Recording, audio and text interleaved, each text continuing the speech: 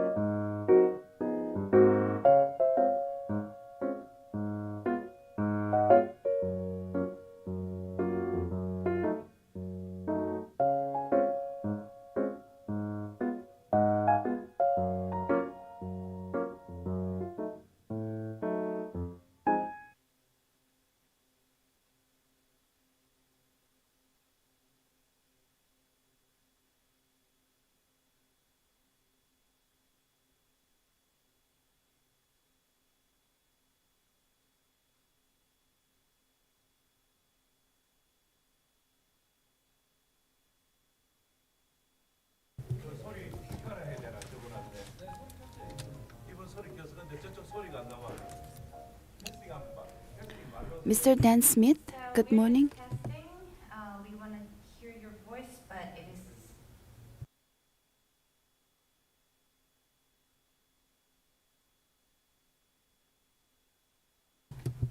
Good morning. Do you hear the interpretation? I see your. Yes, I do. Oh, okay. That's perfect. I hear you very clearly. Thank you.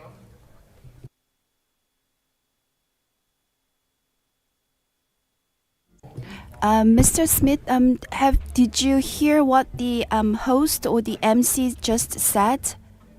Or we don't hear you. We can't hear you.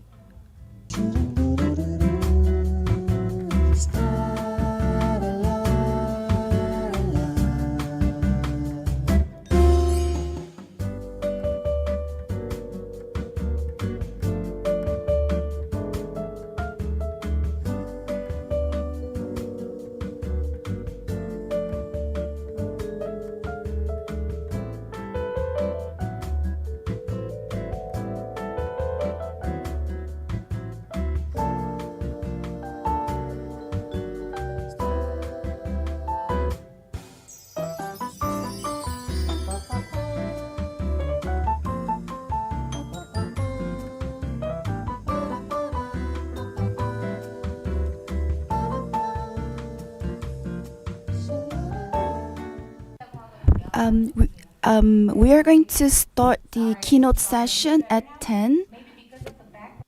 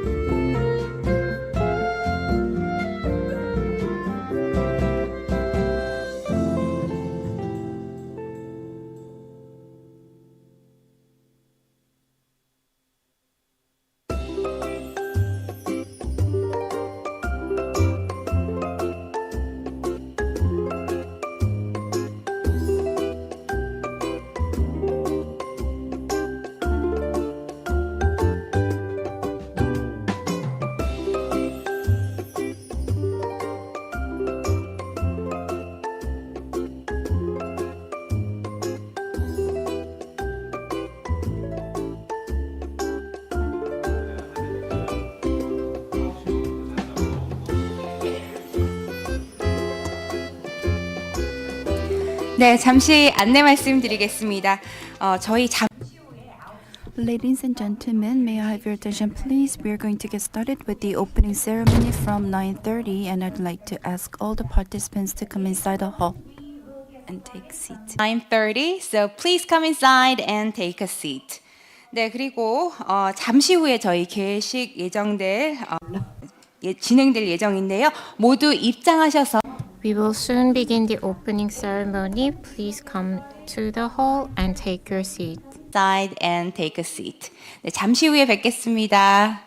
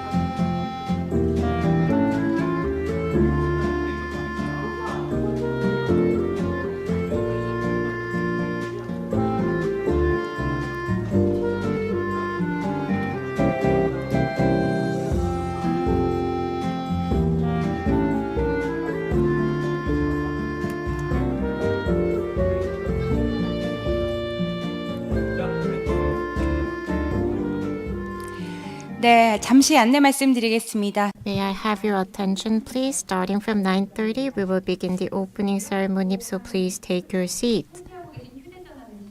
And please turn your mobile phone into vibration mode. From 9:30 and make sure to put your cell phone on vibration mode. 네, and 그리고 또 본 행사는 저희 동시 통역 제공이 되고 있습니다. 특히나 저희가 이제 키노트와 같은 경우는 영어로 주로 진행이 되니까요. 혹시 통역 필요하신 분들은 앞에 놓인 수신기 사용하시면 됩니다. 한국어는 1번 그리고 영어는 2번입니다. 또한 자리를 비우실 때 잠시 화장실을 가시거나 하실 때는요. 반드시 저희 분실 방지를 위해서 수신기는 테이블 위에 놓고 이동해 주시면 감사하겠습니다. And we provide simultaneous interpretation for this event. Please turn to channel 1 for Korean and 2 for English. And if you're leaving the hall, make sure to put the receiver on the table so that we don't lose them. 네, 그리고 저희 유튜브로 생중계되고 있는 거 아시죠, 여러분?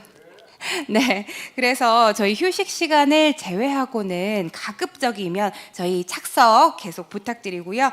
네, 그러면 저희 잠시 후에 9시 30분에 시작하도록 하겠습니다. 그럼 잠시 후에 뵙겠습니다. 감사합니다. I'll see you back at 9:30. Thank you.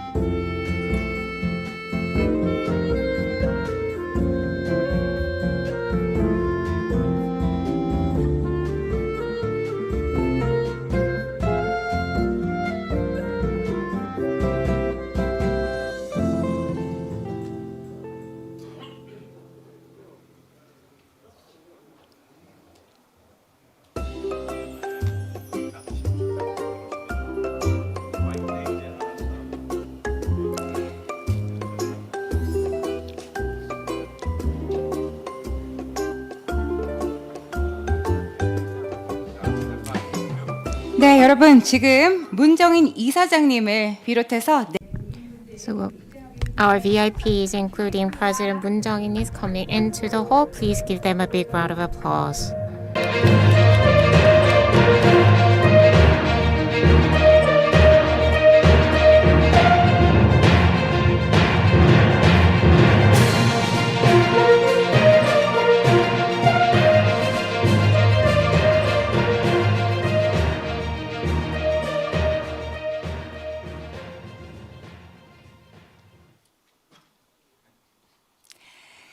네, 안녕하십니까? Good morning. Welcome to the 2023 Hankyoreh-Busan International Symposium. I am Misa Lee, the host of today's symposium. 네, 저희 올해로 19회 So this symposium is celebrating the 19th round of its kind. There are some familiar faces in the hall. I would like to thank you all for coming out of your busy schedule, and I would also like to thank our online participants. So let's officially begin the 2023 Hankyoreh-Busan International Symposium. First of all, I would like to introduce Mr. Moon Jong-in, Chairman of the Hankyoreh Foundation for Reunification and Culture, for his welcoming speech. Please give him a round of applause. 하겠습니다.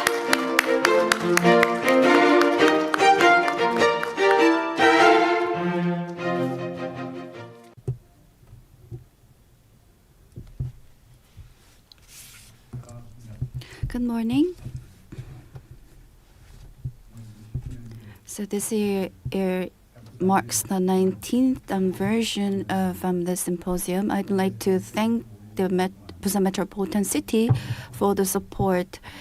It's a rare relationship that a local government continues this kind of support for this long period of time. Good morning. I am Moon Jong-in, the chairman of the Hankyoreh Foundation for Reunification and Culture.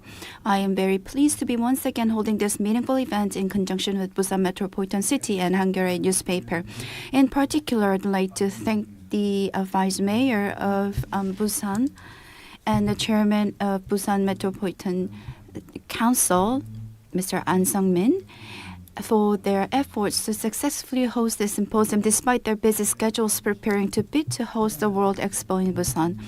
I, along with everyone in this country, sincerely hope that you will succeed in hosting the expo. I would like to express my gratitude and support to Choi Woo-sung, who, as CEO, is leading the Hankyoreh with the innovation reform during some difficult times. The theme of this this year's symposium is the global arms race and climate crisis, asking for a path to life and peace.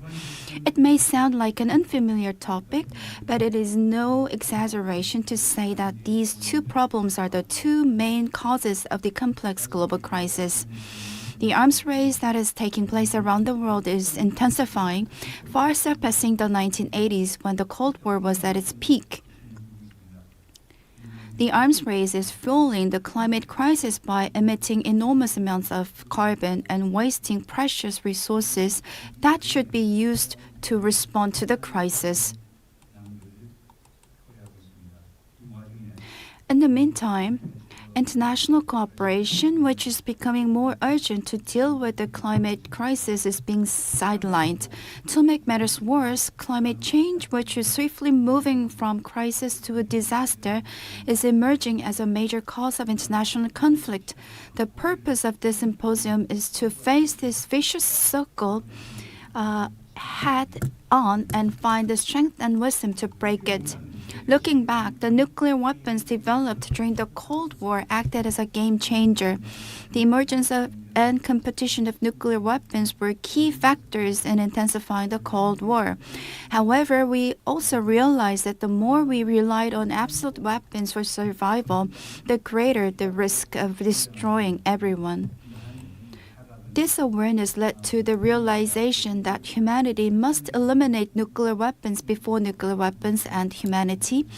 which served as the wisdom that allowed the Cold War to end without a single gunshot being fired.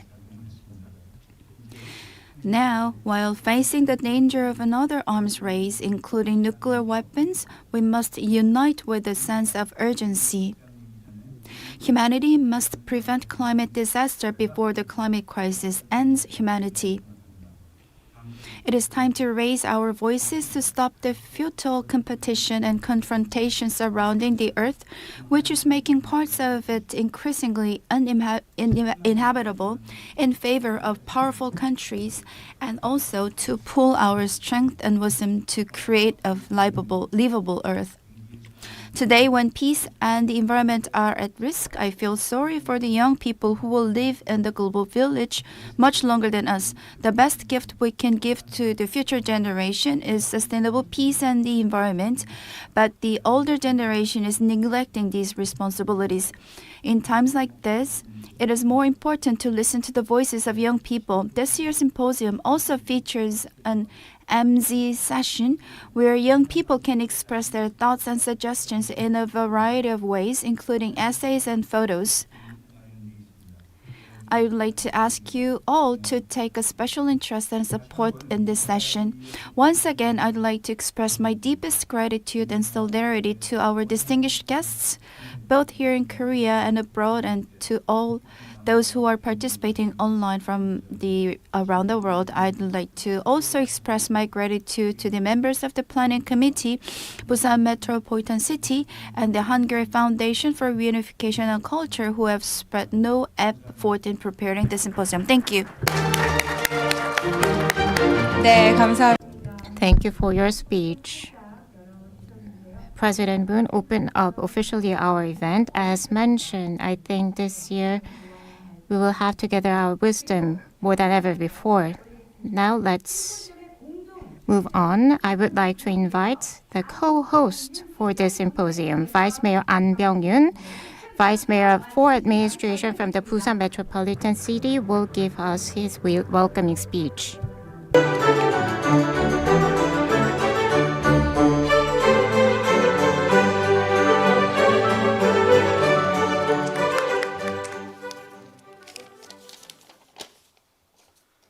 예, 안녕하십니까.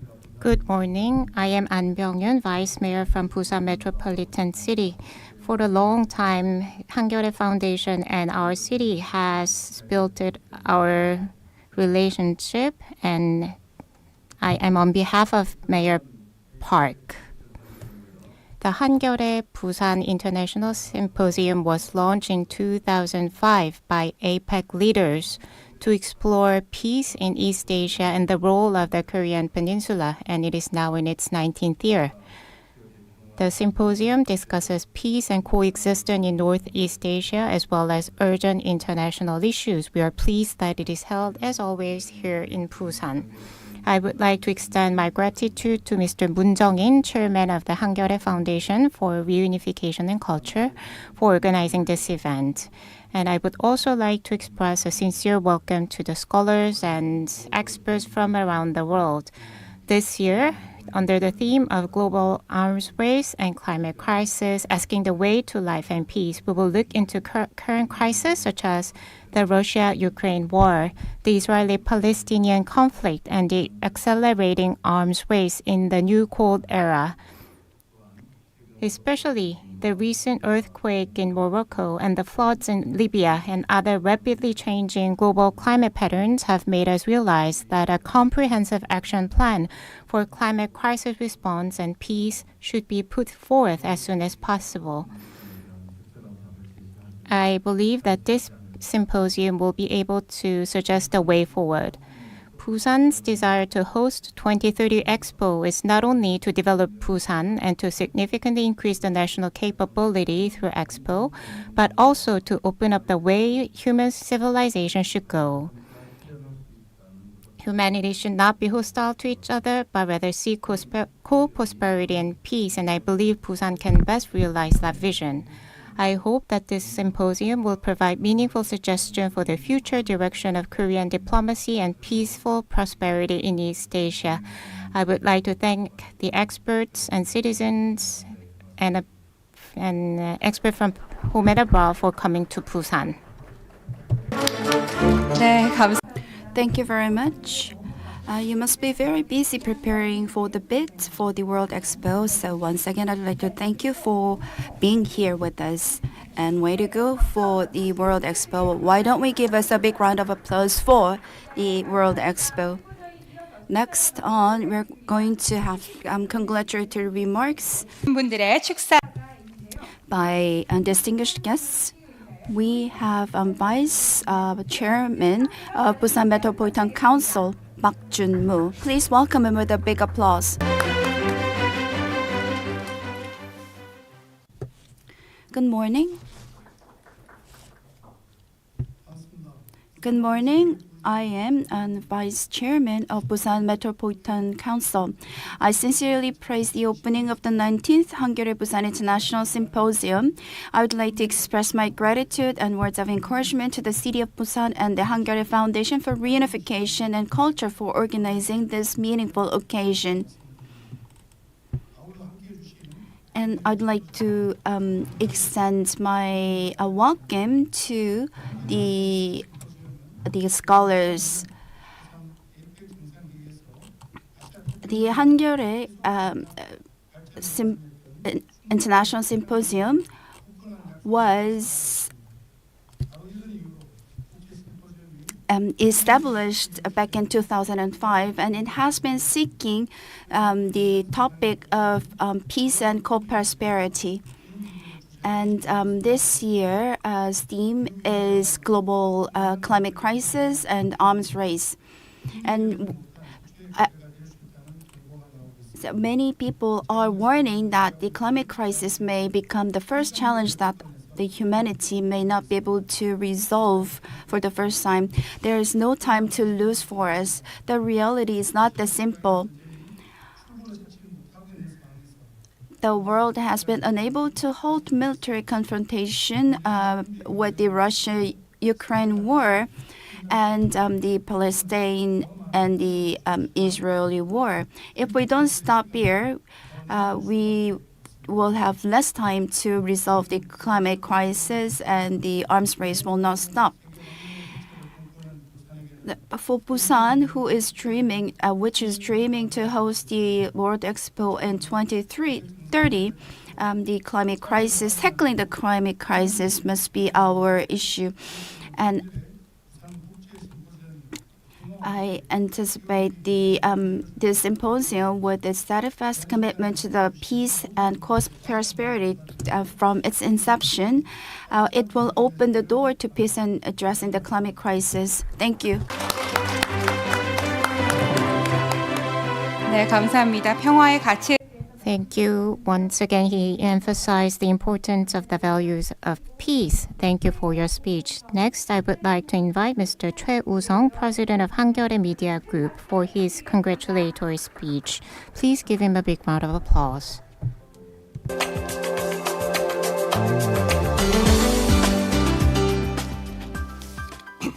안녕하십니까. Good morning. My name is Choi Woo-sung, President of Hankyoreh Media Group. So I was born in Busan, although I left the city after 100 days after my birth. But again, I came to Busan, my hometown.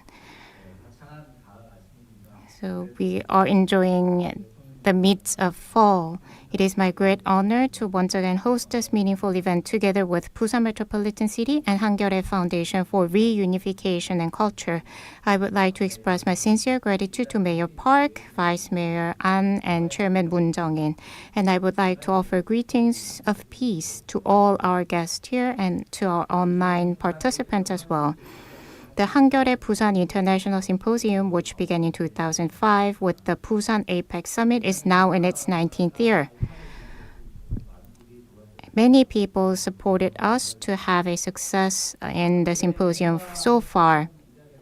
But today, there are many unresolved questions which make me concerned. We need to find solutions to those problems, and I think it is high time for us to do that. And again, the climate crisis is affecting our daily life, the present and the future of the humanity. And again, the arms race is intensifying. I think we are facing a complex crisis of climate crisis and arms race.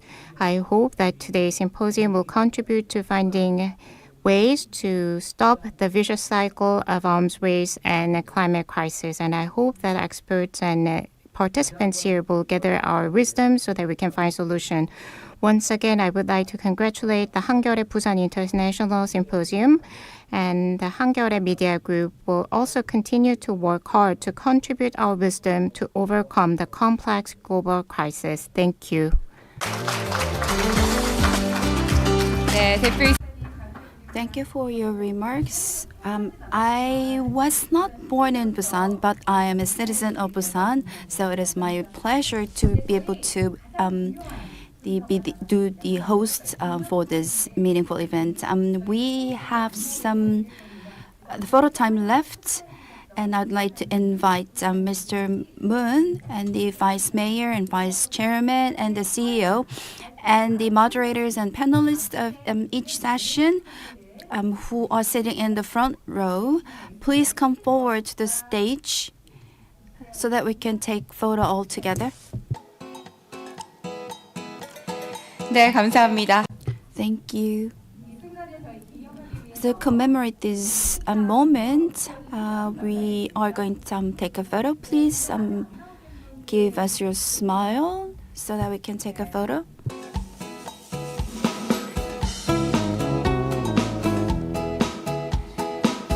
네, 지금 거의 다 나오신 것 같은데요. 정렬만 마치고 저희 바로 사진 찍도록 하겠습니다.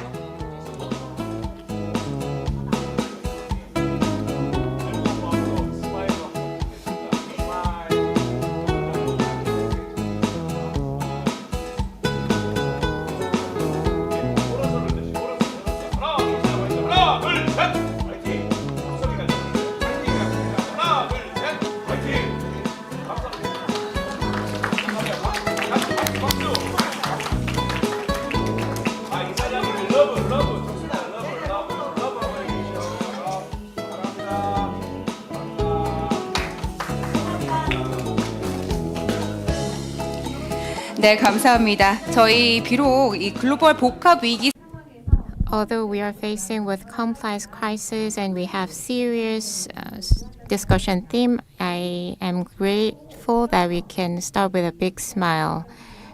We will soon begin the keynote session, so please be seated. For the keynote speech, the theme will be the twin crisis of nature and security, and as the speaker, we have Dan Smith, president of the Stockholm International Peace Research Institute. And after that, there will be a special conversation between Mr. Dan Smith and Chairman Moon Jong-in. Right after organizing the podium, we will begin the session, so please be seated. Once again, after organizing the stage, we will begin right away. 다시 한번 안내 말씀. Once again, we provide simultaneous interpretation because the keynote presentation will be in English, so please use the simultaneous interpretation receiver on your desk. Channel 1 is for Korean and channel 2 is for English. Please set the channel to number 1 for Korean. I guess we have all prepared. Once again, brief house announcement. This event is streamed live on YouTube. So before I announce that we'll take a break, please remain seated for the duration of the event. 네, 그러면 이제 본격적으로 Let's officially begin the keynote presentation session. On the topic of the twin crisis of nature and security, we have Mr. Dan Smith, president of the Stockholm International Peace Research Institute. He is ready online. Mr. Dan Smith, are you ready? Okay, I'll turn the microphone to you. You can get started. Okay. Thank you very much indeed. And ladies and gentlemen, warm greetings to you. I'm in Münster in Westphalia in Germany. where yesterday we celebrated 375 years after the Treaty of Westphalia that ended the 30 Years' War in Europe. And those of you who know any European history will know this was a devastating war. 1/3 of the population of Germany died through war in that 30 years. And yet, at the end, it was possible for the delegates to come together in two towns and sign a historic agreement that essentially established the new system of states in Europe. So whenever we feel, as we may do, that the world is in a dark place, we should remember that it is always possible to come together and to have a dialogue and to make peace. Ladies and gentlemen, I want to thank the Busan Metropolitan City Government, the Hankyoreh newspaper and the Hankyoreh Foundation for organizing this important and excellent international symposium and inviting me to speak to you today. My topic, as our host announced, is the twin crises of nature and security, which add up to a planetary emergency. Both the environmental and the security crises are made by humans, and what we have made, we can unmake if we act quickly. For too long, however, there has been too little action, and the planetary emergency is deepening each year. Communities across the world are suffering the consequences of environmental crisis and worsening insecurity, both separately and in combination. Global security has deteriorated significantly compared to a decade ago. The problem is not only the Russian reinvasion of Ukraine in February 2022 and the ensuing war, although that rightly claims a lot of international attention. Nor is it simply a combination of Ukraine, the confrontation over Taiwan, and nuclear weapons on the Korean Peninsula. Worldwide, there was open armed conflict in 56 countries last year, 2022, compared to fewer than 30 wars in 2010. Twice as many people died in war in the second decade of this century as in the first. There is more military spending than ever before, $2.2 trillion in 2022, virtually double the level at the start of this century. And the number of refugees is also twice what it was one decade ago. I want to add something which I had not previously prepared in my written remarks. So I apologize to the interpreters that one of the wars that was going on during 2022, one of the ignored wars, was what was already happening in Palestine, in the West Bank. What has happened with the invasion by Hamas from Gaza into Israel and the awful killings that we have seen there, and now with the Israeli retaliation and the bombing of Gaza City and of further south in Gaza. All of this builds on the background, on the basis of a war that was already going on and was ignored by those outside the country and outside the region for too long. And at the same time, as we look at these indicators of declining world security, we have to note one important one, that respect for international law has also declined as confrontation has increased and arms control has become less effective.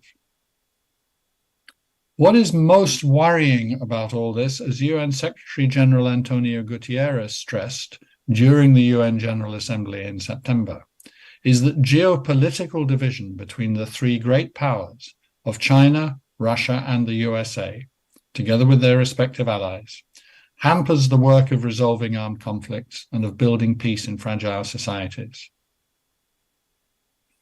Building peace is a difficult enterprise in any circumstance.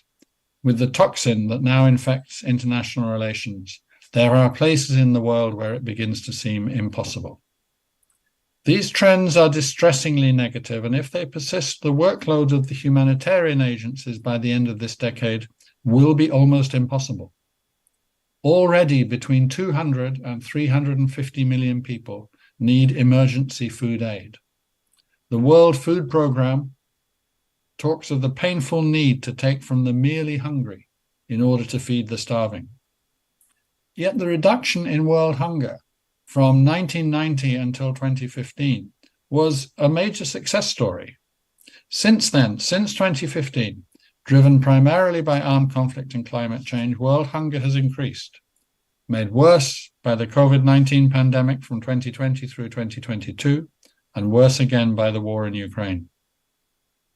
Now, for the environment, the picture is just as grim. Humanity has inflicted massive damage on the biosphere since the Industrial Revolution began over 200 years ago. Just as there is no economy without a society in which it is embedded, there is no society that is not embedded in the biosphere.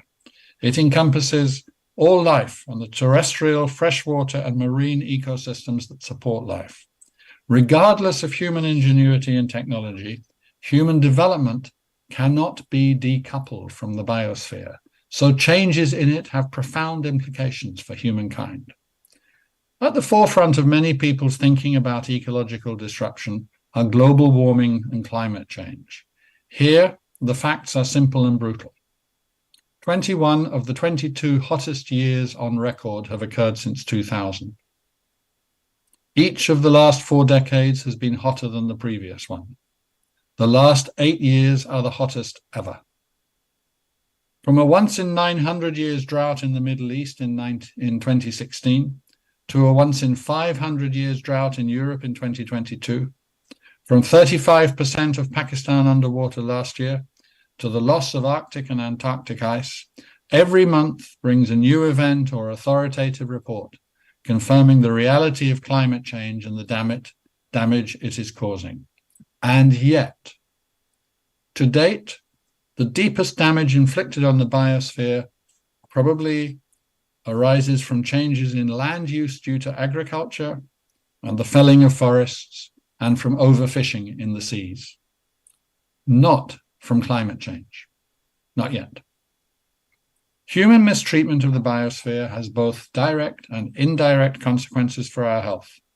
Changes in land use combined with climate change to increase our exposure to infectious disease, including through waterborne diseases, scarcity of food and water, and natural disasters.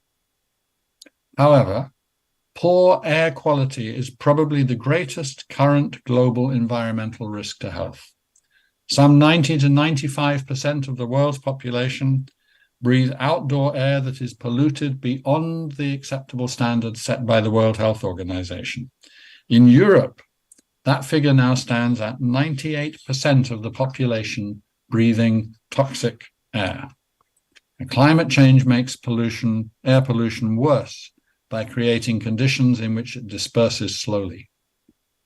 Current research shows that the physiological effects of air pollution are found in every organ of the body, not only causing lethal lung and throat disorders, but also affecting the brain and increasing the prevalence of anxiety, depression, early dementia, and violence. There is much more, indeed, too much, to be said about pollution and its effects, and yet we do not know enough. There are tens of thousands of commercially available chemicals. The toxicology of over 99% of them has not yet been fully studied. Likewise, microplastics are everywhere, including in every organ of our bodies, and several studies have identified toxic effects, but there is not much precision and many gaps in knowledge remain.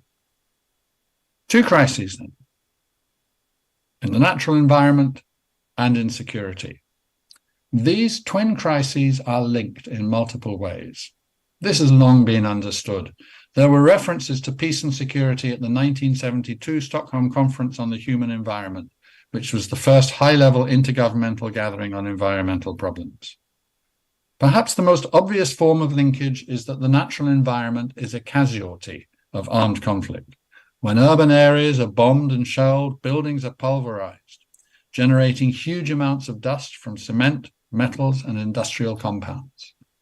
As dust, they're easily ingested, they're breathed into our system, and they are a severe health risk. Attacks on oil facilities and chemical plants throw up lethal additions to air pollution and can also pollute both freshwater and marine resources.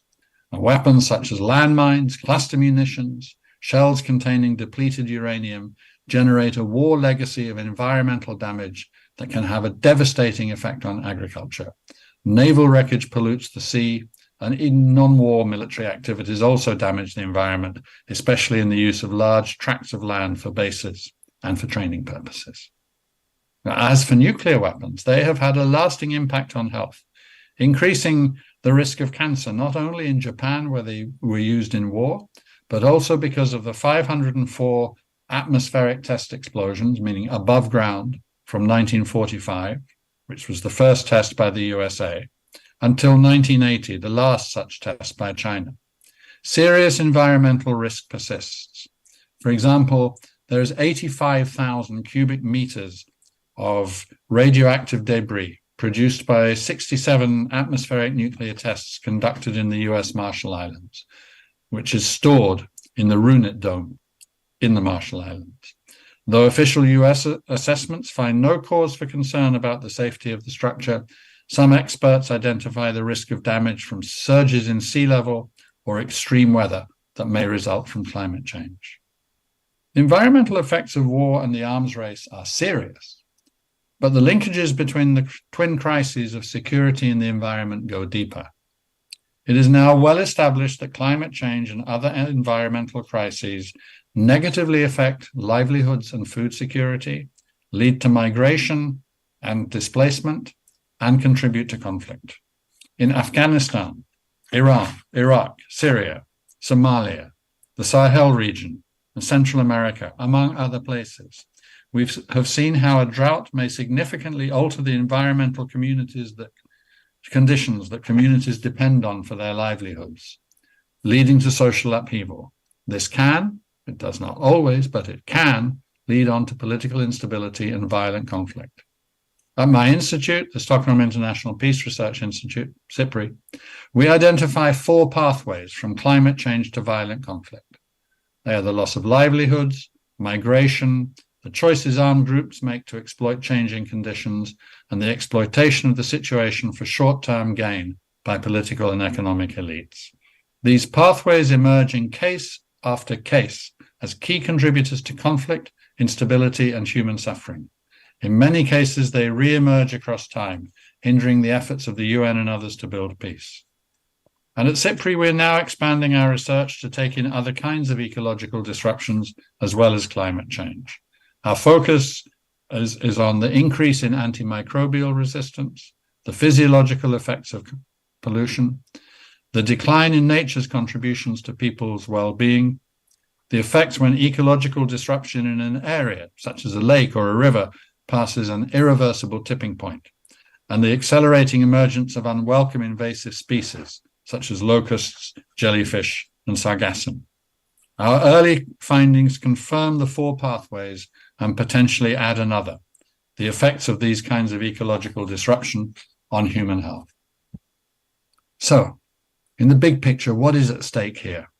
The biosphere is the foundation on which our lives and our societies are built. When the foundations of our life together are weakened by the damage human activity inflicts on the biosphere, it is not surprising that instability results. You could say, when the foundations are weak, the building is in danger of crumbling. Moreover, environmental problems cross boundaries. Solving them requires international cooperation. Just as with conflict resolution, reducing the emission of greenhouse gases that warm the Earth's atmosphere is no easy task. But the state of current relations between the great powers makes it significantly harder.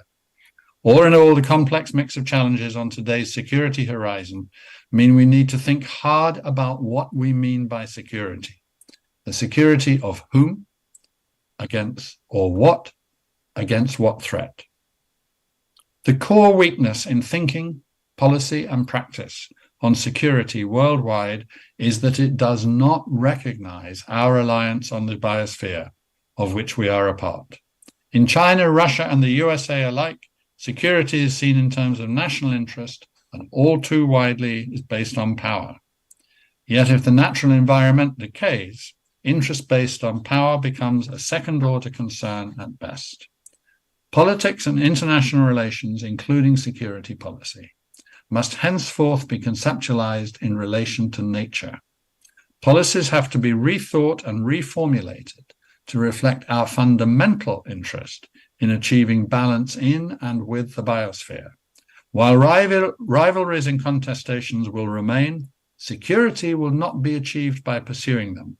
Rather, in the new epoch, facing the complex mixture of security issues that we do, the key element of security is cooperation. To manage the consequences of environmental and other challenges that have built up over time and that will unavoidably unfold over the coming years, we have to work together to the maximum extent possible. It is that simple. We are in a vicious cycle. Conflict and geopolitical confrontation damage the natural environment and weaken the prospects for cooperative solutions to environmental problems, while ecological disruption is a driver of insecurity. We need to replace it with a virtuous cycle, reflecting the reality that for a peaceful world, we need a sustainable natural environment. And for a sustainable environment, we need peace and cooperation. That is the challenge today. Thank you very much for this chance to address you. Thank you very much for your attention.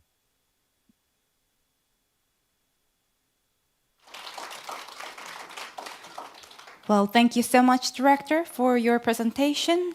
And now we'll move on to the discussion. 네, 그러면 이제 마이크를.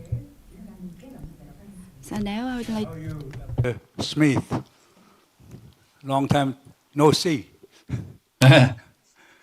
Good to see you again. Okay, nice seeing you again. 우선 제가 이제 그 First of all, I'd like to give you some housekeeping announcement. We are going to have more Q&A session. So please present your questions in the written form, and you can do it in Korean. I will translate for you. So please fill out the questionnaire, and then when you pass it to the MC or the staff here, and they will collect them, and then I will ask the question. I think you know him, but he has a very special profile. He is not from Sweden. He's from the Great Britain. But he has been working in the Scandinavian countries only. And there are two major pillars of the peace institution. First is Oslo Peace Research Institute, and the other one is Stockholm International Peace Institute. And he served as the director of the Oslo Institute for about a decade now. He is serving as the director of the other Peace Institute. So he is an outstanding expert in terms of researching in peace. And he didn't do the peace research only, but he also engaged in peace movement as well. And as a token of appreciation to his work, he was awarded the April 3rd award 2 years ago, and this year's recipient is from another country. 2 years ago, he was the recipient of this Peace Award from Jeju. Please give him a big applause for that. okay, now you have a response from you. But anyhow, you raised the issue your speech was very well received. You have given the message what we wanted to hear from you. But you touched on the issue of the crisis in Gaza. Now, we have a really existential dilemma there. On the one hand, the Israeli government wanted to eliminate Hamas. But in the process of eliminating Hamas, it is inevitable for the Israeli defense forces to destroy innocent civilians. And we have a really fundamental dilemma here. What is your take on the current situation in Gaza? Do you think that the Israeli government will listen to international voice to minimize civilian casualties while achieving the goal of eradicating Hamas. What is your take on that dilemma in Israel? So thank you for one of the most difficult questions to think about in relation to current international peace and security questions. I think the first thing to say is that it is quite distressing to, of course, to witness, to see the reports and to see the evidence of the atrocities that have been committed by Hamas in their incursion into southern Israel, starting on the 7th of October. It is also, I think, profoundly disturbing to see the pictures of the destruction of buildings, apartment blocks in Gaza City, and to see, to hear the reports that now approaching 6,000 Palestinians have already lost their lives in the very early phases, it seems, of the action by Israel. So the first thing that we have to acknowledge is the distress that we feel, the violence inflicted by the two sides. I think the second thing to say is that so many people seem to tell only half the story. You tell a story about the atrocities by Hamas or about the other violence which has been inflicted, and you become pro-Israeli. You tell a story about the violence and the bombing on Gaza, and you become pro-Palestine. But you have to tell the whole story. In order to try to have any good idea about what to do, you must look at the whole story. And if you look at the whole story, then you also have to see the problem. In Gaza, it's 2 million people living in a small strip of land in what has been often called an open-air prison. In the West Bank, it's a military occupation that's been going since 1967, that the United Nations has repeatedly declared should come to an end. And this, one could call it imprisonment, or this repression, this control over Palestinian people who, after all, their parents and their grandparents used to live all through Israel. And there are many Palestinians who still do live in Israel proper. But they have also been, these ones in Gaza and many in the West Bank, have been displaced from where they used to live. So I think you have to see that whole problem. And I don't think it was, I mean, the Hamas incursion is shocking, but I don't think it is surprising if you understand the distinction which I'm making. And that, I think, that thought has reduced a lot of us who are witnesses over the last decades of what's going on in Israel and Palestine. It has reduced us to a kind of hopelessness. This honestly is the conflict where for the past 10 to 15 years, I have found it really hard to have any kind of sense that there is some way out that the participants will soon see.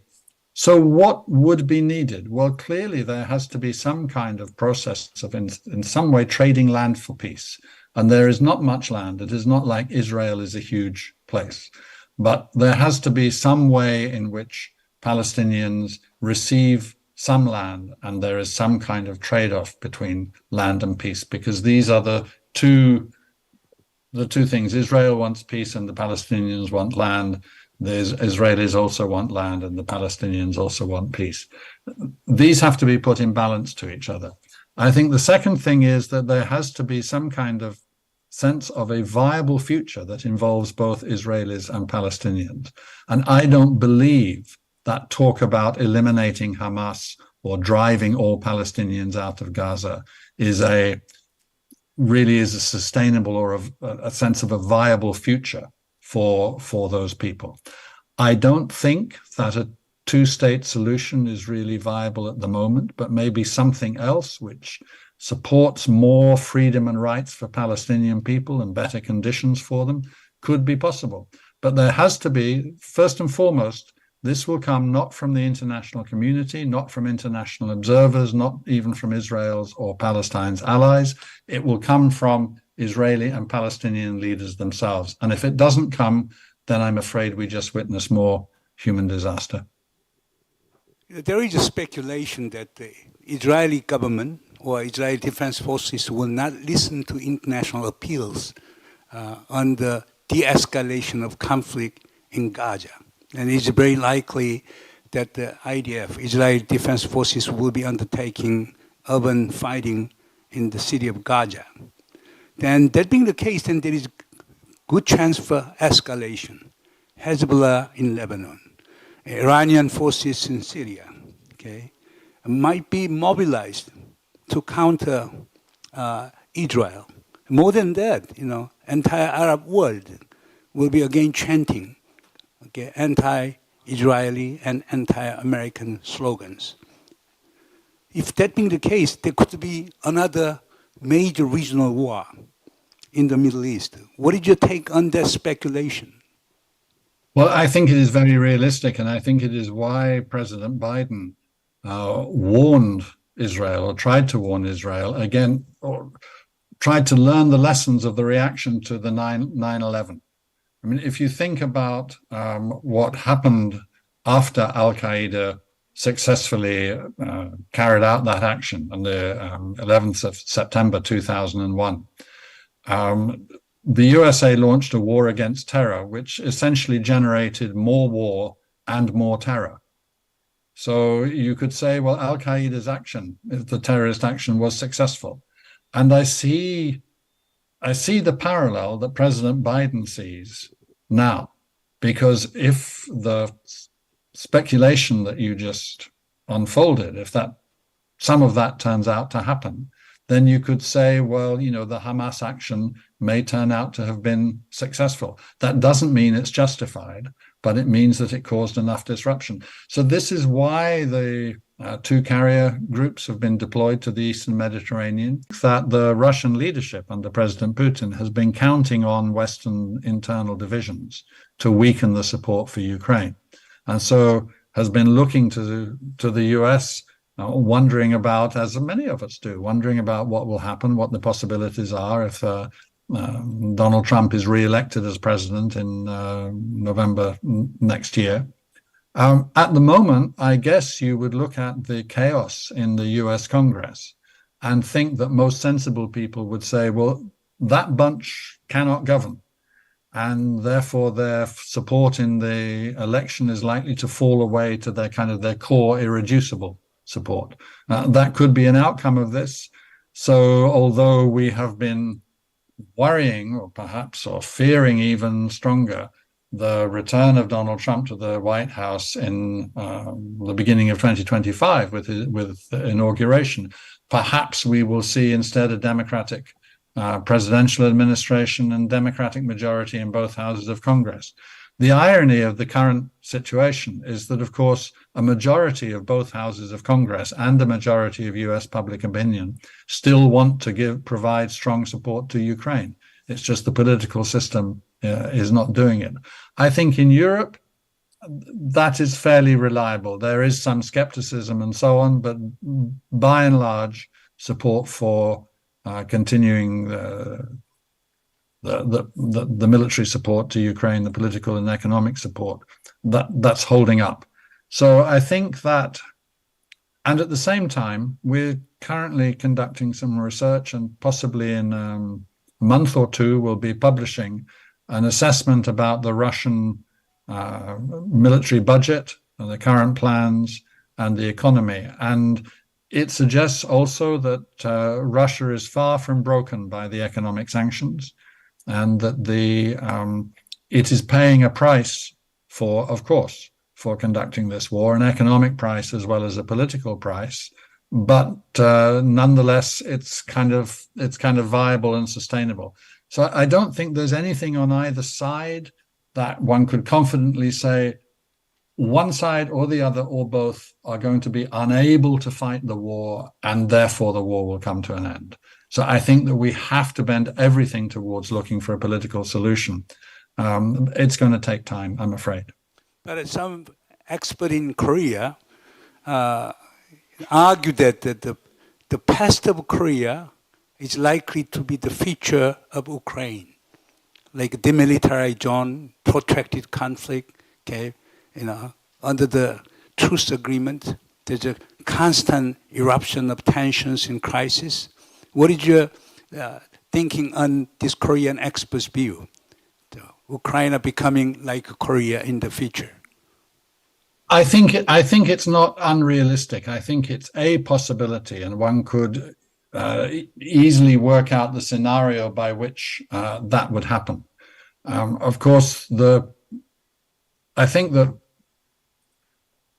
if the initial Russian offensive against Kiev had been more successful, then one would have come to a situation where either there was seemingly an occupation of the whole of Ukraine that was not viable and in which Russian forces would have been persistent targets of resistance, or else some sort of division of the country would have been locked in place. And then that would be with a fortified border, and then one would see a kind of a division of Ukraine like the division of the Korean Peninsula. Where we are now is a much smaller portion of Ukraine, is under, in some senses, Russian control. That portion was about 16% of Ukraine's land territory at the beginning of this year, and it hasn't shifted much from that. It's probably about 15.5% now. And that includes Crimea, and then those areas of what is called Eastern Donbass, which Russia claims to have annexed, although it claims to have annexed territory that it does not control. So I think that a lot of quiet views in Western Europe, these views are not really voiced very much in public, but a lot of quiet views would say, well, sooner or later, there's going to be a settlement that says these bits continue with Russia. But the public political, that's an expert's view. And that's a kind of a strategic expert's view and maybe a military historian's expert's view. And that is a class of people who are used to looking at situations and thinking about what's realistic, what's pragmatic, what's possible, rather than about what's right and wrong. And perhaps in this occasion, politicians on both sides, with their own versions of what's right and wrong, they are the ones who are in charge. And Zelensky has said, well, it's not wrong. It's not right. We will not accept a situation in which it has been allowed for Russia to just take some territory by force because it wanted to, because at the time in 2014, Ukraine was too weak to stop it from doing that. And from the point of view of the viability of the international system, in which territoriality, sovereignty, and legality are crucially important. It's not a good thing to let any government get away with seizing a bit of land. On the other hand, if Russia does not, as I put it, get away with seizing a bit of land, it will be on the other side of the Ukrainian national border. And then it won't be like the situation in Korea, where you have Korea itself divided. It will rather be a fortified border. In Korea's case, it would be the border with China. In Ukraine's case, it will be the border with Russia. And of course, then we have the rest of the NATO border, which is now some 2,000 kilometers from the north of Finland, going all the way down to the Black Sea. I see. Korea, I really hope that Ukraine would not follow the Korean path. Korea, Palestine, that's sufficient. I don't want, Ukraine to be another Korea, another Palestine. By the way, I attended a conference in Tokyo yesterday, and there was a very interesting debate. Okay, the world is becoming unstable, insecure.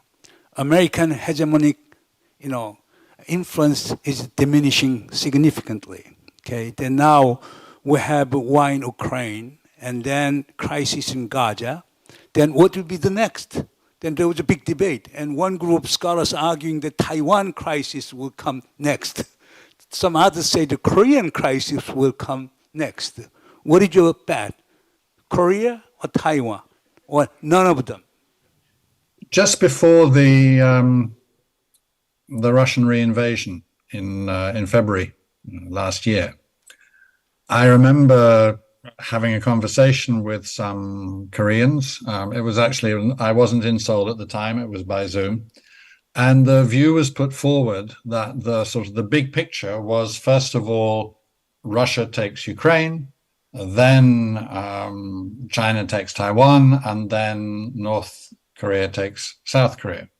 And if you thought that that was the logic by which these guys are kind of lining up and watching each other and waiting for one to be successful before moving on, then I think that the answer at the moment is that it is not very likely either that China would make a big move against Taiwan, or indeed that the North would make a big move against the South.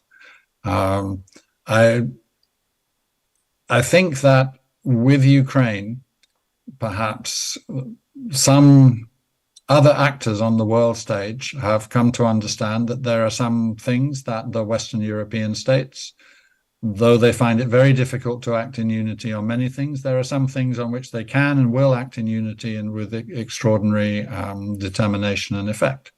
And if you compare the response to Ukraine and the response to Israel, Gaza at the moment, on Israel, Gaza, the EU seems to be uncertain, a little bit weak, arguing with itself, not acting in unity.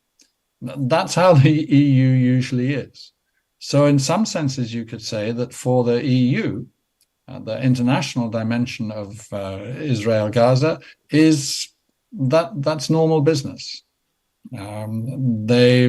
Different member states of the EU have different interests going in different directions, and so the EU can't act as one.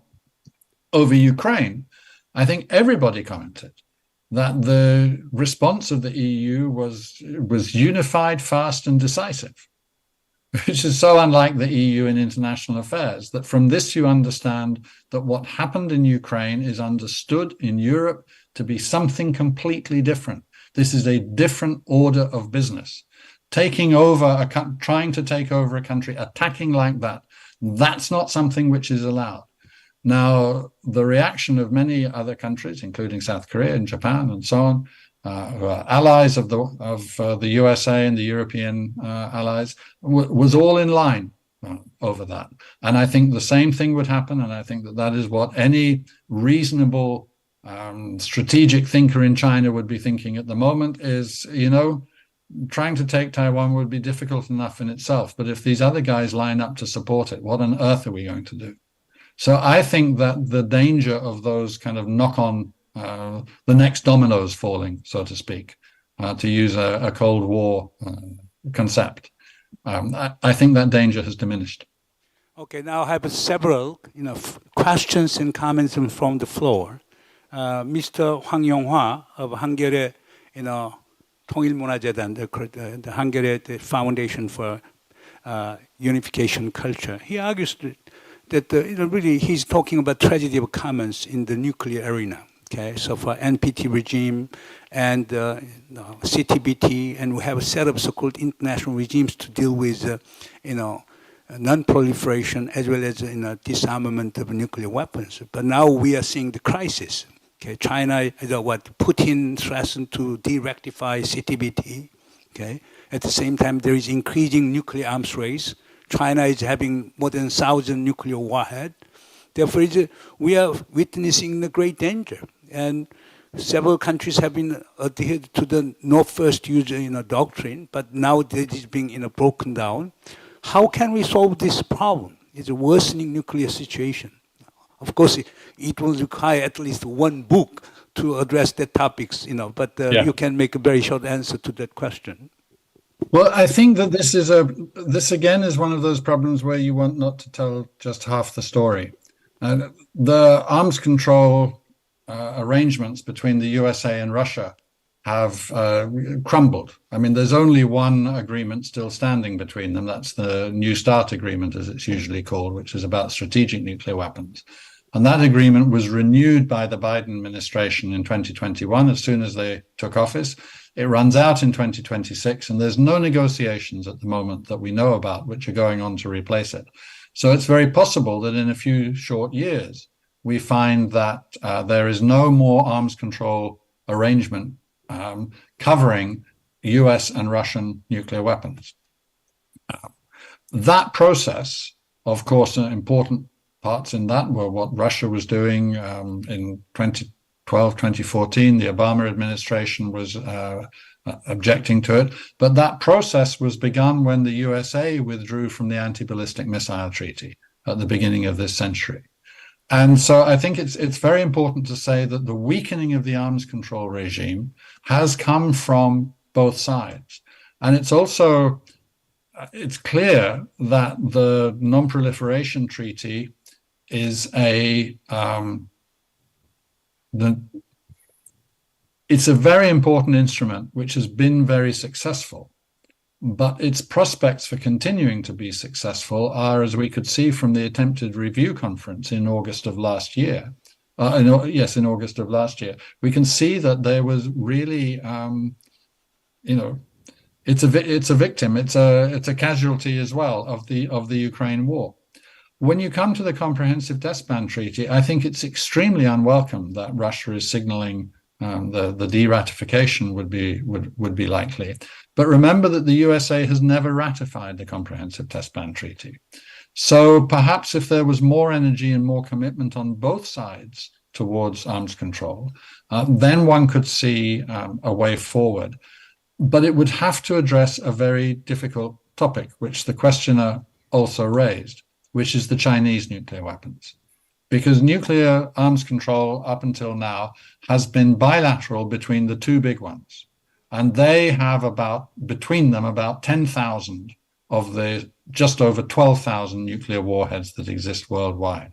So China with a few hundred, France with a few hundred, the UK with a few hundred, and the other ones, Israel, China, India, and most recently North Korea, they've all been left to one side of that. And now with China, China's military establishment is growing, as you know, and the nuclear arsenal looks like it's going to be expanding quite a lot in the next 10 years. It seems to be that they're preparing silos for what could be up to 1,000 nuclear warheads.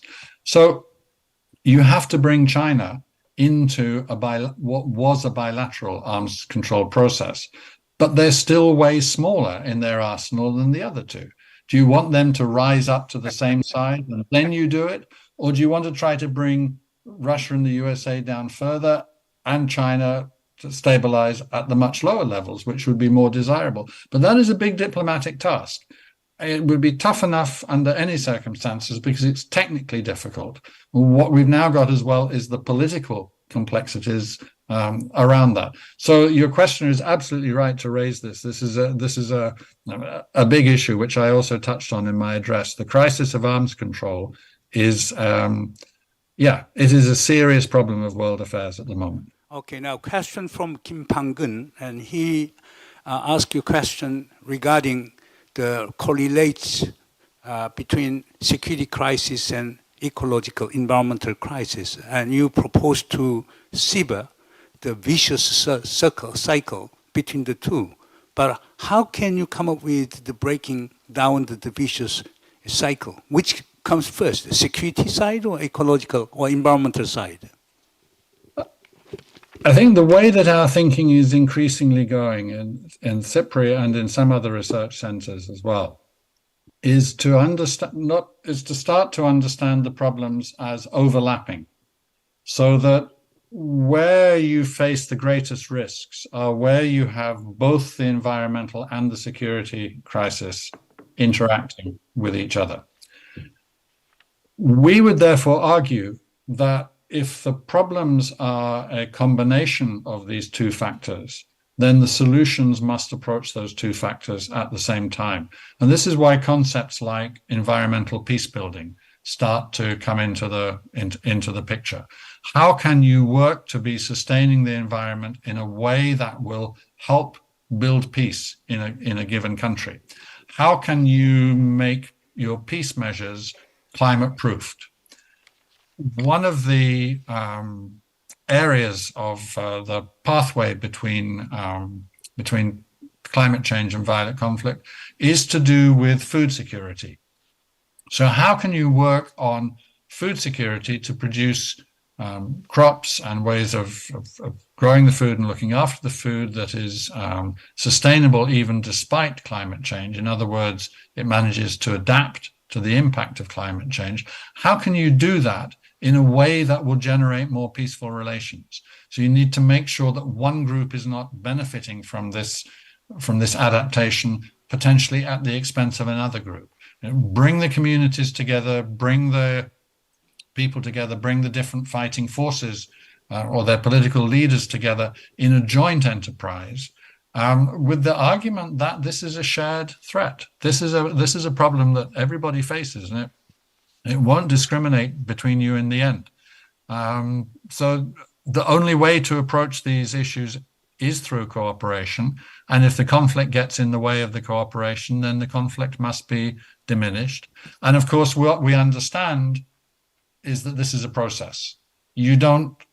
I wish it were possible just to flick a switch and not only was violent conflict over, but even the disputes between the two sides are over. But it doesn't happen like that. You need to learn to work together and to learn to see and appreciate the benefits. And then after a bit, you can expect the process to be expanding and developing in a way which is perhaps unpredictable at the beginning. It generates new opportunities as it goes along. And as one says sometimes, the appetite grows as you eat, so the opportunities grow as you exploit them. Okay, now the two related comments and questions from the floor. One is by Mr. Lee Sung-hoon, and he argues that now it is essential applicability of international law and organization in dealing with an environmental crisis. Yeah, I mean, I think that the first question, the world order is clearly changing. Remarked in a different context, the USA's capacity to impose and just to say, okay, end that war now. That is much less than it was. At the same time, in the 1990s and the 2000s, first decade of this century, we saw not always just the US, but the international community imposing its will to say, no, we need to have peace. And one of the reasons why the number of wars in the world declined from 1990 to 2010 was indeed that the UN Security Council was able to act in that way. Now, it's not now able to manage conflict because of the disputes and the confrontation between the three great powers. So I think that in these circumstances, one is thinking in terms of the changing world order, not just of the changing relationship in power as between the USA on the one hand and China on the other. In this context, I don't mention Russia because I think Russia is a declining power. It has a lot of armed force and it uses it with agility and with impact.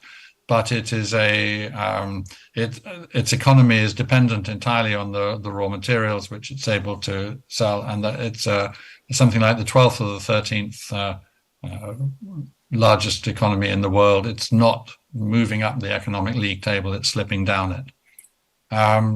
China is the rising world power, but I think that in terms of a changing world order, one needs to think not just about the relationship in the balance of power between China and the USA, but indeed about other players in India, Brazil, in particular. Just as in the past, we have thought about the changing relationship in what we called the West, which we still call the West, although it includes geographically far distant countries like indeed South Korea and Japan as well. So the world order is changing. I think it is bound to take in some kind of greater room for maneuver, greater room for influence for at least Brazil and India amongst the countries which are often referred to as the BRICS, perhaps also South Africa. The G20 has become a more important forum in recent years than it was.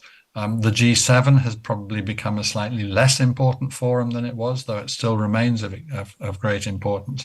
So I think that changing world order is happening, and exactly in what direction it goes and how bumpy the road will be, I don't know. But I think what we do know is that when one is in a transitional phase with the global order, then things are bound to be somewhat difficult. Now, into this mix comes then the question on international law.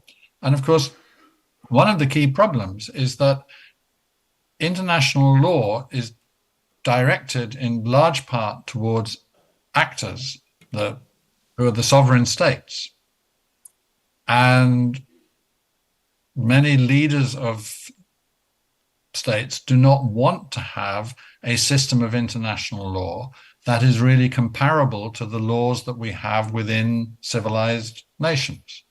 They don't want to be constrained legally in the way that as individuals we are constrained by laws in our own societies. That is a constraint which we willingly accept because we understand that a law-abiding society is one in which we're safer.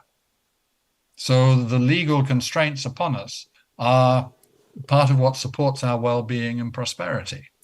But there are many states that do not accept that logic as far as international law is concerned. And it isn't just a question of how environmental policy is developed in climate change. It applies to a whole series of other issues. I don't think that peace will really develop, or that we will see a secure peace because of something that is imposed from on high, or that is through the strengthening of international law and of international organizations. I think it will rather work the other way around, as it has done in the past, that when we have more peaceful relations, then we are able again to strengthen the international organizations and again to strengthen international law, and that acts as a bit of a protection for the future. I would say that at the moment, there's a lot of concern and criticism and worry about the UN, and I understand that. But a lot of that is directed towards the UN Security Council. But during the 20 to 25 years when it was possible to be acting more constructively and creatively inside the UN, it wasn't only the UN Security Council which was playing a strong role, but also the funds and programs, the agencies like the World Food Programme, the UN High Commissioner on Refugees, UNEP, the UN Environmental Programme, and others were built up and made stronger, and they are still functioning effectively. So the UN, it's like the opportunity of more peaceful relations was taken to construct a UN which, apart from the Security Council, continues to function quite effectively in much less friendly and peaceful conditions than we were experiencing in the 1990s and the first decade of this century. And I think that is the way that it works. It's a kind of iterative process. You go forward for a bit and then you lose some ground, but not as much as the ground that you covered with your progress, and then we'll go forward again. So I remain, despite everything, I remain an optimist that we will pick up again the momentum of moving forward, strengthening international law a bit more, strengthening international organizations a bit more, not enough to satisfy any idealist, but an improvement nonetheless. The final question, the question from Liu Hei-young. She's a member of Busan NGO, the Citizen Participation and Solidarity. Her question is this.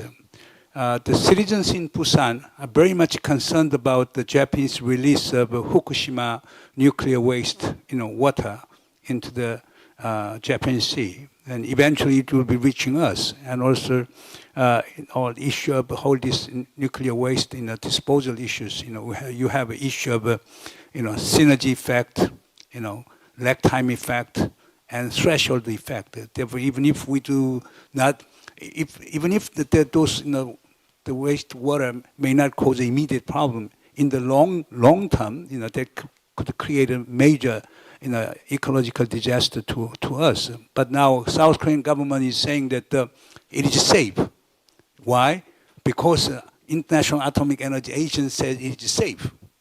Is it correct attitude? And why international society has been so quiet? We know Japan is very influential in G7 and very influential over the United States and EU. But United States and EU have been very, very silent and quiet on this issue. Why is that one? I think there's two different things here. One is that the IAEA has been playing a really important and heroic role in the Ukraine context because of trying to keep international attention focused on the dangers of combat happening near the Zaporizhzhia power station, which is the largest nuclear power plant in Europe. And they actually have people there who have volunteered to be in Zaporizhzhia and trying to keep technical standards going. And I think that there may be part of it that there are various authorities that have not wanted to criticize the IAEA for the technical judgment that it has made based on the readings. Now, I've no reason to think that its readings about the current safety levels and the immediate risk are wrong. I just think, and here I agree with your question and with what you were implying as you summarized a question, if I can say so, which is that there is an issue of the time horizon here. And there is also an issue of, it's like one drop in an ocean. I mean, if I hold up a plastic bag here in my hand, I probably have one in the rubbish in the room. If I hold that plastic bag up, am I holding up something which is lethal? Right? Well, unless I actually put my face into it, no, it's fine. It's not going to do me any harm. If I put it in the rubbish, that's not going to do any of the passers-by any harm. You know, what's the problem about that plastic bag? But the thing is that we know that plastic pollution is actually a major danger. It's a major part of the pollution in the world. It strangles fish. It breaks up into microplastics. All through our bodies, we have bits of plastic, tiny, tiny specks of plastic in every organ of our bodies. We have the effects of air pollution and we have the effects of plastic pollution. And we don't really know what the long-term effects of that are going to be, except we know that our bodies weren't designed to be absorbing plastics. And yet this plastic bag that I'm imagining to be in my hand is no problem. So we need to start thinking about risk and thinking about consequence in a different kind of way, and understand that what in the short term, for a year or 5 or 10 years, may be no problem, could nonetheless be a problem. And we need to start with a different mindset about it. If I can just say, because this is the last question that you're asking, it takes us back to what I was saying in my presentation earlier on, that our lives are based on the biosphere, and the cycle, the time horizon for the biosphere is, of course, not 5 or 10 years. I mean, for soils, for example, to be in a good condition for growing food, for all the nutrients to be there in that soil, it takes hundreds of years to generate the right quality of soil. It just takes a decade or even less to poison it. So we have to understand time horizons if we're going to have a sustainable relationship with our natural environment. It was what a wonderful and wonderful lecture. It is really. I'm very happy to invite Dr. Dan Smith to give the opening speech today, and his remarks were really enlightening, illuminating, and educational. But I think the lessons we can learn from his lecture is very clear. There is a vicious cycle of a security crisis and environmental crisis. And that vicious cycle should be broken down. Then how can we do that? No one country can solve the problem. There should be multifaceted approach, global level, regional level, national level, and local level. But driving forces should come from the grassroots. People matter. And it is the people who will be suffering from the security crisis and environmental crisis. Therefore, citizens should be organizing themselves, educating themselves, and taking actions to cope with these twin crises. Anyhow, Dan, it was great for us to have you. Again, thank you very much for your wonderful speech. 저 박수로 환영해 주시죠. 네. Thank you. Bye-bye. Thank you. Bye-bye. See you again soon. 네, 정말 올해 위기, 갈등, 분쟁들이 너무 This year, we are seeing a lot of global crises, so 30 minutes, I guess, was not enough to cover all those issues. once again, I would like to thank President Moon for excellent moderation. Please give him a big applause. 네, 너무 좋은 기조 강연 그리고 That was so excellent keynote speech, and after that we had excellent discussions. So I guess it's time to have a break. We have prepared coffee and some refreshments at the terrace area, so please enjoy. And after 10 minutes, let me resume.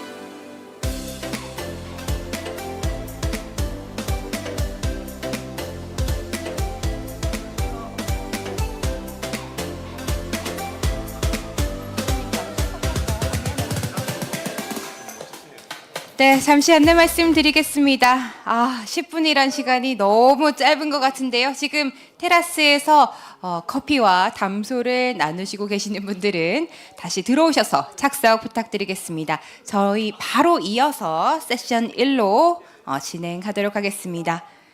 네, 로비에 계신 분들 그리고 테라스에 계신 분들 입장하셔서 착석 부탁드리겠습니다. 바로 장례가 정리되는 대로 저희 시작하도록 하겠습니다.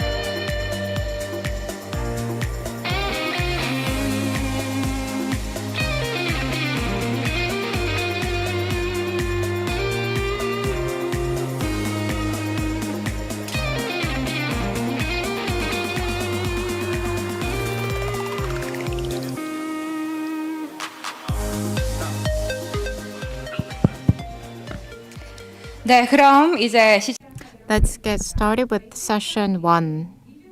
Session 1 is on US-China relations. Are the arms race and climate cooperation compatible? Mr. Dan Smith and President Moon Jae-in made discussions on it, and we will dig it deeper. Let's closely watch what our experts have to offer for this session. First, I would like to introduce our presenter. We have Dr. Ji-Yoon Kim, professor at Chungnam National University. Please give him a round of applause. And he will make a presentation on US-China arms competition and the future of climate change. Let me invite our presenter so that he can present his ideas, and moving on, after the presentation, we will have a discussion. Once again, please give him a round of applause.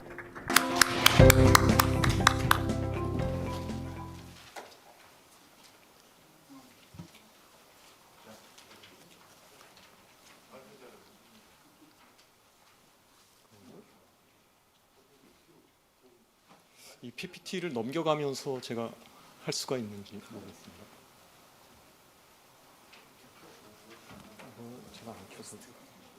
네, 항상 처음에 발표하시는 분들이 So always the first presenter is under pressure. So let's begin. Good morning. I am Kim Ji-Yoon, professor of political science at Chungnam National University. First of all, I'd like to congratulate on the opening of the 19th Hankyoreh-Busan International Symposium. I'd like to extend my gratitude to all of you who prepared for this symposium. I don't know when the relationship with the Hankyoreh began. I was a reader of the Hankyoreh newspaper, and I contributed an article. And after some time, I am right here presenting at the symposium hosted by Hankyoreh Foundation. I'm not sure this is really related. Back from 2016, I have been lecturing on the environment and the resource security to my students. And about 2 years ago, I contributed an article to the Hankyoreh newspaper. That's the alternative meat and the national security. So alternative meat is the meat not produced from animals but from vegetable sources. And with that, what kind of security the Korea has to pursue? That was about the article. And the arms control and the climate crisis are interrelated, and we use the term nexus. And Professor Zhang expanded my horizon of thoughts with that concept. As I told you, the army or the military is a huge environmental villain, and they are threatening the peace and threatening and worsening insecurity. So the Dr. Dan Smith and the Chairman Moon emphasized that part. The title of my presentation is U.S.-China Arms Competition and the Future of Climate Change. And realistically, the arms race between U.S. and China are escalating. As such, the future of climate change is dark, and we have to control the arms. However, there seems to be very little solutions for arms control. Nonetheless, with this presentation, I'd like for all of us to seek the way. I made slight changes to the presentation, so it may be a little bit different from what you see from the booklet. So please look at the PowerPoint or the screen in front of you. First, it's about the global military spending or expenditure. And I refer to the report of the Stockholm International Peace Research Institute. Last year, the global military spending marked $224 billion.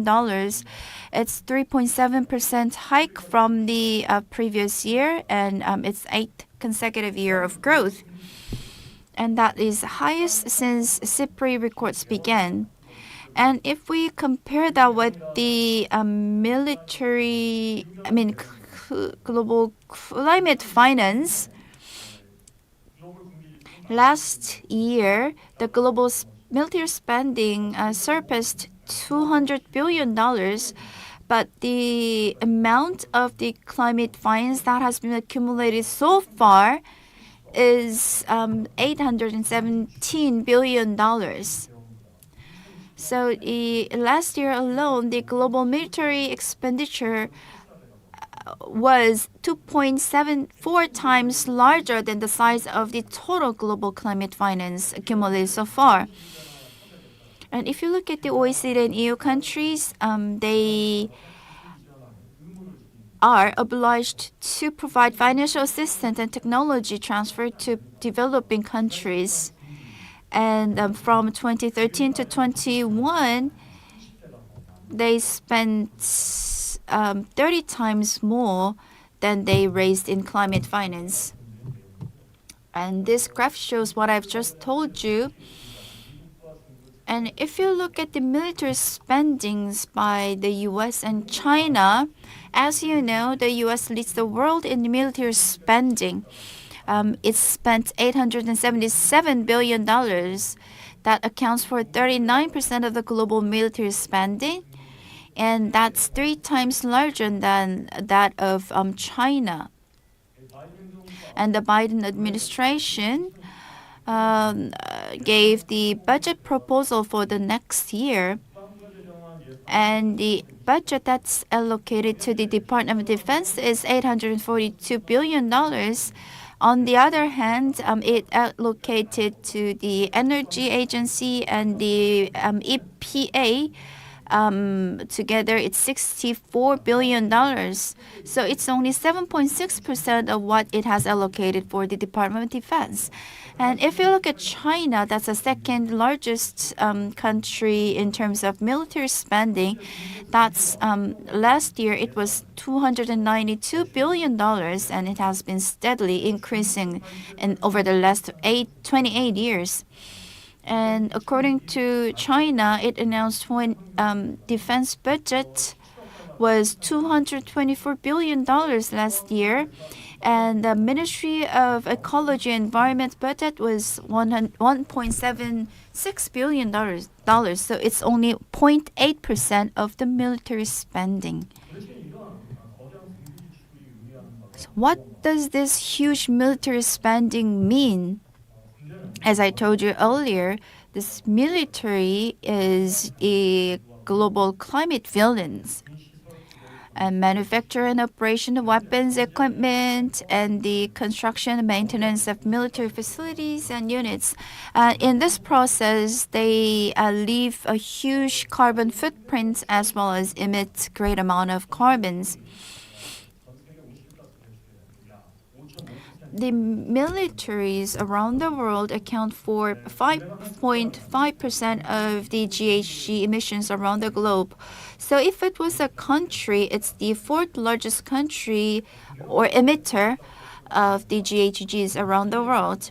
Why do they emit so much amount of GHGs? For example, last year, there were 475 new F-35 fighter jets ordered last year, and it uses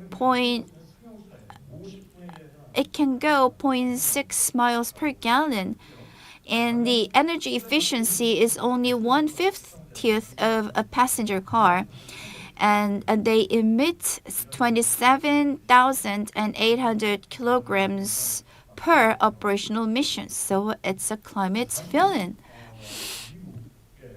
Let's go back to the U.S. military or the U.S. Department of Defense. If you look at the GH emissions by the DOD of the U.S., in 2001, it was 63 million tons, and in 2017, it marked 59 million tons. That was a slight increase from the figure from 2001. And in 2018, that was 56 million tons, and that was much higher than that of Finland or the Sweden or Denmark countries. Not surprisingly, the U.S. DoD is the world's largest single consumer of oil or the fossil fuel, and it consumes 77 to 80% of the total energy of the U.S. federal government. And the U.S. operates lots of military bases. It has about 800 bases in 80 countries and 740 on the mainland. And the DoD says a third of these are unnecessary. So they leave a huge carbon footprint for the operation of unnecessary military bases. And Dr. Smith and Chairman Moon mentioned a lot about the wars. And because of those wars, a lot of GHGs are emitted. For example, the U.S. invaded Afghanistan in 2001. So as a result, the GHG emitted from 2002 to 2017 was 1.2 billion tons. That's equivalent to the GHG emissions from 257 million passenger vehicles in a single year. And Russia invaded Ukraine in 2022. And in the additional GHG emitted in the first full year after the war, that's 120 million tons, and that's equivalent to the Belgium's emissions per year. And there was a military emissions conference, and I'd like to add a line from that conference. And if we compare the 1 year before and after the war, the GHG, the number of fire increased by 10 times.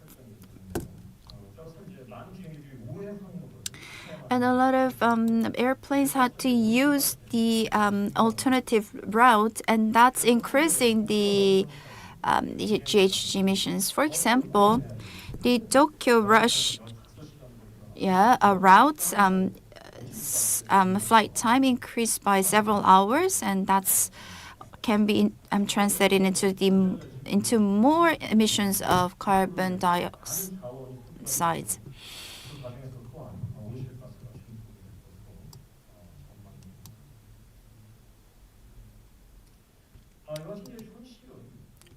But if you look at the reality, military is a climate villain and emits a lot of the GHGs, but there has been little attention to disarmament and climate change, including myself.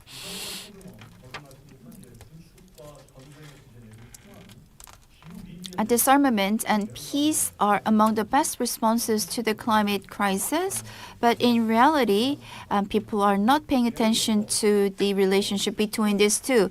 For example, you may be well aware of the 2015 Paris Climate Change Agreement, and it left reporting on the military emissions a voluntary option for countries. That means it's not an obligation for a country to report the emissions of GHGs by military. There is also lack of recognition of the link between disarmament and climate. For example, a public opinion poll on climate change conducted by the United Nations Development Programme and the Oxford University Department of Sociology that took place, and that included 1.2 million respondents, and it listed 18 policies to address climate change in a questionnaire. So there were 18 policies. However, there was no single item related to disarmament. So that means this agency didn't recognize disarmament as a great actor to reduce climate change. But there are many issues surrounding this. The question is, the U.S. or U.S. armed forces serious about disarmament or climate change? They may look so, but they are not actually. So the U.S. military's greenhouse gas emissions have been decreasing for many reasons, like a withdrawal of troops from Afghanistan, and they increased energy efficiency, and they use renewable energy, and they use military EVs, and they use unmanned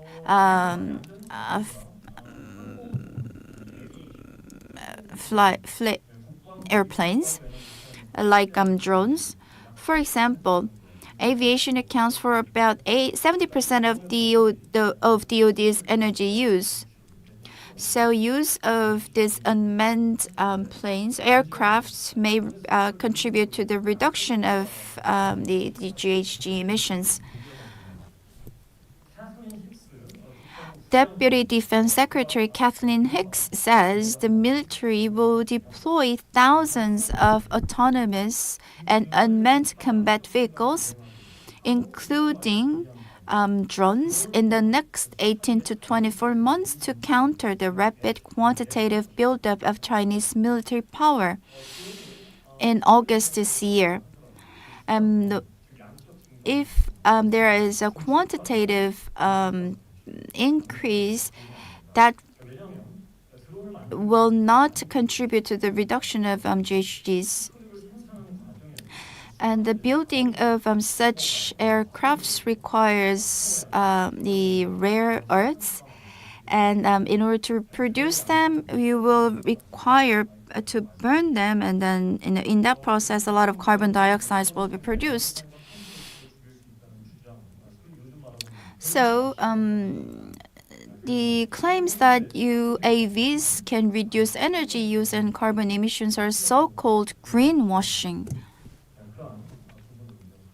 So we have to pay attention to this.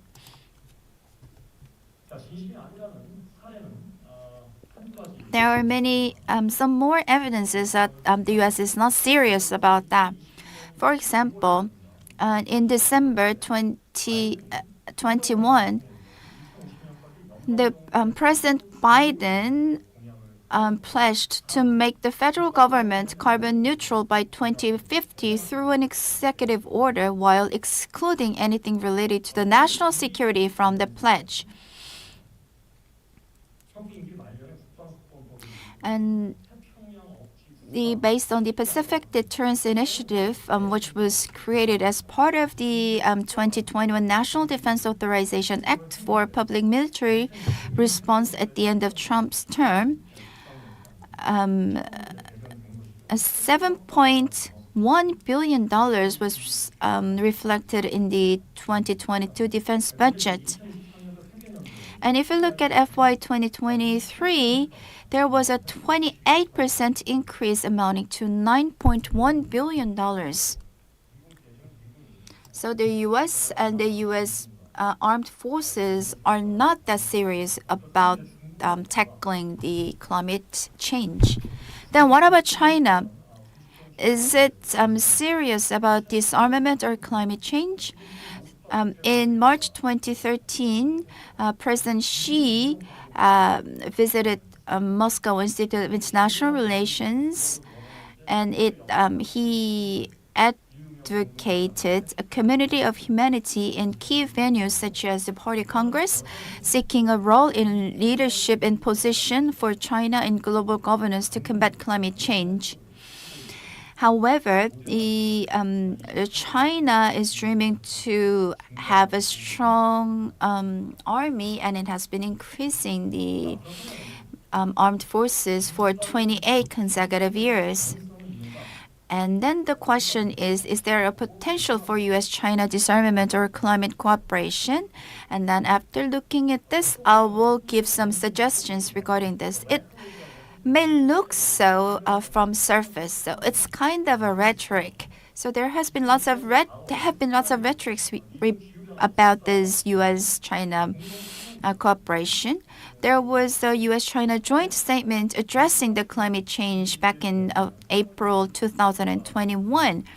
And there was a statement: the United States and China pledged mutual cooperation to combat the climate crisis. In the same year in Glasgow, there was a COP26 meeting, and there was a joint declaration between the two countries, and they said the two countries will establish a working group to address the climate crisis. In addition, the administration's approach to the People's Republic of China and the national security strategy, the United States has identified climate change as the first area of possible cooperation where U.S. and China interests converge. What about China then? If you look at the rhetorics, we can be optimistic.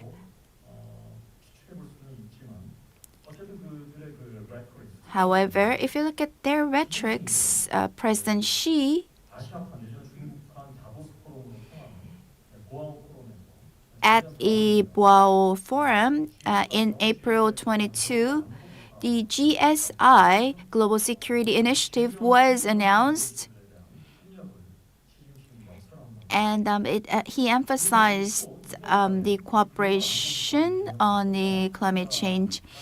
And in February this year, they issued the Global Security Initiative concept paper, and it mentions cooperation on climate change as the 6th of 6 commitment and the 20th of 20 priority areas of cooperation.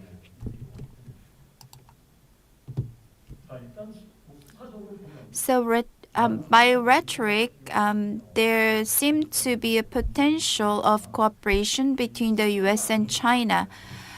But if you look at the substance or the reality, the climate cooperation is vulnerable to the U.S. and China competition.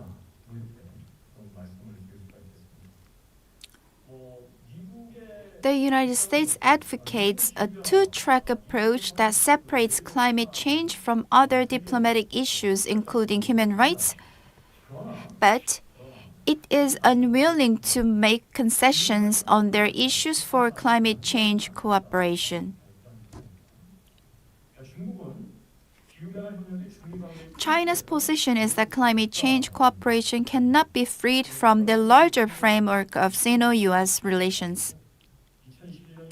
In January 2021, at a press conference shortly after the Biden administration took office, then Foreign Ministry spokesman Zhao Lijian emphasized that Sino-US climate cooperation is not a greenhouse plant, isolated from the overall relationship between the two countries. In September 2021, Wang Yi said in a call with Kerry, the special envoy of climate from the U.S., said the United States hopes to make climate change cooperation an oasis in Sino-US relations. But if all around the oasis is a desolate desert, the oasis will sooner or later become a desert, implying that the climate cooperation may be dependent on the U.S.-China competition. Sadly, the competition is worsening. So the desert around the oasis is now drying up more and more. And with the Russia-Ukraine war persisting, and what about China's position towards Russia? It's more like pro-Russia, neutral to favorable to Russia. And there seems to be new blocs are being formed around the U.S. or the China, or the BRICS or Shanghai Cooperation Institution. They are strengthening. Can they overcome this strategic conflict?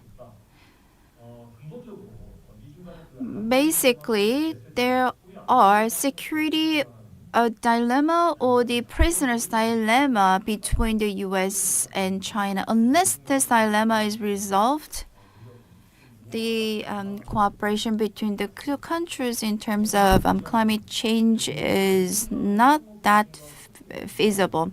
Fundamentally, mutual distrust and lack of communication between the two countries breeds misperception of the other, leading to arms races or minimizing the sum of bilateral interests. So if you look at the Biden administration's approach to China, Blinken writes, as Putin's war continues, we will remain focused on the most serious and long-term challenge to the international order, which is China. China is the only country with the will and the power to change the international order. This manifests some U.S. distrust towards China. Then what about China? It has the distrust towards the U.S. And the foreign affairs, in foreign affairs, Wang, a professor at the university in China, said the Chinese Communist Party has long perceived the U.S. as interfering in China's domestic affairs and trying to subvert its political system. This distrust and the strategic conflicts is distancing our potential towards the peace and climate security. The working group, which had been operating under the U.S.-China Joint Glasgow Declaration, was suspended after Pelosi's visit to Taiwan in August 2022.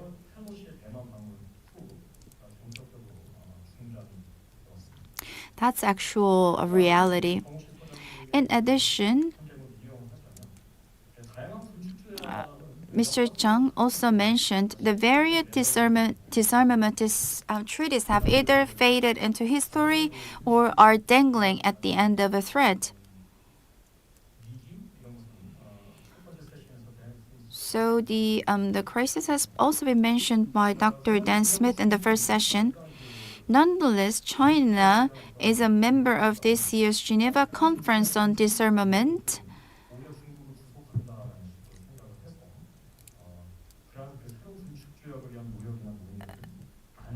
And it's trying to stay away from such conferences. Now I'm moving on to the last part of my presentation. So the question is, what is the path towards the U.S.-China disarmament and climate cooperation? So one of the questions from the keynote session was, what about establishing a third zone? So the blockizations are happening around the U.S. and China. Due to time constraint, I will skip this part. Please refer to the booklet. Then what about the solidarity among civil society? Actually, that was also mentioned in the previous session. The U.S. is a pluralistic society. Climate diplomacy is an extension of domestic politics. So if the civil society raises their voices towards the cooperation for climate change, then the U.S. may try to put efforts in that regards. And China is also an authoritarian system with a so-called party-state system, but it will not be able to ignore the voice of the people for the sake of legitimacy. So it is necessary for the civil societies of the two countries may have to form solidarity. However, the peoples of the two countries are hostile against each other. So their perception about the other party is quite negative. However, the people of the two countries agree on the need for the cooperation between the two countries on the front of climate change. So for more details, please refer to the booklets.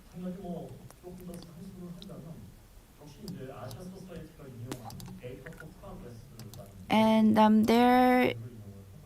this is the data from Data for Progress. Here, about 44% of the voters think the U.S. armed forces should cooperate with the Chinese army to tackle climate change.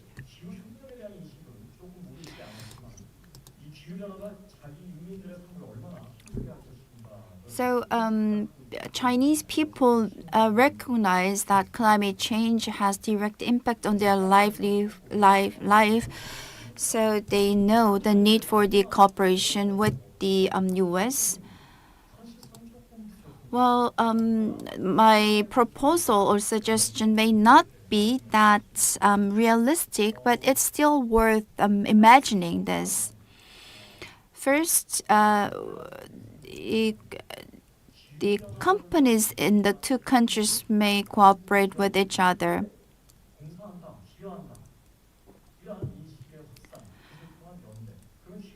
So what do they have to do to tackle climate change? Then they have to cooperate. So the U.S. defense industry functions as a deep state and can obstruct disarmament. So I'll read my slide. I'm thinking of the possibility that U.S.-Chinese companies can engage in enemy shoring and centered on profits and push the two countries to work together on climate change. For example, 29% of the batteries in Tesla's electric cars in 2022 was lithium-ion batteries from China, CATL. and that's about 30% of China's lithium production in Sichuan province. In Sichuan, which relies on Yangtze River hydropower for most of its electricity, has experienced disruptions on lithium production in the past, including the heat wave and drought in the summer of 2022 that caused Yangtze River levels to drop to their lowest point since observations began in the mid-19th century. If Tesla wants to reliably complete its EVs and keep good jobs, batteries are about 50% of EVs cost, it can't be insensitive to climate change in China. So climate change fueling is military, and with the disarmament, and if we reduce the effect of climate change, then we will have less drought in Sichuan region, and that will not disrupt the production of the lithium-ion batteries in Sichuan, and that means stable supply of the batteries to Tesla, meaning that Tesla will be able to maintain the jobs for the U.S. So that's the relationship between these two countries' cooperations. So with that, we can imagine the cooperation between the two countries' companies. The same thing may happen in semiconductor industry or server or data center industry. So with this, I would like to conclude my presentation. Thank you for listening. 네, 교수님 감사합니다. Thank you, Professor. So 7 minutes past the time limit. As mentioned, we are going to have a discussion session. So for the moderator, we have Professor Jang Eun-ju from Yongsan University. He is on stage, so please give him a big hand. And also we have discussants online. We have John Pepper, Director of the U.S. Foreign Policy in Focus. We can see you now. Hello. And we have Professor Lee Ching-shi of Renmin University of China. He is now connecting.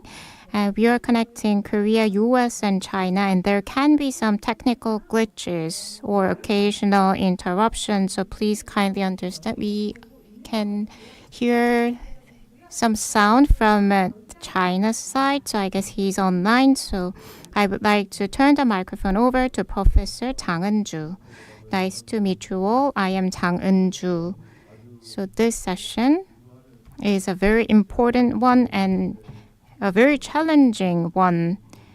Professor Kim Ji-yoon gave us a lot of information and gave an overview about US-China arms race and how we can deal with it from a climate change perspective. And he gave many alternative ideas to solve that. So on the presentation, we have two discussants ready online. First, we have Mr. John Pepper, Director of the U.S. Foreign Policy in Focus. And I would like to invite Mr. John Pepper. He is contributing articles to Hankyoreh newspaper, so he is a very famous expert to me, but the floor is yours. Thank you very much for the invitation, and I'm honored to be with this distinguished panel. I will keep my remarks short because Professor Kim has covered much of the territory.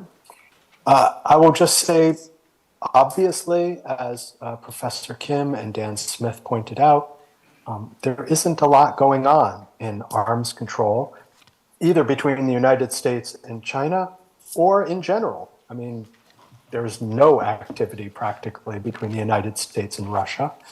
There are, of course, some international treaties being discussed, but generally speaking, nothing is happening on arms control.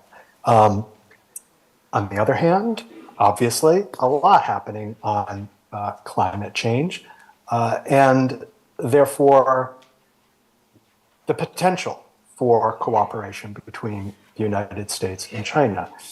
The question really boils down to, do we try to bring these two issues together and address these overlapping issues together, or do we keep them apart and address them separately? Common sense says the two issues are related, and therefore we should address them together. And Professor Kim explained all of the connections between military operations, military spending, and expansion of carbon emissions. So the temptation is to bring the issues together. And I will argue the opposite, that we should keep the issues apart. Now, let me go into some detail about that. First, I would like to say that the Biden administration is serious about reducing carbon emissions. I mean, obviously, there are problems with US policy. There is the national security exemption. In other words, the Pentagon is not being forced to reduce its carbon emissions dramatically. The Biden administration is not addressing underlying issues of resource depletion, biodiversity loss. It's not addressing this question of green colonialism, in which the global north, and particularly the United States, relies on dirty industry and dirty mining in the global south especially, to produce the minerals necessary for a clean energy transition. But the Inflation Reduction Act, the major bill addressing a number of issues, including climate change, allocated the most money ever in the United States to addressing climate change issues. So there obviously is interest in the United States, and as Professor Kim said, and I'm sure Professor Lee will agree, there is interest in China as well. The question is finding where the overlapping interests are. We do have an example from the past, the US-China Clean Energy Research Center, or CERC, which was started during the Obama administration, and it brought together major players from the United States and China to work together on clean energy solutions. It was quite successful in its first years, not so successful perhaps during the Trump administration. And there has been, unfortunately, a deterioration in US-China relations and a deterioration in support for engagement with China in the United States that began at the end of the Obama administration and intensified during the Trump administration. So obviously we are in a difficult situation to promote climate cooperation between the United States and China, even though there is obvious mutual interest in doing so. So let me return to this question of, should we link the two or keep the two apart? In other words, should we link security questions and climate questions in our quest to promote cooperation between the United States and China?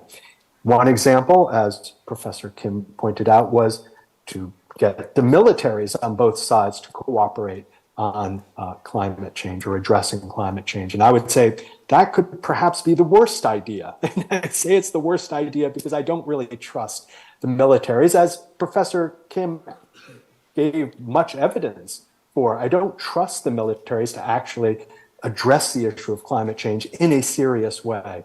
And militaries are always looking for additional missions, additional reasons to receive a lot of money. And if they were to be involved in climate change, they would get even more money in their military budgets to address not just security questions, but climate change as well. Because I want to keep this brief, I'm just going to go to the heart of the issue and then finish, because there isn't a lot of time. The reason why I'm saying the opposite, which is to keep the two issues separate, is because of the history of politics and how we get things done, especially in the United States. In order, for instance, to promote arms control between, or arms control agreements between the United States and the Soviet Union during the Cold War, we had to de-link that issue, in other words, separate that issue from all other issues, from human rights issues, economic issues, all other issues, in order to focus only on arms control agreements. And the reason we de-linked that issue was because there was so much disagreement between the United States and the Soviet Union on all the other issues that in order to push arms control agreements through Congress, we had to make sure that it was separate from all the other issues that US politicians would use to sink or oppose or destroy promising arms control agreements. So de-linking was necessary to actually get arms control agreements through, all the major arms control agreements of the 1970s between the United States and the Soviet Union.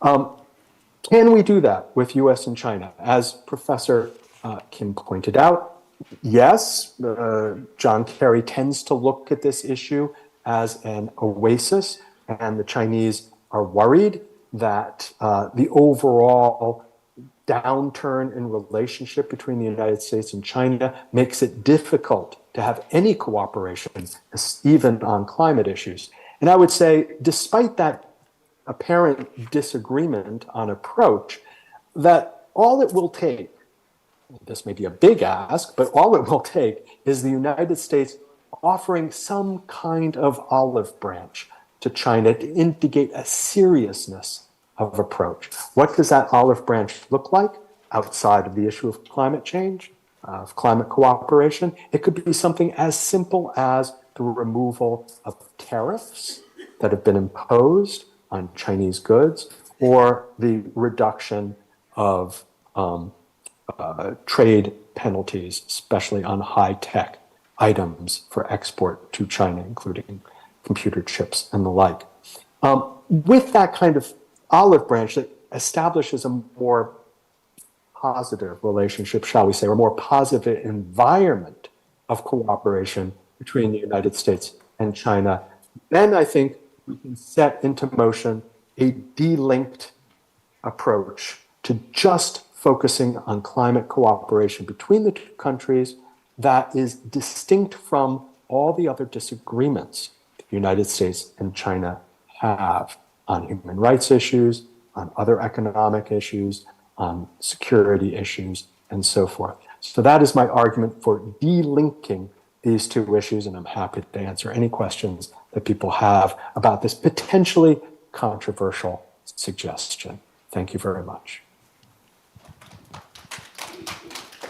예, 페퍼 소장. Thank you, Dr. Pepper, for your opinion.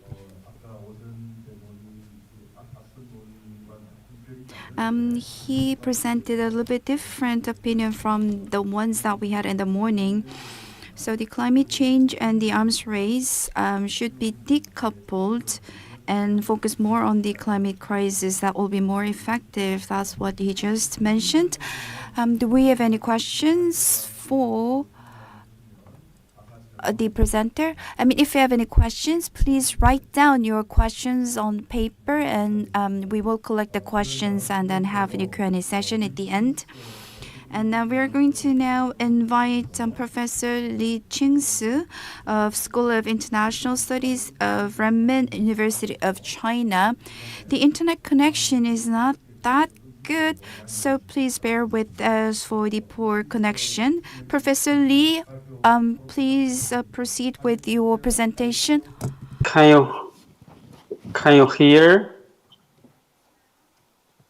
Can you hear me? Yes, we can hear you. Okay.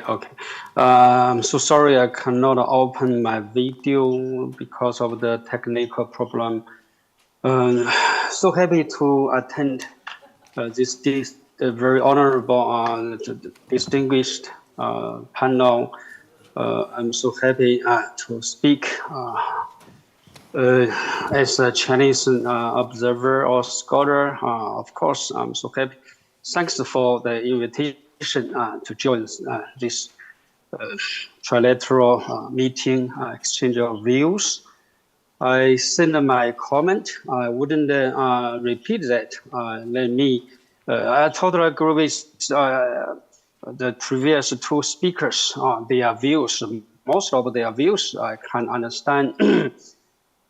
Just to speak maybe a little bit from the Chinese background, the Chinese background perspective. How could we put these two questions together? Are they compatible? Honestly speaking, as a Chinese, it's the first time to think to answer this question. I think most of the Chinese wouldn't put arms control and climate change together. No matter it's between China-U.S. Relations or China and other country relations, I think they are separable. They are totally two different questions. Certainly, I wouldn't deny sometimes we can use one topic to promote another for better communication, enlarging our mutual understanding. That's workable. That's possible.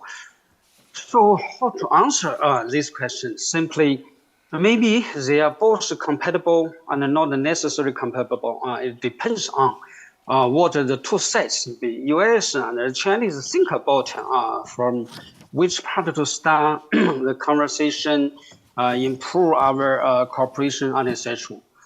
As to the arms control, I think China has been under heavy pressure for some years from the U.S. side to join, particularly the strategic nuclear weapons control, together with conventional weapons, the newly developed Navy, Air Force, and etc. But most Chinese would agree with the government position that since the gap between China and the U.S. is still too huge, particularly like nuclear warheads, aircraft carrier, striking groups, China is still far away. So for most Chinese, they would understand the government. The official position is not yet the time to reach the agreement between these two countries, since it's not comparable, it's not so clear, it's still not a matter, it's not a question for the Chinese. Of course, the Chinese government proposed, yes, we can talk about arms reduction. Maybe first step is to reduce the American level to the Chinese, or either improve the Chinese to the American. I think it's not how to say sophistry. It's understandable if you stand from the Chinese position as a much weaker part. So I think arms control right now, the Chinese government would certainly care, but not yet the right time at the moment to enter any kind of agreement with the U.S. I hope I could speak from the ordinary Chinese point of view. This is because like a military expenditure, the U.S. is still 4 times of the Chinese. Per personal expenditure, the U.S. is more than 16 times more than the Chinese. But the U.S. is certainly a very lucky country, located in a very secure environment. That how to say, geopolitically speaking, China is on the contrary surrounded by so many powerful, strong rivalries, competitors. So from many aspects, the Chinese would certainly support the government military improvement, the capability and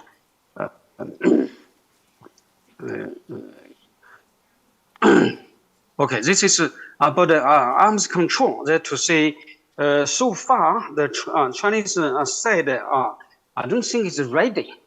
It's not yet mature environment conditions not ready.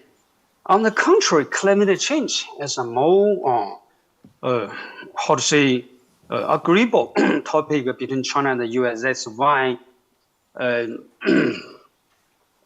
American presidential envoy came to China several times. No matter how difficult the official bilateral relations, Chinese government would be happy to talk with its counterpart. Why is that? We can recall a little bit the background. I think it was in Obama administration. The two countries, no. This is in Bush Jr. administration. These two states reached agreement to transfer green technology to China. The U.S. companies could make about 120 billion US dollars, I think.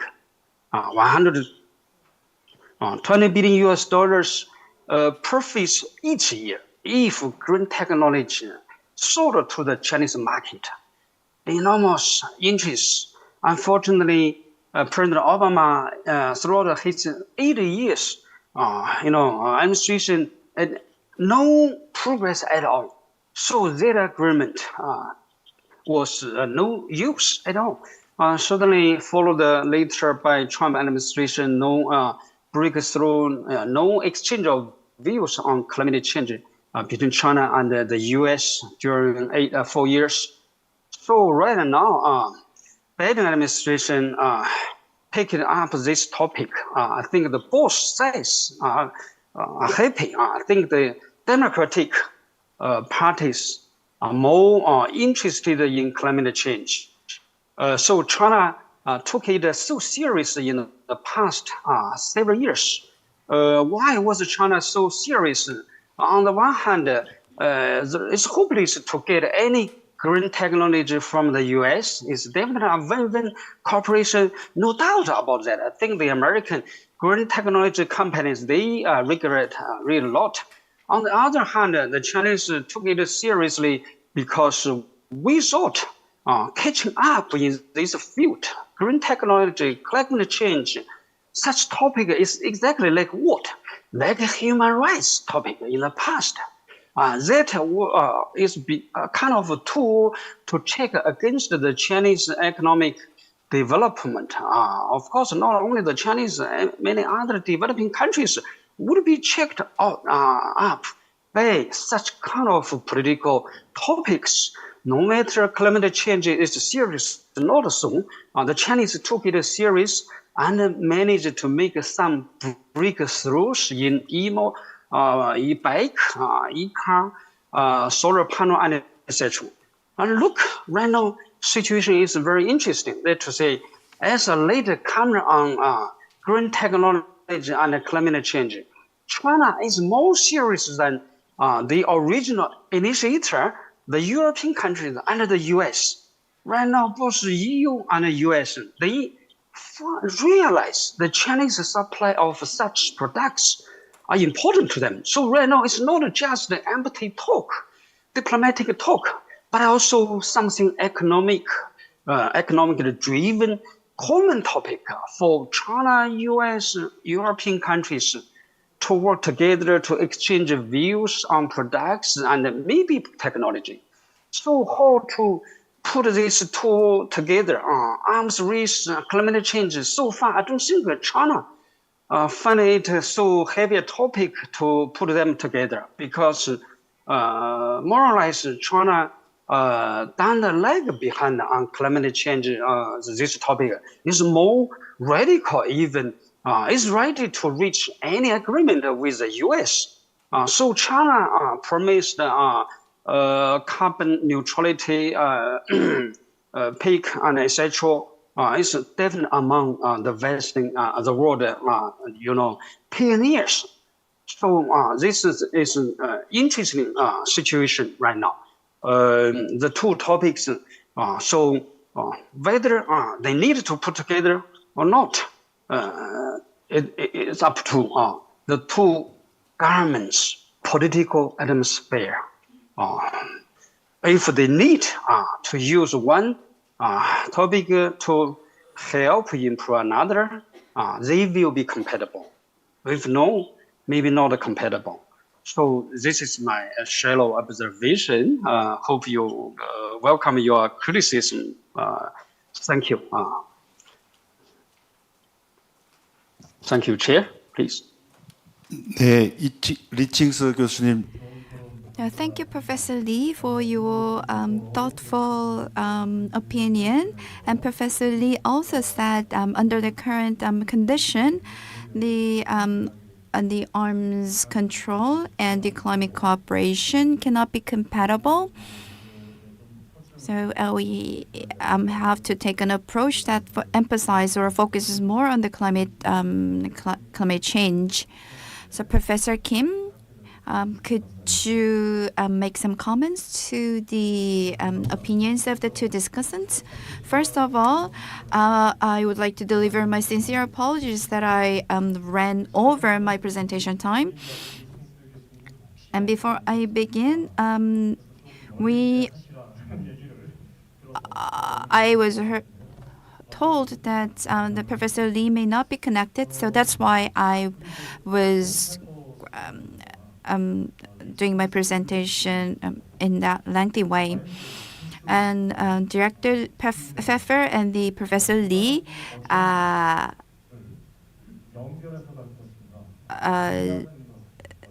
said, would it be better to separate or connect the arms race and climate cooperation?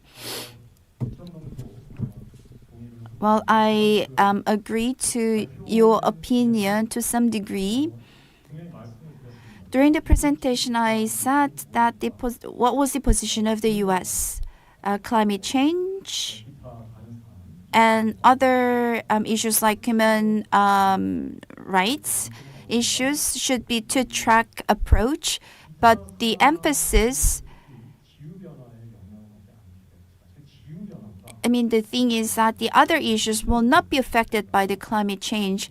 So the climate change will not affect the other agenda, including human rights.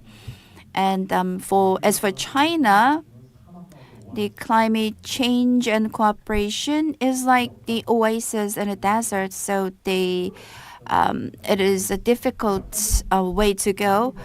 Well, my idea could be a little bit naive, but the arms control between the U.S. and China is a complicated issue, and they reflect the domestic policies. For example, such issues cannot pass the Congress in both countries. But if you look at from the other side or the opposite side, the cause of climate change itself can be the motivation or the driver to lead to arms control. That is my hope, actually.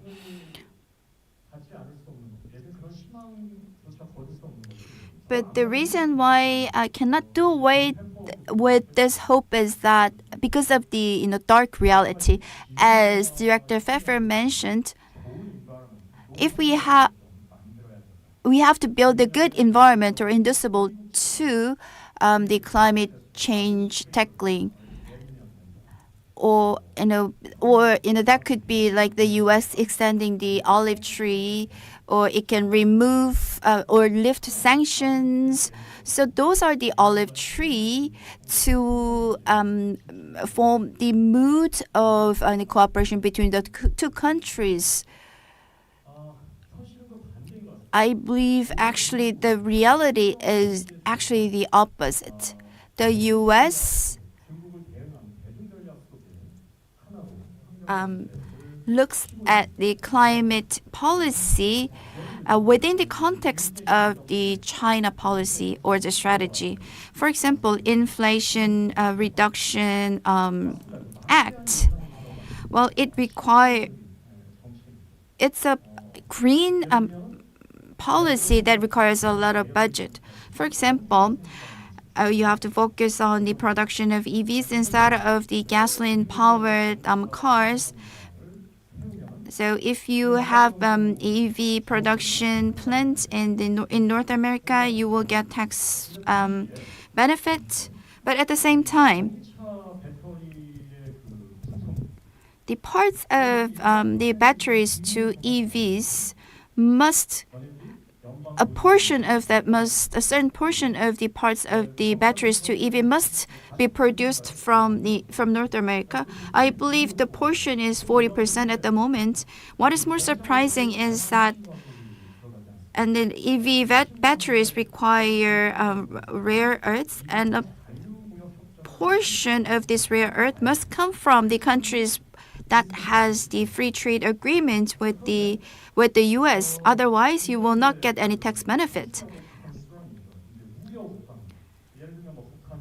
But for the country of concerns like North Korea or China, if parts or the rare earth are from those countries, you cannot expect any of the tax benefit. So, US's representative green policy is IRA, but if you look at inside of it, there is a still anti-China sentiment. So does it mean that can we really expect an olive tree extended from the side of the US? Well, the possibility is very low.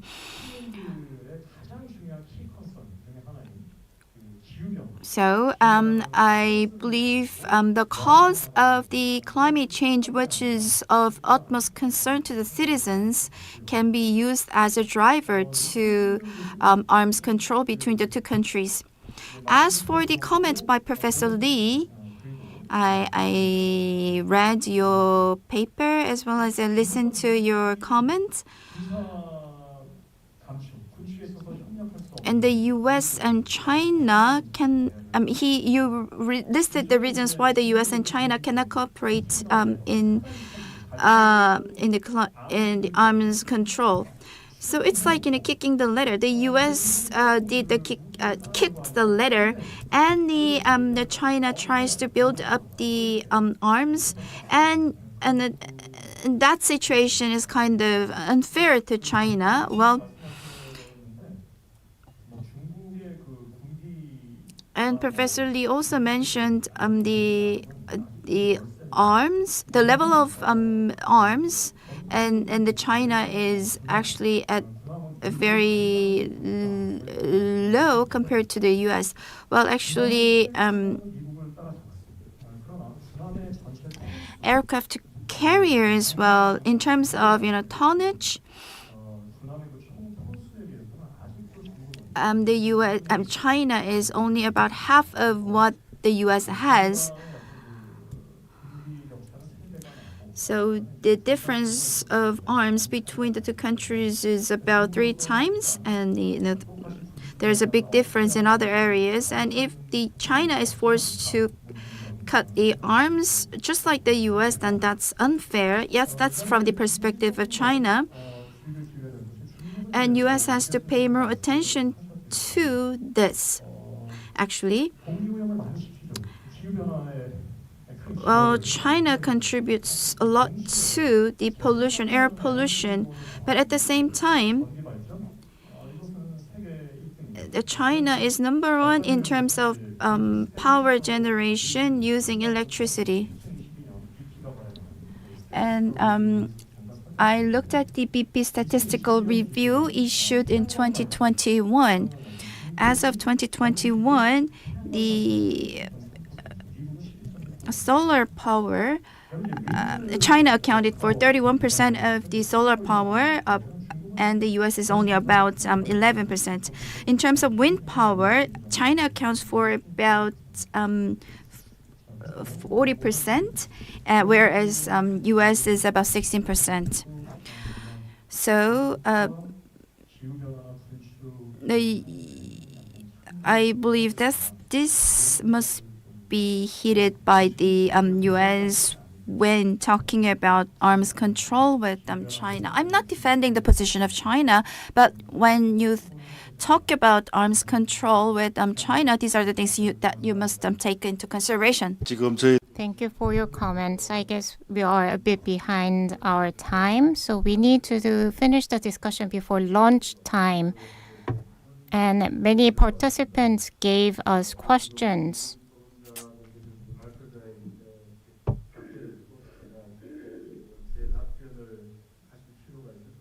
And I guess the discussants will have to answer their question, but due to time limit, I cannot go over all the questions. But I'll select the important ones and combine the questions together. So I hope that discussants could provide answer to that question, and after that, Professor Kim will make a conclusion based on that. Participant 배정철 professor Busan National University gave us many questions. So regarding disarmament and climate change, should we solve it together? And he mentioned that we need to solve those two together. And we need to have a change in ideology as well as technical cooperative efforts. So it was his suggestion. And Professor Kim Sung-kyung mentioned about this arms race and climate deterioration. So within the structure of the power state hegemony, I think it is not appropriate to take an approach to climate change because the hegemony will not change. So we need to deal with the climate change issues that does not depend on the hegemony or power of the nations. And he asked questions on how to approach climate issue without depending on the power states. And there were some important questions, but due to time limit, this is the most important questions. And I would like to hear from the discussants on your comments or answer to these questions. Could you make brief comment on this? Did you have a preference as to who goes first, or I will just go first? Okay. Thank you for the questions. Thank you for the comments. I mean, I would agree that it would be nice if we could solve climate change and the security problems together, because they are linked, but history tells us that it's very difficult to solve these questions together, especially at a state level, which of course leads us to the second question. What kind of solutions don't depend on power states? Well, of course, we have plenty of civil society movements that work on climate change. And indeed, there are civil society movements in China and in the United States that have, to a certain extent, cooperated. But this is a huge problem. And unfortunately, because it's a huge problem, it requires, I am very unhappy to say this, state participation. So to give you an example, as I gave the example before of the US-China Climate Clean Energy Research Center, this was both non-state participants. It included corporations like General Electric and banks like Citibank, as well as different levels of state and parastatal organizations in China. The key thing here, and this goes to something that Professor Lee pointed out, that often the United States uses climate issues as a way to check Chinese economic development. The key element of CERC, or Clean Energy Research Consortium, at the beginning was that it was patent-free.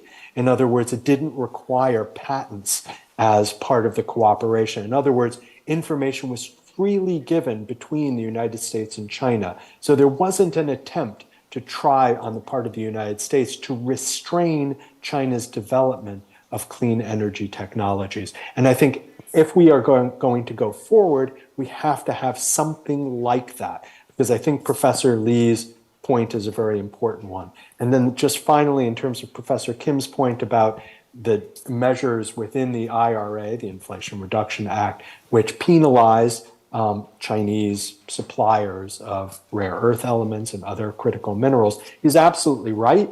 And it goes beyond that. You can find it in the US CHIPS Act. But the key issue here is relative. In other words, those issues are actually negotiable. You can negotiate between the United States and China these issues, whether it's a reduction in these percentages or an elimination of these percentages. That is comparably easy. I'm not saying it's easy, but relatively easy compared to negotiating between the United States and China on human rights issues, on confrontation in the South China Sea, and on a number of very important economic issues that go beyond these particular provisions. In other words, these olive branches are difficult, yes, but they are possible in comparison to olive branches that the United States might extend in other realms, or that China might extend in other realms. So it's just a question of relative ease in terms of negotiating these issues. I'll stop there. 페퍼 소장님 감사. Thank you for your comment, Mr. Pepper. So I'll turn the microphone over to Professor Lee Ching-shi for your comments.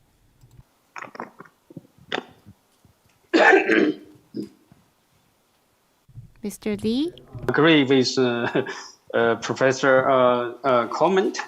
Definitely these two topics are not equal at all. Arms control is something like eternal human power struggle from time to time, from country to country. So we shouldn't dream to resolve these two altogether or use climate change to improve arms control. We shouldn't dream about that. Climate change is something less serious compared with arms control. Some people would say climate change is a fake. It's a fake topic. Whether it's fake or not, it's another thing. But anyway, it's not that serious.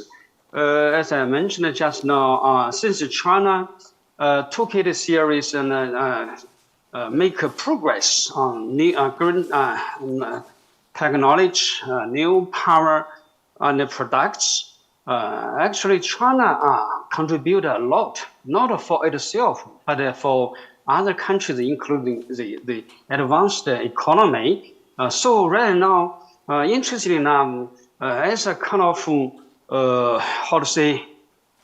burden to China, like human rights in the past, imposed on China to check against the Chinese rapid economic development. But today, it is turned out to be something positive to the Chinese strategy, foreign policy, and etc.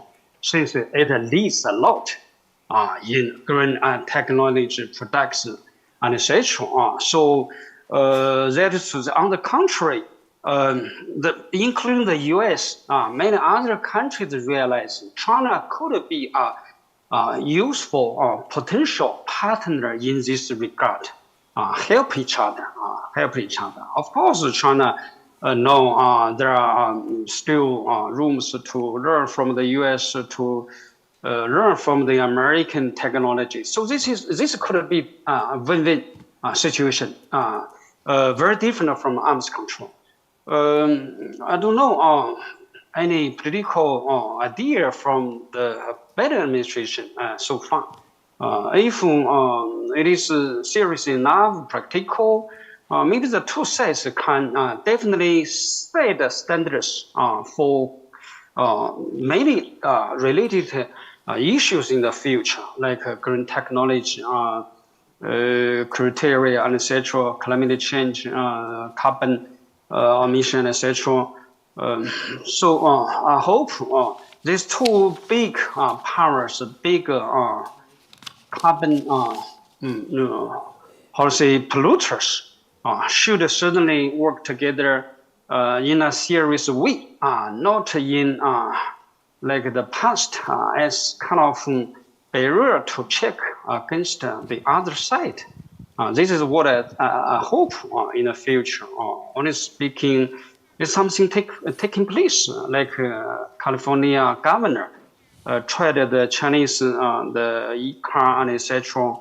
That is a very good example for the win-win topic.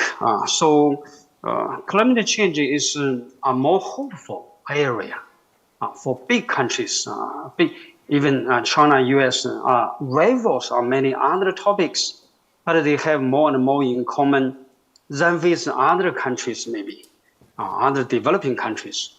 So hope we could sincerely move forward in this direction and do not kidnap arms control with climate change. Okay, thank you. 예, 감사합니다. Thank you very much. So with I wish I had more time for Professor Kim's comments and entertain the questions from the floor, but I believe we are going to have to wrap up this session at this point. Thank you for your question, but I might please take my sincere apologies that we cannot entertain all the questions from the floor. With that, I'd like to conclude this session. Thank you for listening. 네, 감사합니다. 항상 시간이 너무 부족한 것 같은데요. 정말 Thank you. Always we are running behind our time because of excellent insights from our discussants. I would like to thank all our two discussants, presenter, and online participants. We hope to meet you again next time. This concludes session 1, and please give them a big round of applause.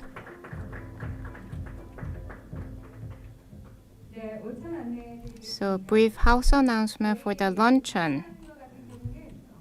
Today's lunch is prepared at a restaurant outside. It's located at the Bay Area. It's called 대도식당. Our staff will guide you there, and we have prepared a map on the screen. So let's meet at the restaurant, 3rd floor.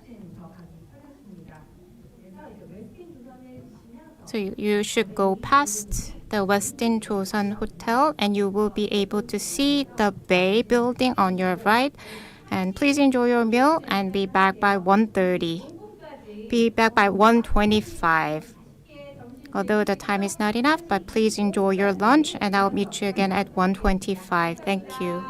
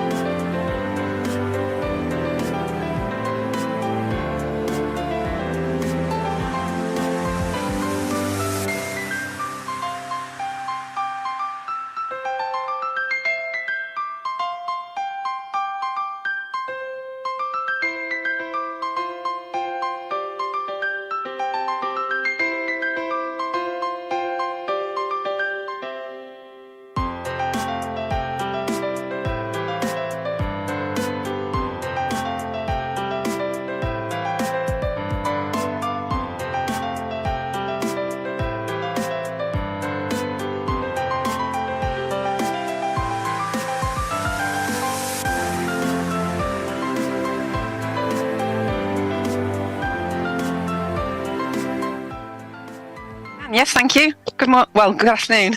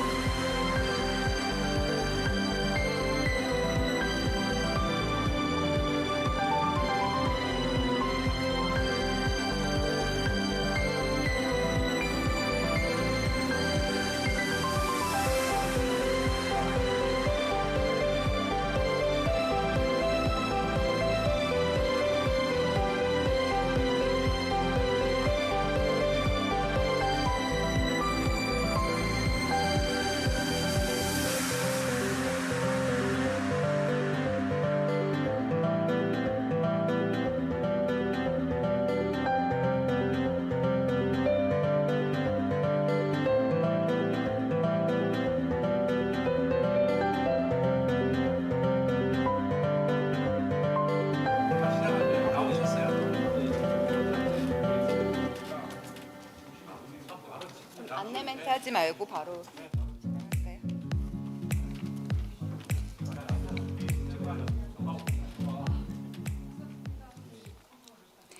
네.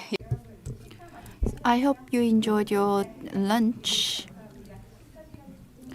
So I'm really sorry that lunch time was not long enough. And without further ado, we're going to get started by the afternoon session. And the afternoon session will be comprehensive action tasks for climate justice and peace. And I'd like to introduce the presenters, and the speaker will be Ms. Lindsay Courtnell, Environmental Policy Officer at the Conflict and Environment Observatory, and also Mr. Jung Uk-sik, Director of the Hankyoreh Foundation for Unification, Culture and Peace Network. And the cultural is joining us online. And the floor is yours, Ms. Courtrell. So please begin with your presentation. And the topic of the presentation is military greenhouse gas emissions, the need for better data and action on mitigation.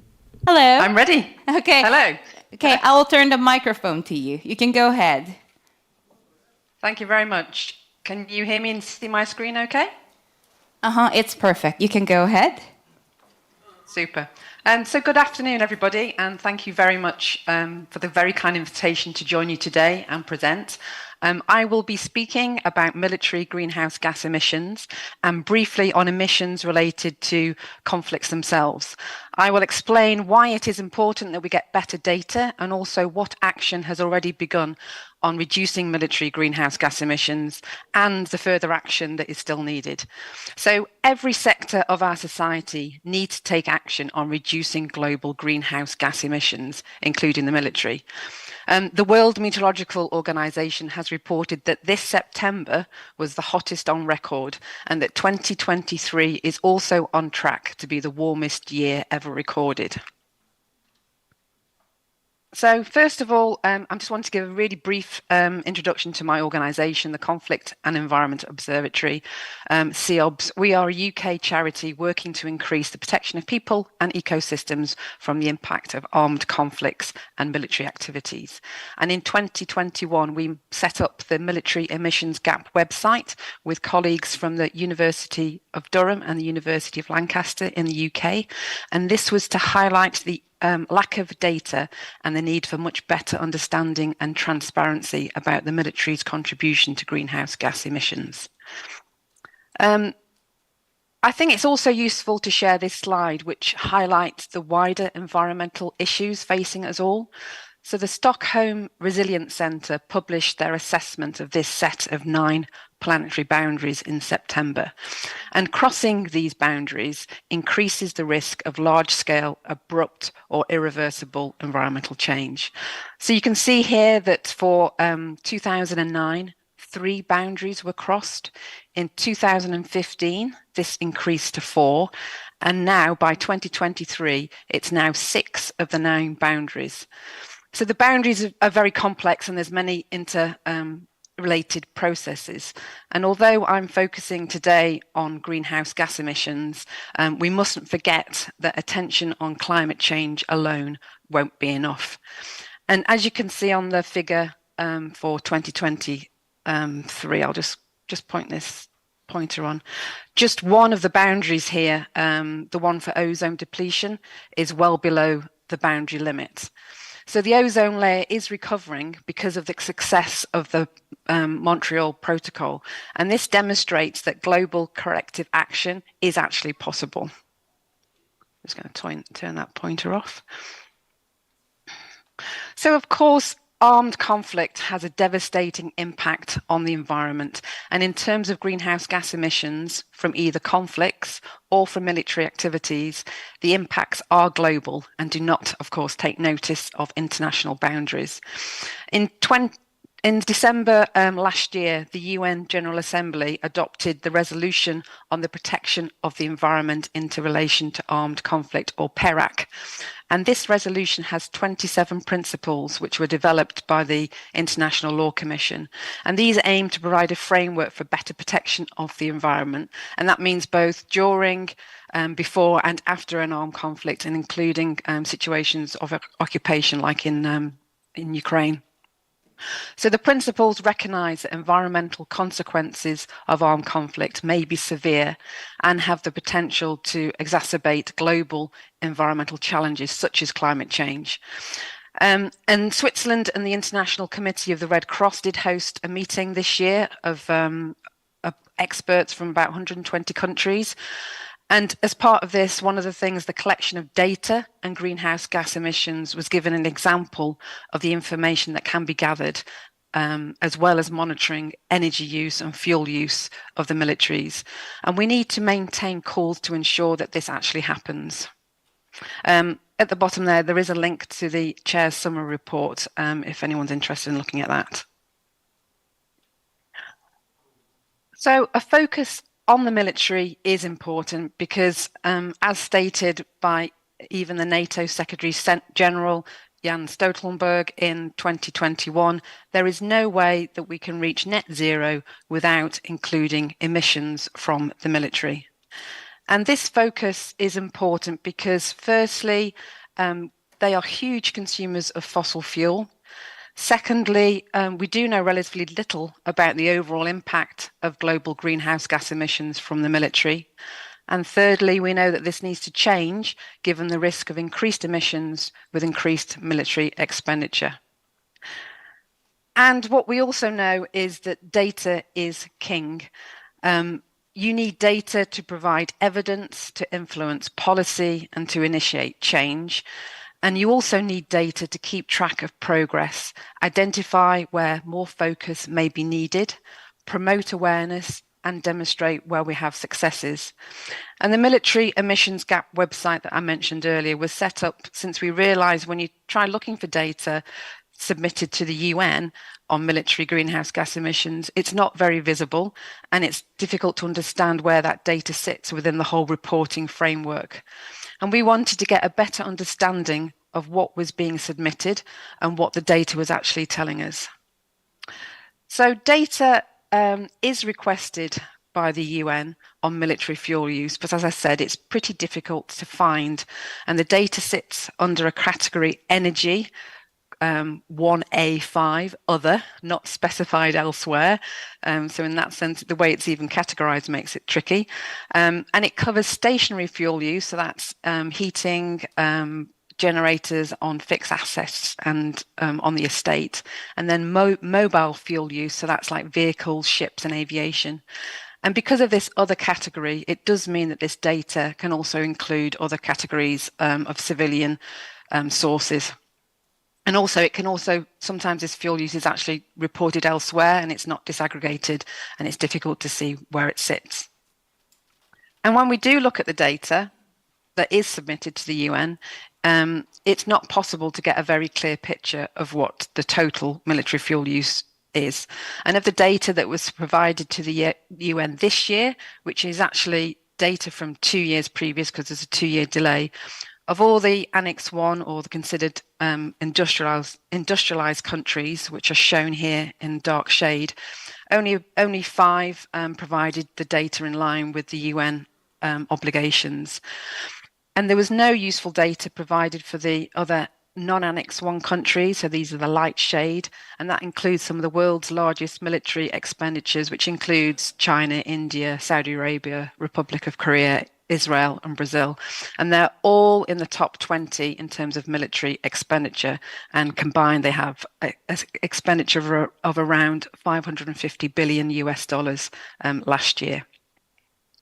So as I said, because the UN data is so poor, it's difficult to estimate the overall contribution. But colleagues at the Scientists for Global Responsibility have looked at this and developed a method and made an estimate that 5.5% of total global emissions do come from the military. And putting this into context, if the military was a country, it would have the 4th highest carbon footprint in the world, which is higher than Russia. And this, of course, is a broad estimate, and it has its limitations because of all the data gaps. And so the military, so for the military, we generally find there is some published data on fuel use, but not complete. So this is the scope 1.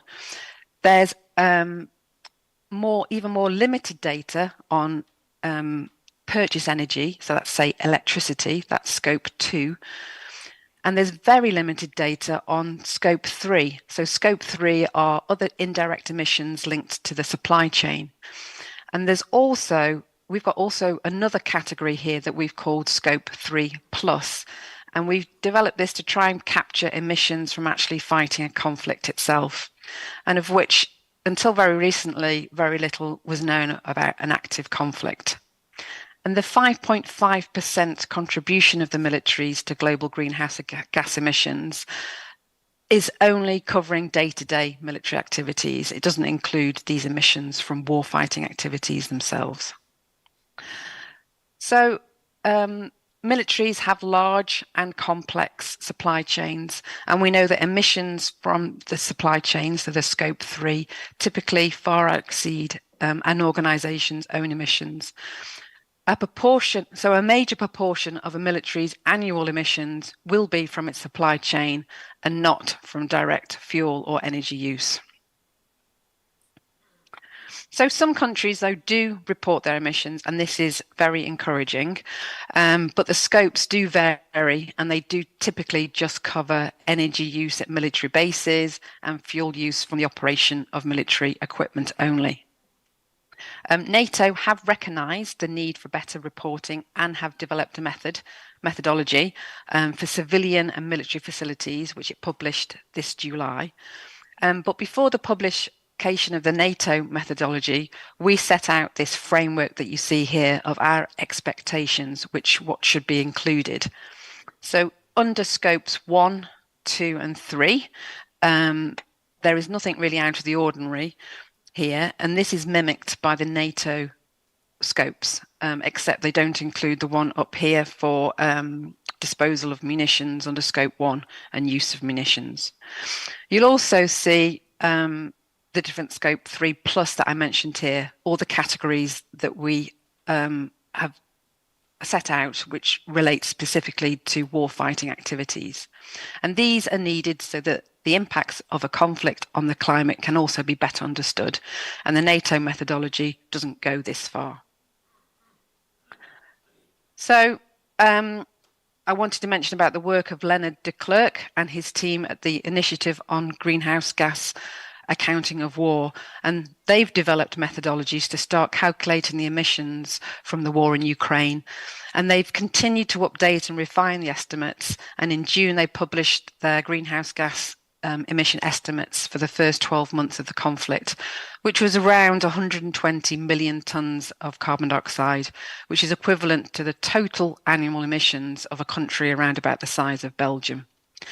And across the 4 categories that we have here, I just thought it would be useful just to think about how you may think that the emissions caused by the Russians' war in Ukraine are distributed. So here we have 4 categories.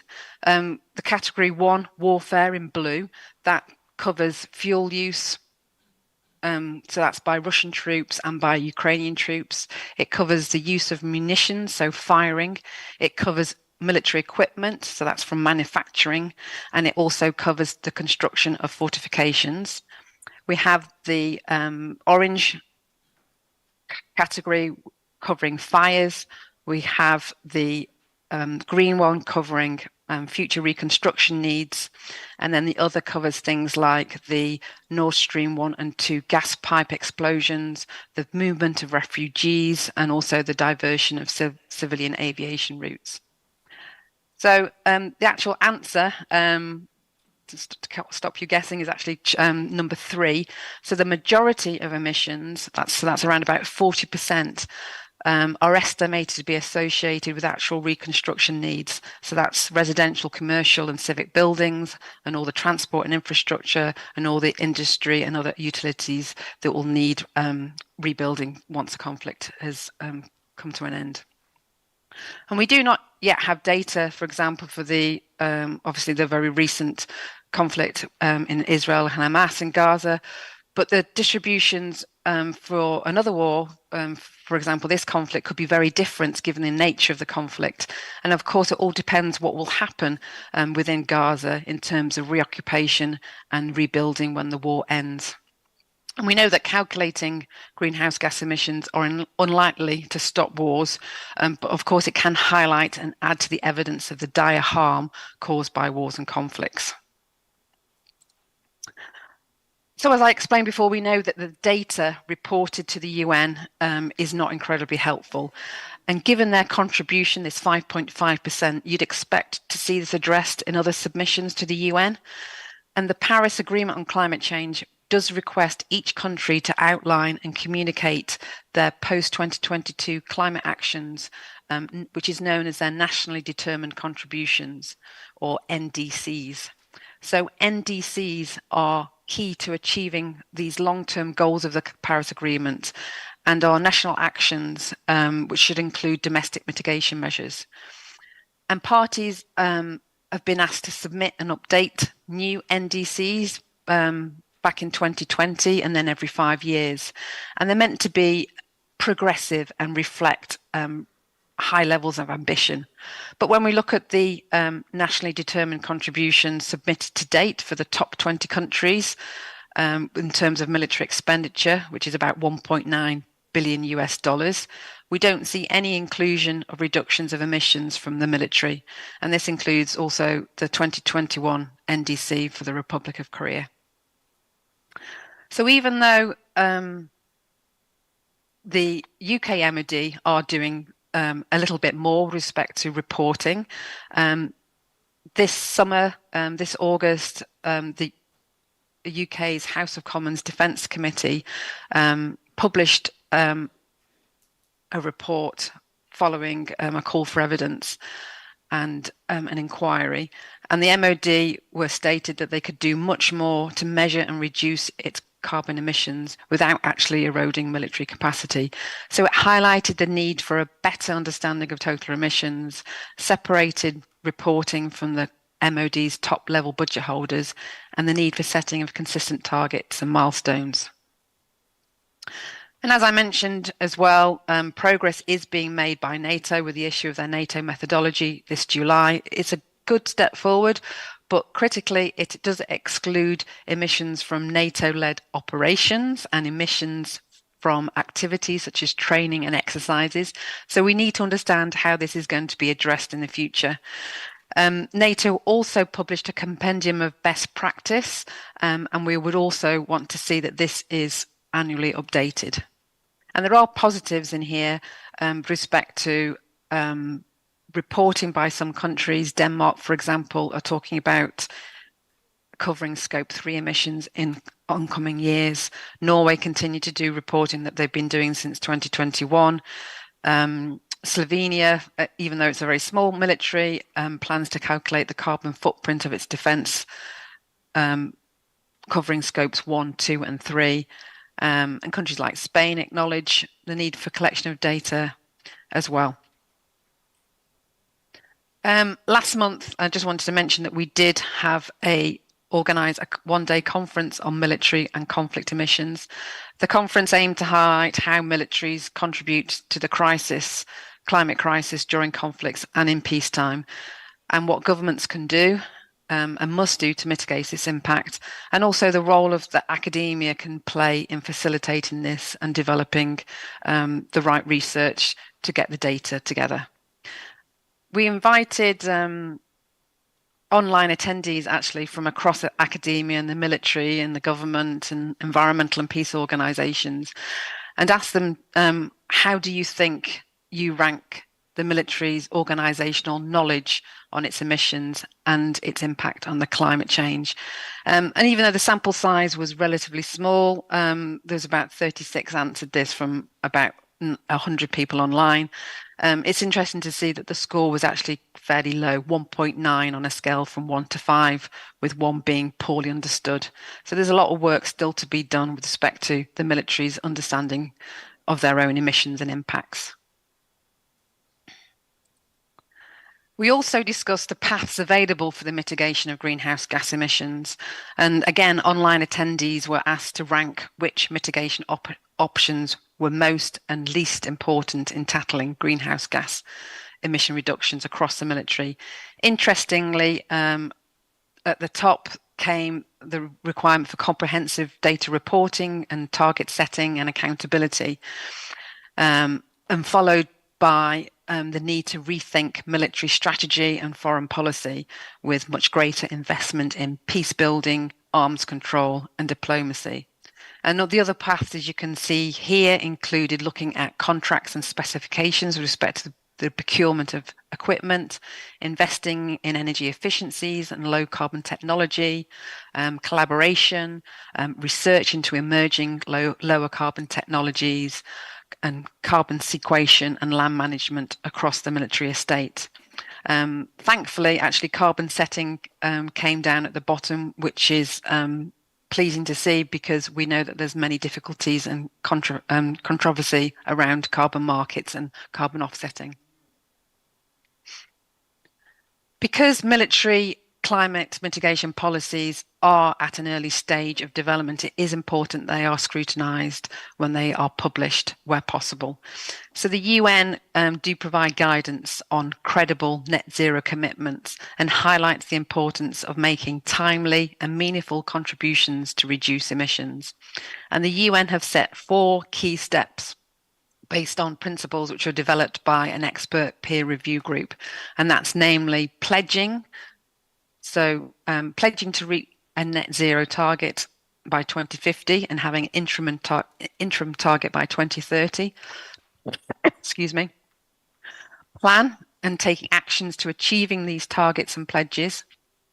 Proceeding towards action to achieve your net zero targets, and then publishing annual progress against these interim and long-term targets.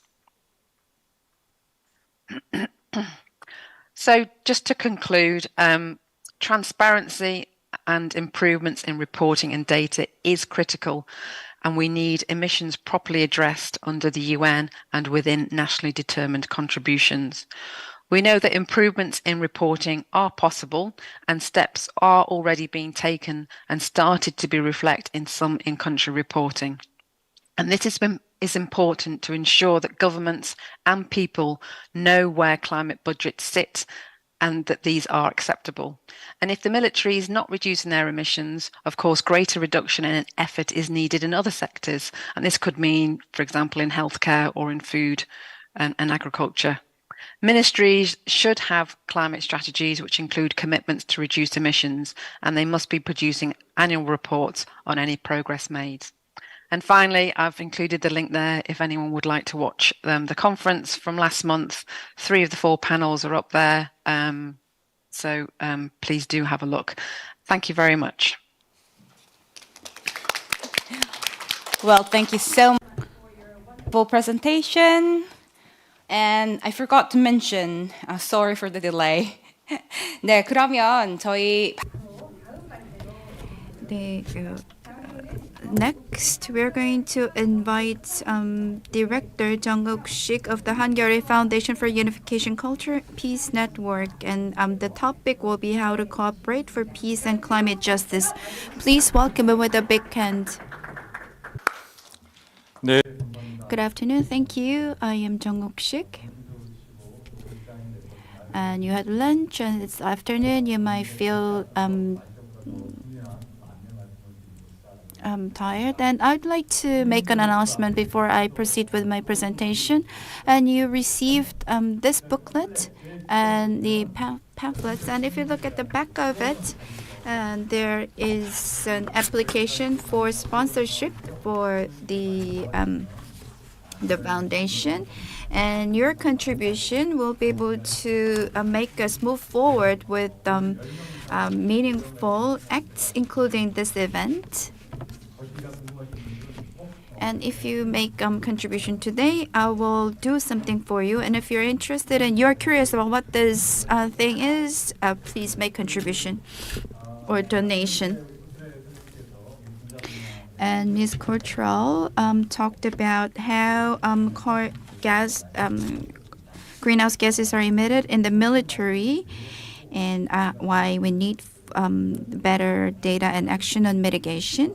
And I will now talk about what are the things that are required by the international community for cooperation. If you look at the development around the world, I am reminded of what the late Stephen Hawking said, celebrating his 70th birthday.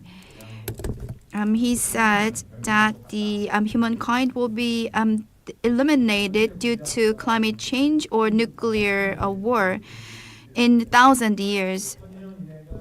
So within 1,000 years could be like far away, but it could be, as he said, it's within 1,000 years. It could be within just several years. Nuclear weapons have been made by people, and the climate is also man-made. So this is also, a frustration as well as some. There is still a glimpse of hope.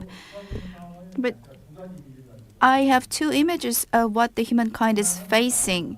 First image is that more than ever, the arms control is being discussed and it's required more than ever, but it has been ended, actually. Looking back, in 2001, the U.S. With ABM, its anti-ballistic missile treaty, and U.S. Stepped away from this treaty, and this kind of sent a ripple effect to other treaties that controlled arms races.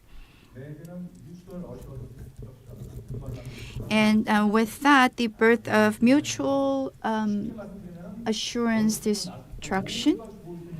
So it's like, killing all the parties.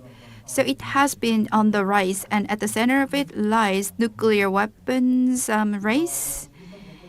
And around the globe, there are conflicts and wars, and a lot of countries are mired in the arms races.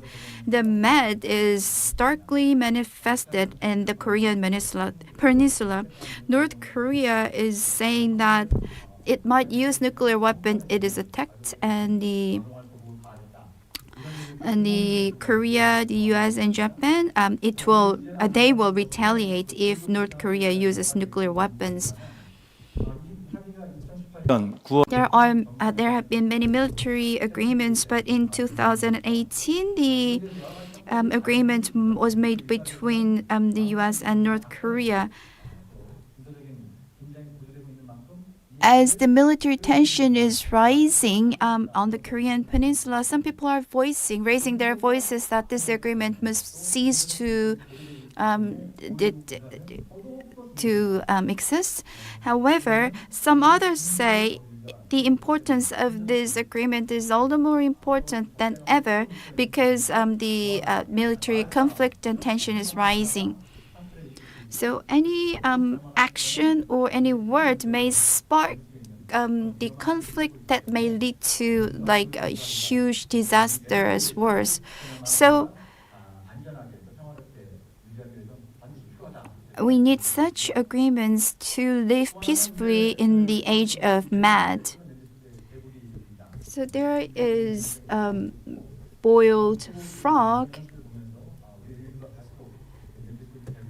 theory. So it's like the human being is like a boiled frog.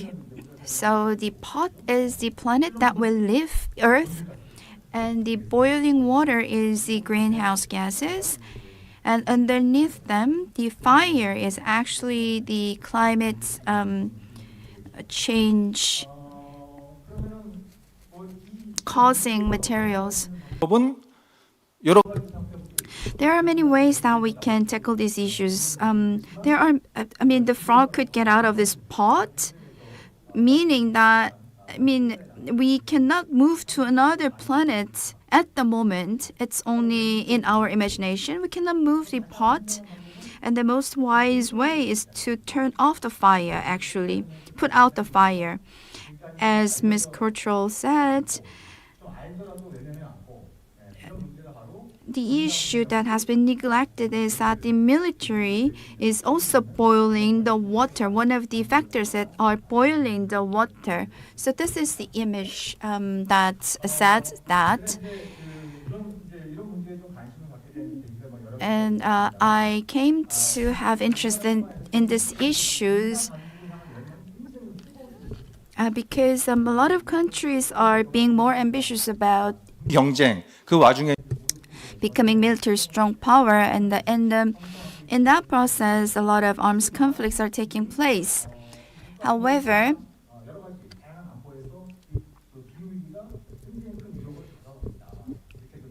many people are pointing to the national security as the causing factor of the climate change.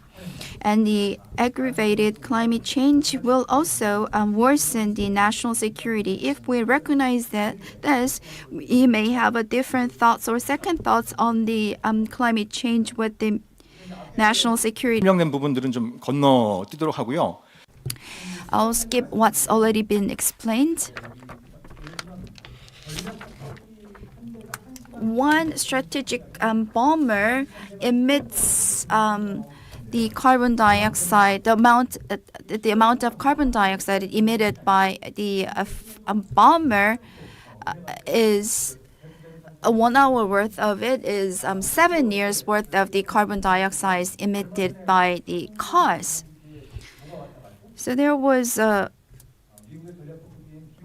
B-52 that came to Cheongju, and it participated in next war.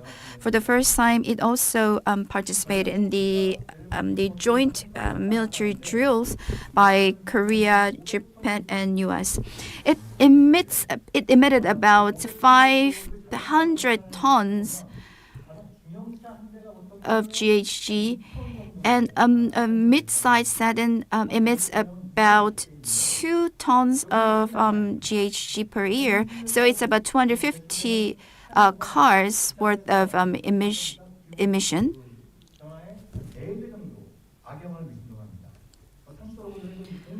So if these GHGs are emitted in the air, it's going to affect, it has about 4 times more effective than the ones that are emitted on the ground.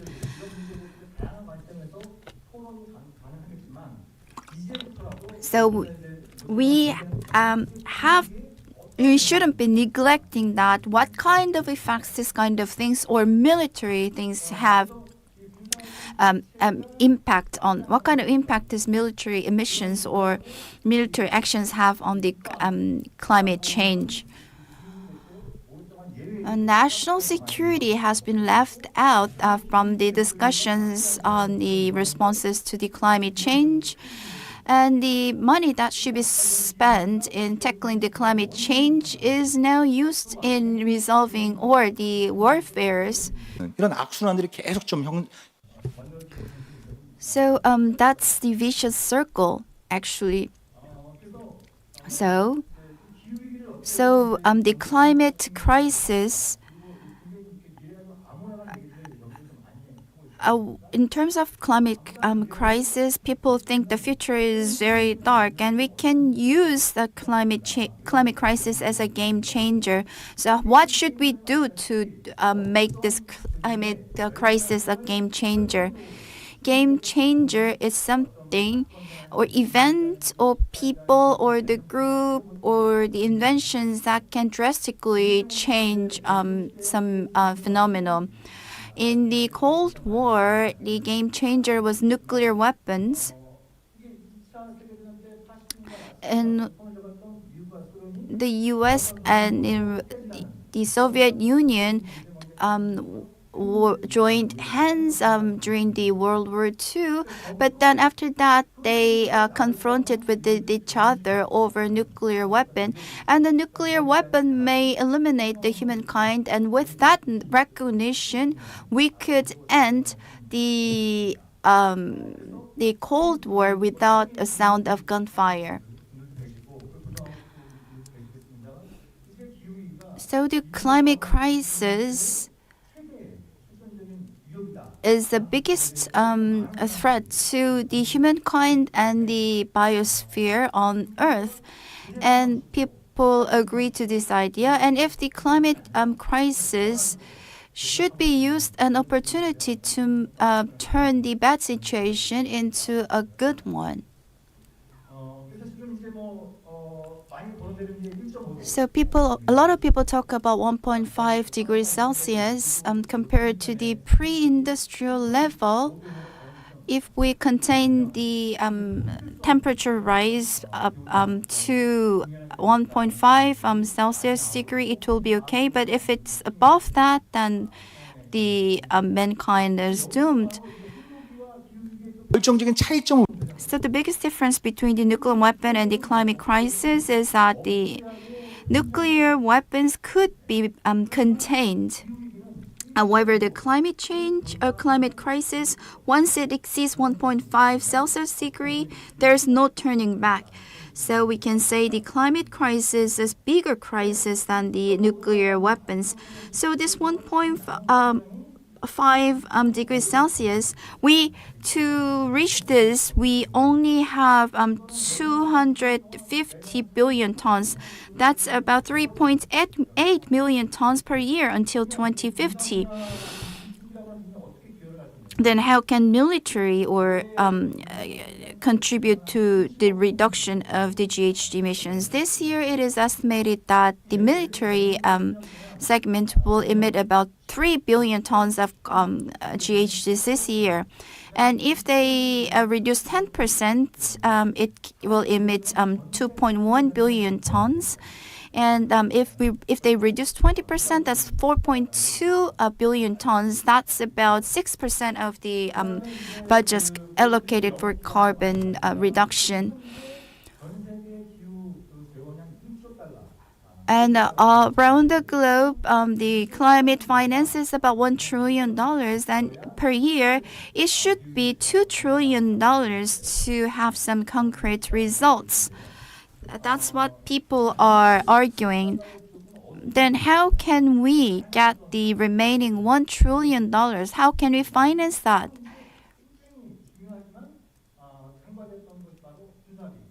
So this $1 trillion can be supplemented from the military sector. If you look at the recent trend from next year until over the next 7 years, the military spending is expected to reach 18 trillion won. If we freeze the military spending at the current level, we can have about $4 trillion that can be allocated for climate finance. So by reducing the military actions, we can have lower emissions. But by cutting the military spending, it can reduce the carbon emissions as well as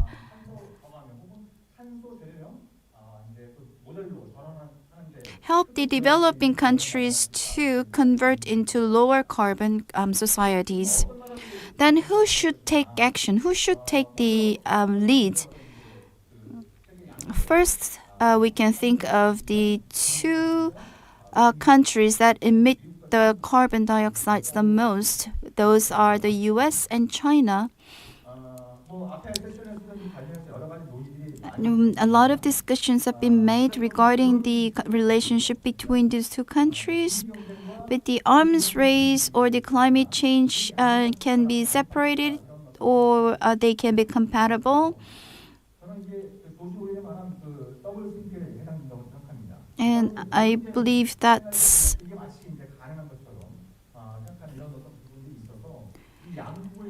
you may think they can be compatible, but they are conflicting with each other. So my belief is that the climate crisis and the military spending cannot coexist. So we have to raise voices that the countries must cut their military spending and finance the climate actions. And the G20 accounts for about 75 to 80% of the carbon emissions, and the military spending, in terms of military spending, they account for about 90%.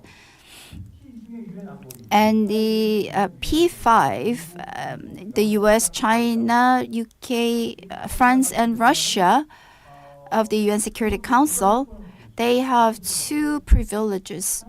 One privilege is that they are the official nuclear countries, and they also have the right to veto. 조건을 준 데에는 So if they have these two powers or privileges, they have to contribute themselves to the peace of the world. But their actions have been gone on the towards the opposite directions. So if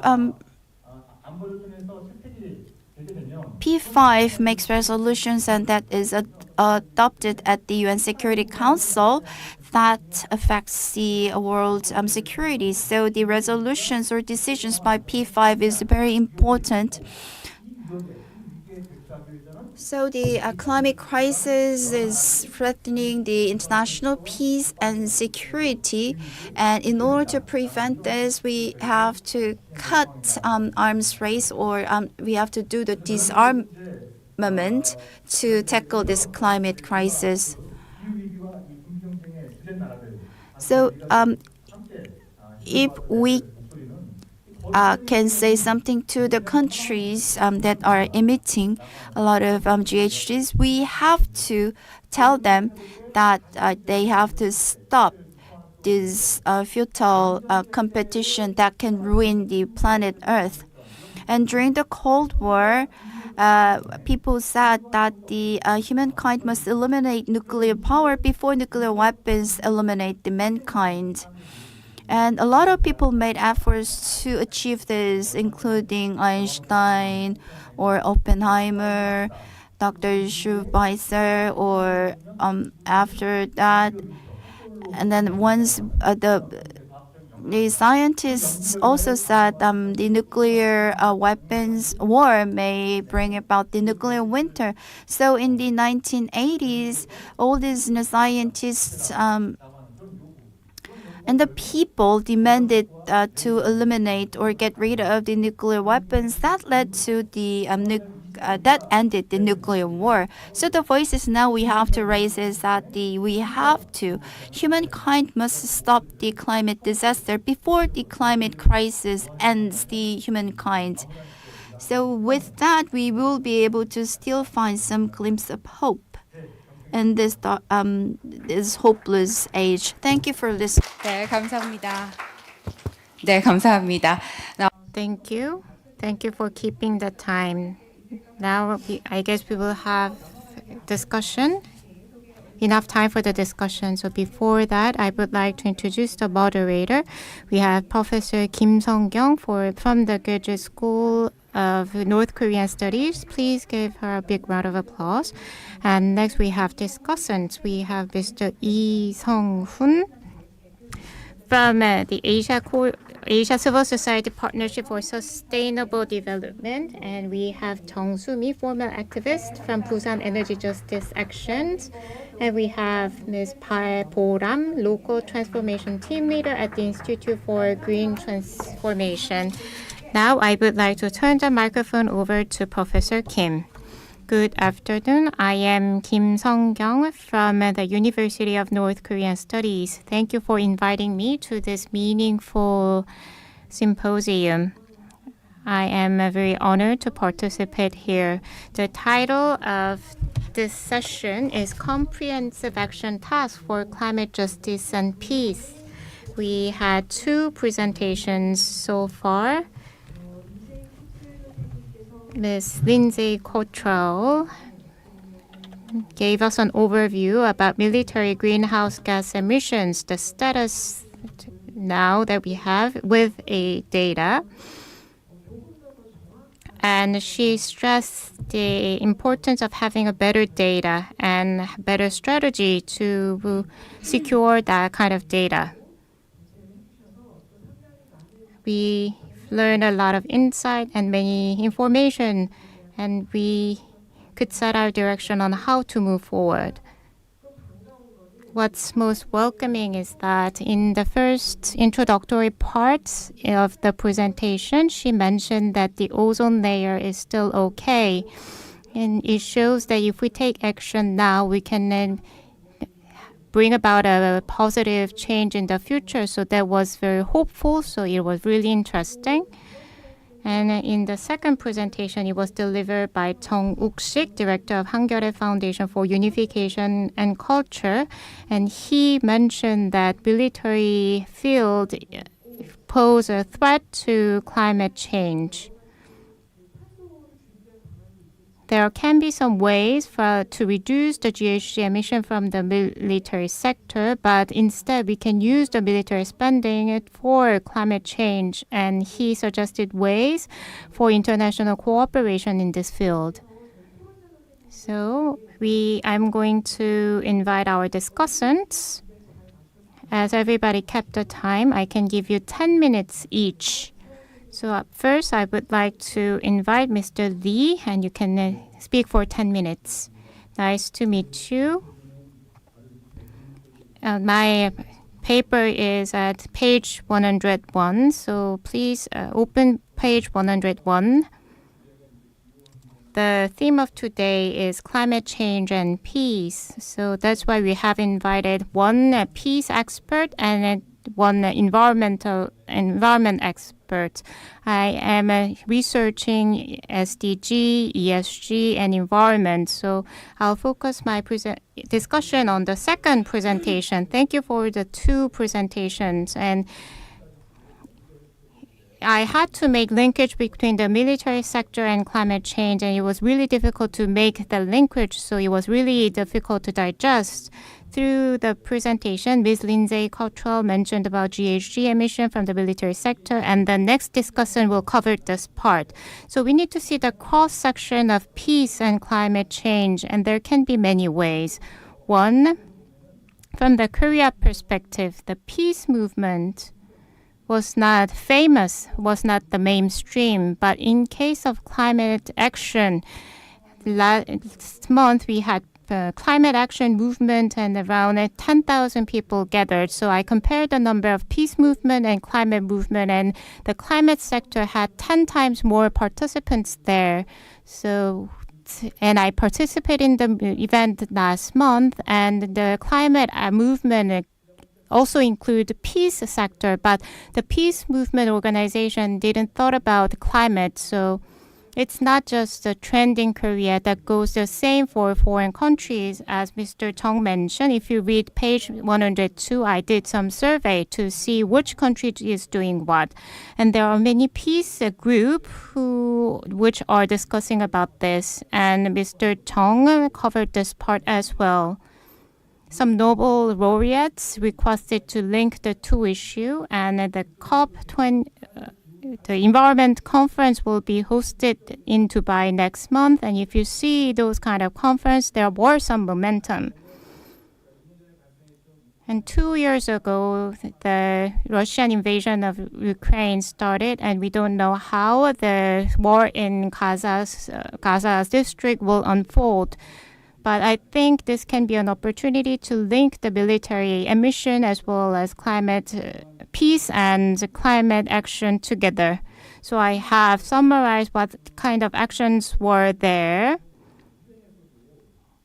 What's interesting was that the UN, so far they there was separate organization that dealt with security and separate organization that dealt with environment, but they combined those two and they launched the Climate Nexus group. So I hope that we could have a look at this because UN activities have great influence in the Korean Peninsula, and I hope that we can take this opportunity to link the two issues. If you see page 130, I made a practical suggestion. So far, the campaigns can be summarized into 4. First, increasing transparency of military emissions information. And second, Nobel laureate requested this point as well, and we need to freeze or reduce the defense budget and prioritize its use for climate change or social welfare response. And from the UN side, there are SDGs, so there's one campaign related to that. And third, many traditional peace group is requesting this. And third point is to oppose large-scale military exercises and wars, which are large-scale sources of carbon emissions. And many Korean peace groups are requesting that. And fourth is the inclusion of carbon emissions from national defense activity in the Scope 3, which has been suggested by Ms. Cottrell. And we need to include it in the UFSCCC report. There is an organization in Korea, Greenpeace, which is also an international organization. So the name itself includes Green and Peace. I served as the CEO of Greenpeace before.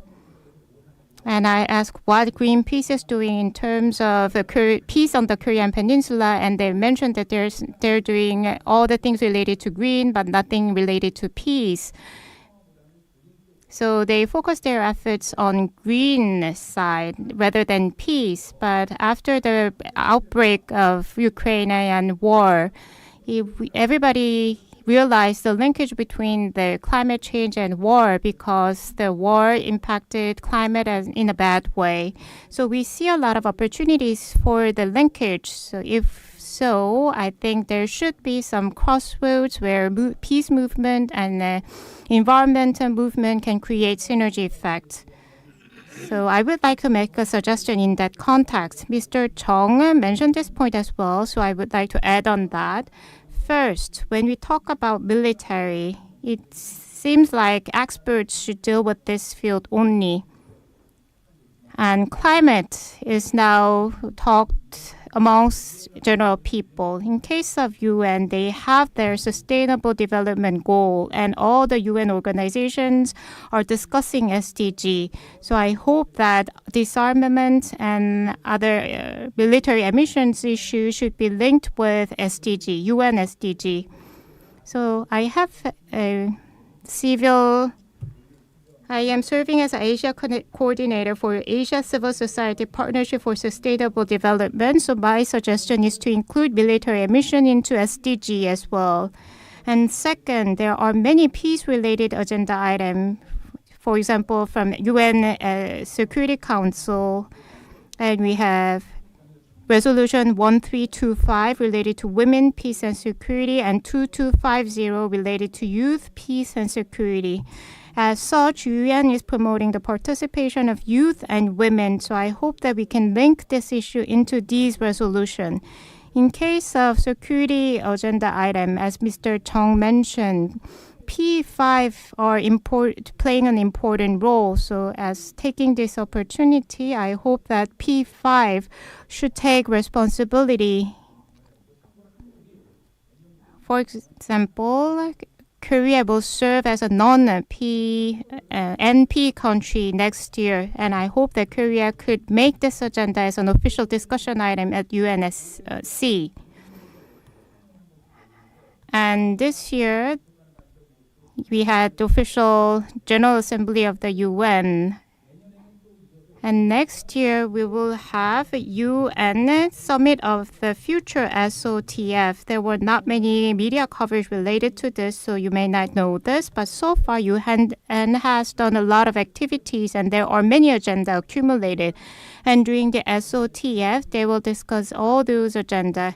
In September next year, there will be 11 agenda items. And if you look at it, there is a new agenda for peace.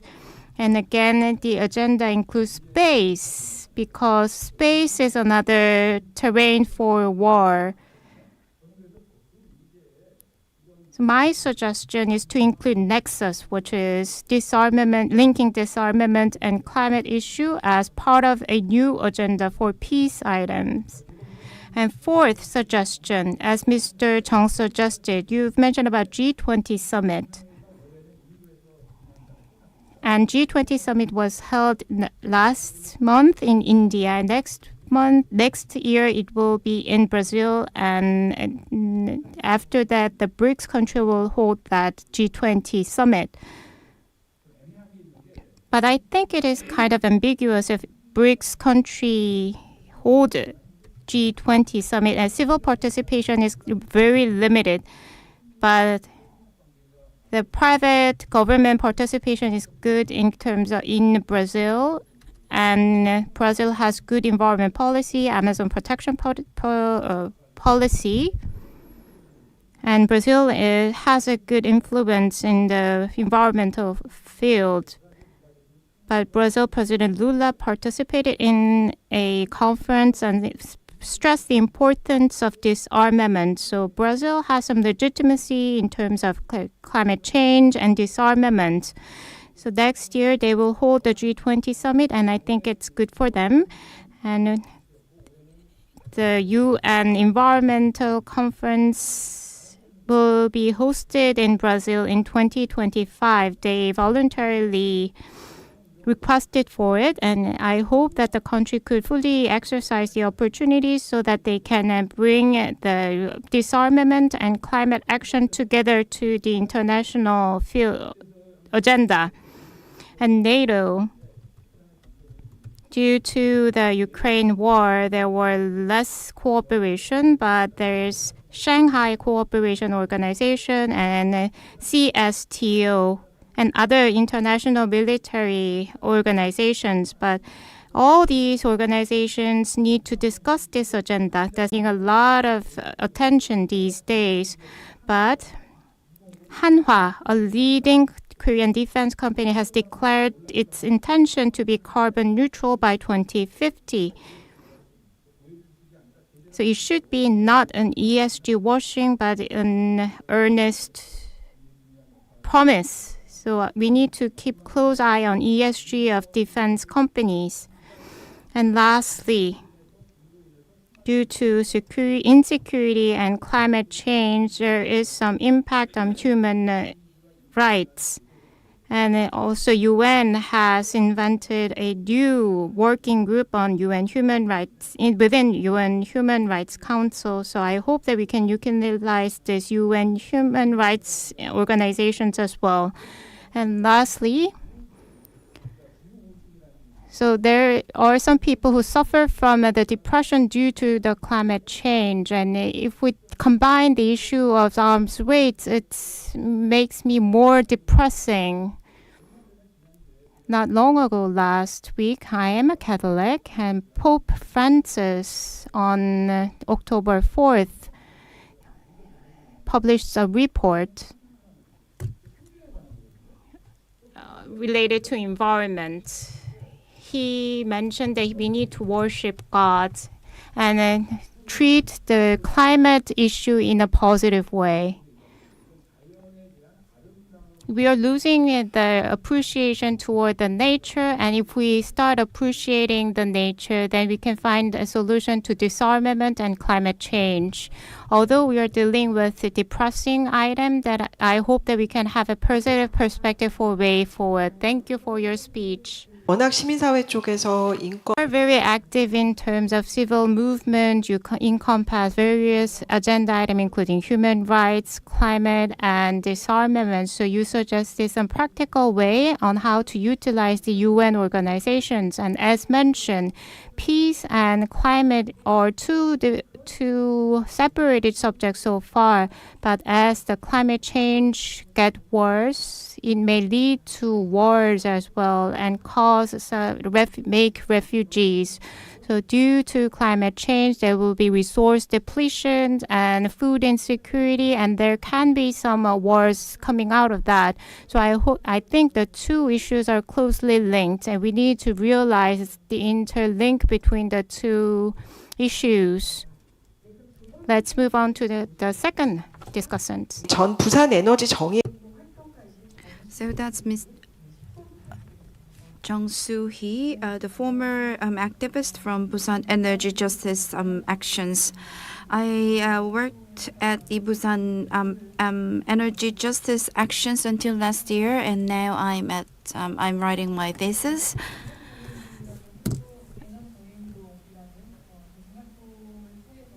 during my time with the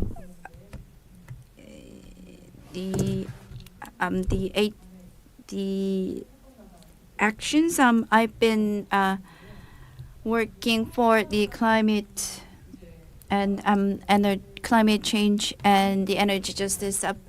The issue of peace. I've been trying to combine the issue of peace and the climate crisis, and in that course, I read the book written by Mr. Jung-Uk-sik, and I thought that's not an easy task. And if you look at the recent development, the climate crisis is worsening, and without immediate action, it can end the humankind. So the sense of urgency about the climate crisis is spreading.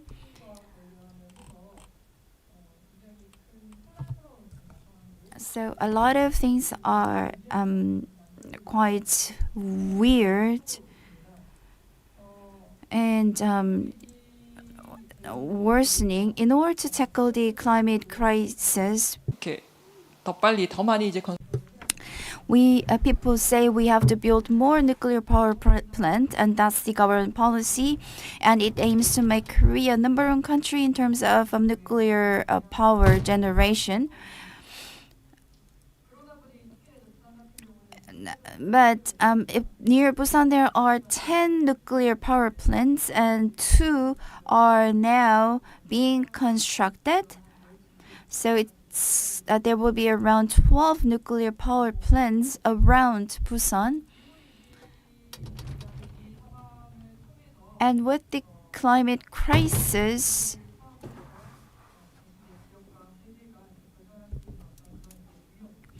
the world is now being threatened to be eliminated with the climate crisis, and I felt very frustrated that Busan will be surrounded by a lot of nuclear power plants.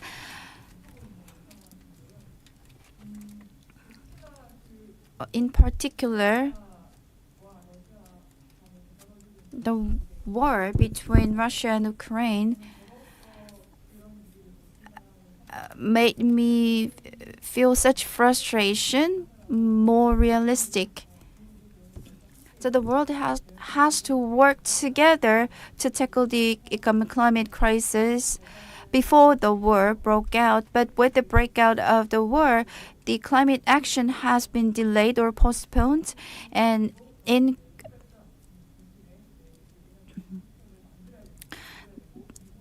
that's why the Korean government is saying that we have to build more nuclear power plants.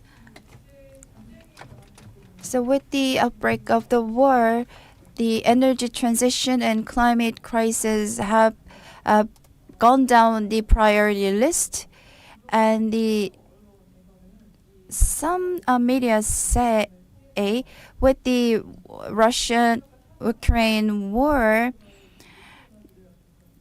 the transition towards the green energy has been accelerated in Europe, but that's very minor opinions or comments. But what is more dominant is that the green transition has been delayed with the breakout of the war. As such,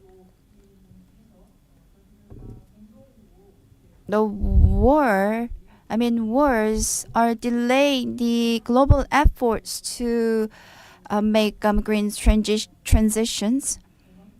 And seeing that, I am very frustrated. So in that sense, when I was proposed to participate in this symposium as a discussant, I had an opportunity to think about the areas that I haven't thought about seriously. And in the military sector, the climate crisis is an important factor to be considered. And the governments around the world, including Korea,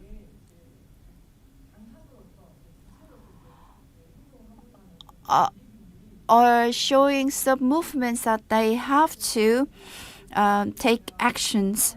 And those phenomenon take two shapes. First is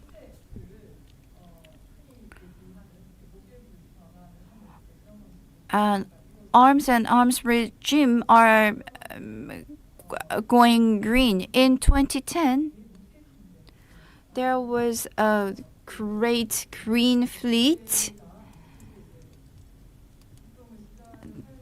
that started operation in that year. So in this weapon area, they use green energy and they are trying to go green. So the technology is being developed and in a lot of ways, and ammunition, the green conversion is taking place. But that is also grotesque as well. The weapons are to kill people and you put green there, but that's absurd. Awkward. So the climate crisis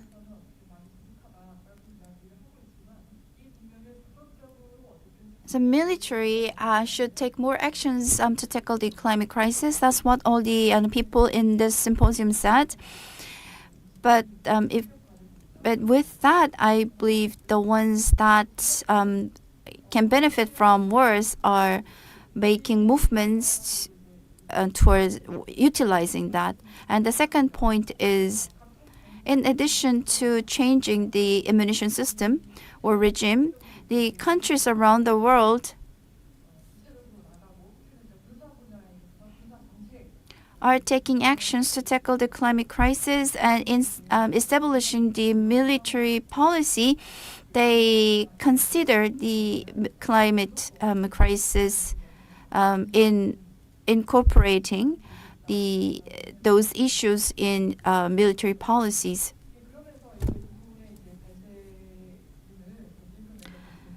So after listening to the presentation of Ms. Cortural, what you presented was totally new to me, a new attempt or new approach. Nonetheless, so this new approach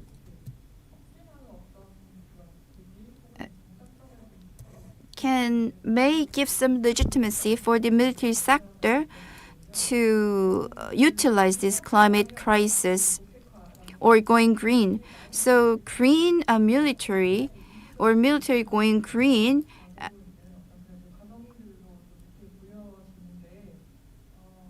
seems like the military sector is being sophisticated in terms of technology. But this advancement in technology of military sector must contribute to the peace. So we need some discussion around that. And the second point is that Mr. Chung said the arms spending must be reduced to be used for climate crisis, and that was quite surprising. At the same time, it sounded very appropriate. However, how can it form the power to achieve this is still remains a big task or challenge to all of us. The international community and the roles of the superpowers must be defined, and this definition can be made with the organized power of the citizens or civil society. However, in Korea,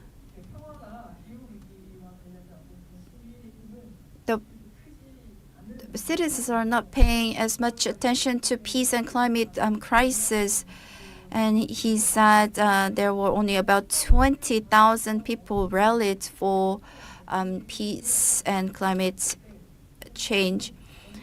So that's too little a number. So we have to think about how to organize the citizens' power to tackle this issue. Maybe we need some comments or measures for that. Thank you. 감사합니다. Thank you.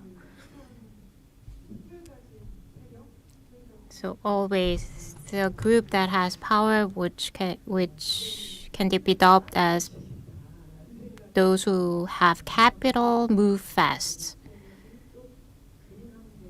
You've mentioned about green fleet of the military, and it was surprising to hear that.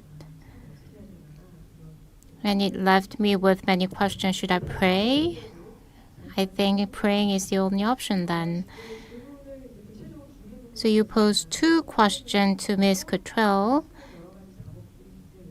and you emphasize that Ms. Cottrell's work on assessing more data is meaningful. And you've mentioned, isn't it a greenwashing of the military field, because military can use that climate action to develop more sophisticated military forces. So I think climate action can be a reassuring concept that we can have. And you mentioned that military could take that as a reassurance in building up more forces. And second question was directed to Mr. Chung, and how we can organize political movement based on that. And thus, I would like to invite last discussant, and is Bae-Bo-Ram, Local Transformation Team Leader at the Institute for Green Transformation. Good afternoon. I am Bae-Bo-Ram. I would like to thank Ms. Lindsay Cottrell, because I visit your SEOPS website a lot, and I got a lot of insight from your website. So I would like to thank you, and it's my honor to meet with you though online. And I'm grateful that I had this chance to discuss on this issue with all of you. After listening to the 2 presentations, I wanted to talk about the Ukraine war and resulting boom.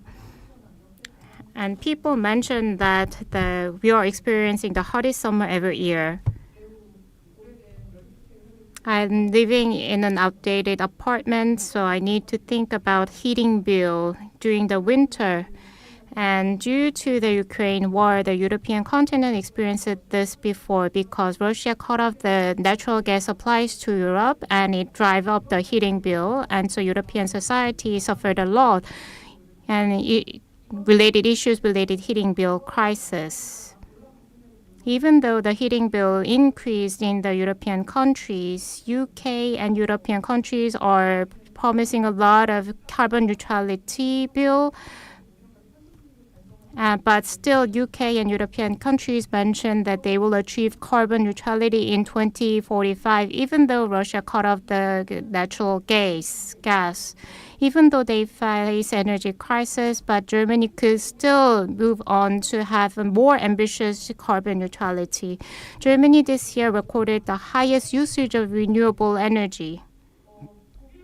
In case of Germany, they are expanding their renewable power plant for those like me who need to be concerned about heating bill. But in Germany, people can get another alternative sources of power. And it is expanding in the European countries.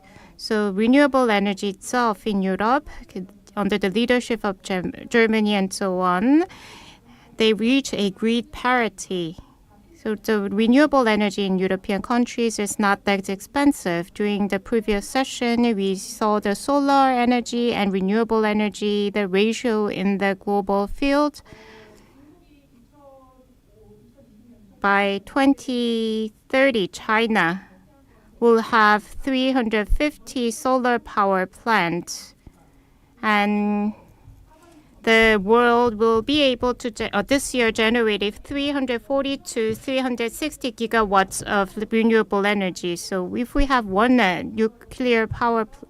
renewable energy power plant, it equals around 350 nuclear power plants. In case of China, Professor Lee mentioned that the actions on renewable energy is kind of sluggish compared to the West, but their industrial growth is very rapid. If we compare China against Europe and US, I think the industrial reform is taking fast in China, and that the related industry is enjoying the boom. And there's another boom, which is about defense industry. Mr. Chung mentioned this point as well. And this year, we saw a lot of budget allocated to defense industry. And in this boom, Korea is a beneficiary of this booming defense industry. After the Ukraine war, the East European country, I don't have much knowledge about the defense system or armament, but we sold a lot of arsenals to the Ukraine. And Korean defense companies exported many munitions. I think the booming of this industry is very concerning because many local governments is adopting to boost their defense industry in order to revitalize their local economy. And the previous discussion mentioned that the President Yoon emphasized the importance of nuclear power plant. And during his visit to overseas, the media covered that there will be a defense deal in Changwon, Daejeon, Jeollabuk, North Jeolla region and Gyeongnam region. They are focusing their efforts on a manufacturing sector to boost this defense industry. In case of Changwon, after the Ukraine war, we signed a lot of contracts to East Asian countries to export defense goods, and there was a news coverage that Changwon played an important part. But I think this is very worrisome because so far we focus on manufacturing industries such as steel, shipbuilding, and automobile, and this goes against the tide of the world, which is shifting toward the more eco-friendly industry structure. So if we spend more on defense industry and if we link it to the local economy revitalization, I think this is very worrisome. What's important here is that the use of electrified weapons, because if the weapons are electrified, then it can be regarded as a carbon neutral thing. In the Ukraine war, we used a lot of new kind of weapons, such as drones. Drones are ambiguous in terms of whether it is private or military because it can reach carbon neutrality. And a major defense company of Korea promised that they will reach carbon neutrality by 2050. I visited ADEX, the Defense Industry Expo, yesterday. They announced their plan to develop hydrogen drone and electrified drone and so on. They can make an attack drone using electricity. So I think that the defense industry can be electrified, and if this industry is electrified, then it has a high potential to be carbon neutral. If you see this trend, as Ms. Lindsay Cottrell and Mr. Chung and many others mentioned during the COP conference, within that structure, we need to think about how to incorporate military sector into UNFCCC and COP. And NATO discussed this point last month, and Ukrainian president during the COP conference emphasized how much GHG is emitted during the war. And UNFCCC is actively discussing this point, and we are making this discussion on and on. But if the defense industry expands without using fossil fuel, this means that we can use less fossil fuel and more electricity and make the war green. If we use more renewable power plants, and then we can make a carbon neutral weapon by changing the industry structures, this is very worrisome.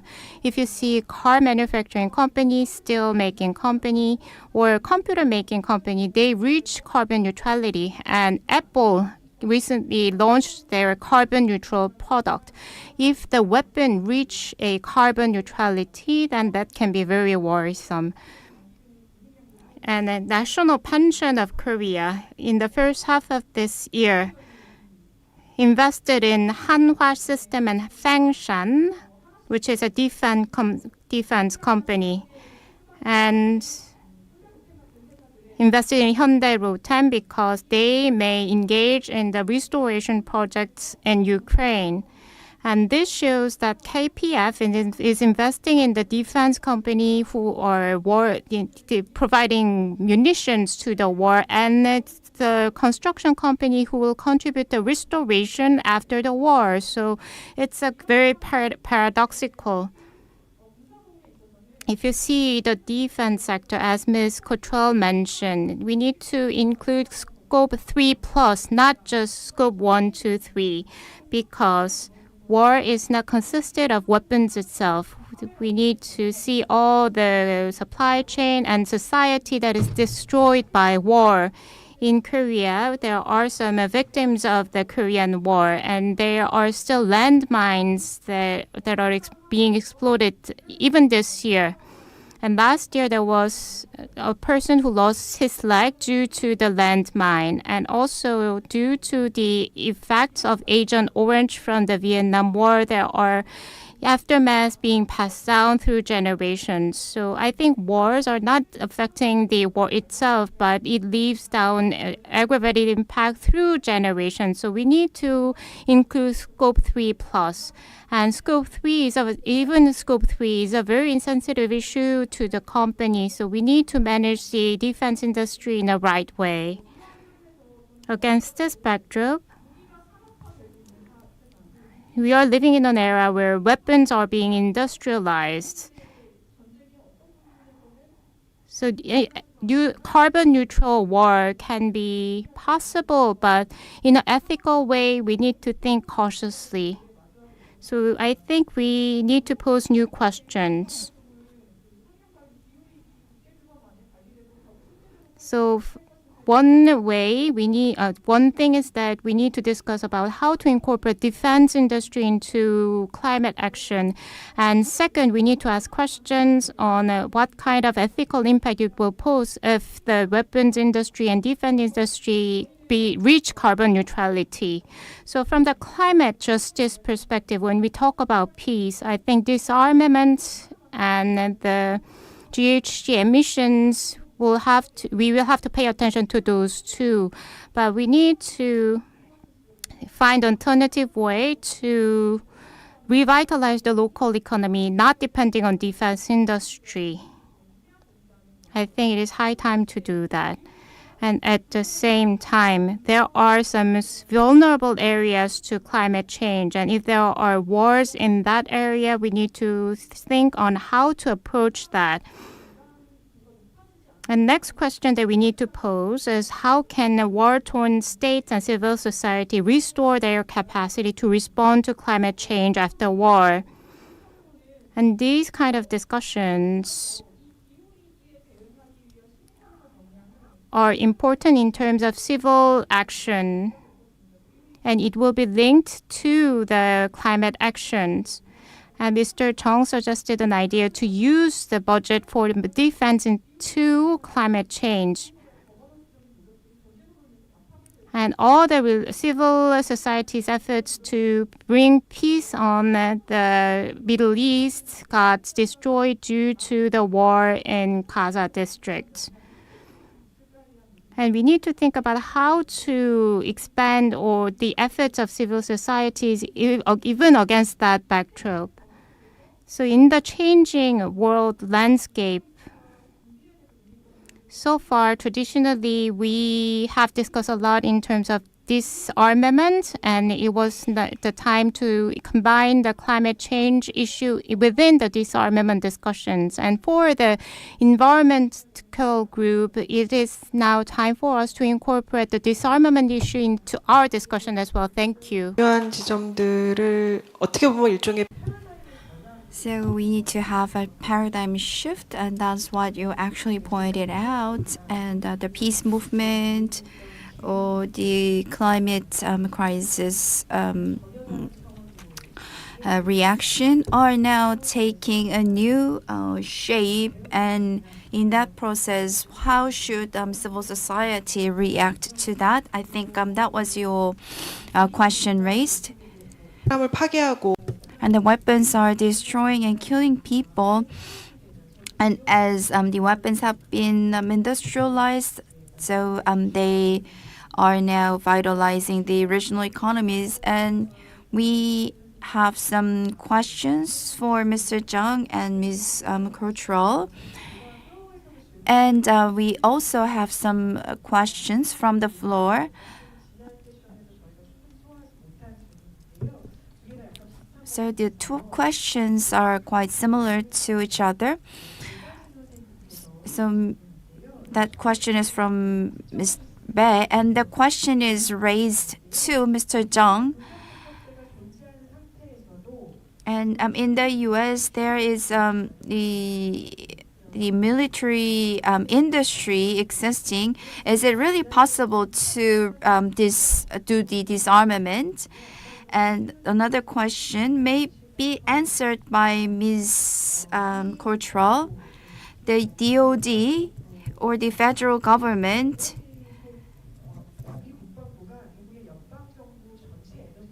the DOD accounts for the 75 to 80% of the energy consumption of the federal government of the U.S. And that is the fossil fuel. Is it shale oil? Or that's first the question. And the second question is this use of fossil fuel. Where are these fossil fuels are mainly used by DOD, Department of Defense? So if you have any data regarding that, please answer that question. And first, I think I can ask Ms. Lindsay to or the Cottrell to answer the question first. Is it okay? You could give us your opinions or the answers to the question, please. Thank you. With respect to the US Department of Defense, I don't have any specific data on what the source of the fossil fuel is. I don't kind of cover that area, but inevitably aviation takes a bulk with respect to in the UK specifically, so I imagine the same will be occurring also within the Department of Defense. But on kind of a much wider point, that was the points raised about kind of greening the military. Can you have a green military? I would completely agree that no, you can't. And also, we should be very cautious about having this tunnel vision on greenhouse gas emissions, because we've got all the other environmental impacts linked with conflicts, and it's not just about greenhouse gas emissions. And we should be very cautious, yes, about greenwashing, which is why when we're talking about reporting and the need for transparency, that's why it's so important so that we can scrutinise what's being said with respect to strategies and what's being achieved, because without that, going back to the data, we need to be able to hold governments and hold their militaries to account. Thank you. 네, 감사합니다. 조금 이따 또 다른 질문과 Later on, related to other comments and questions, I think we can cover that later on. And Mr. Tong?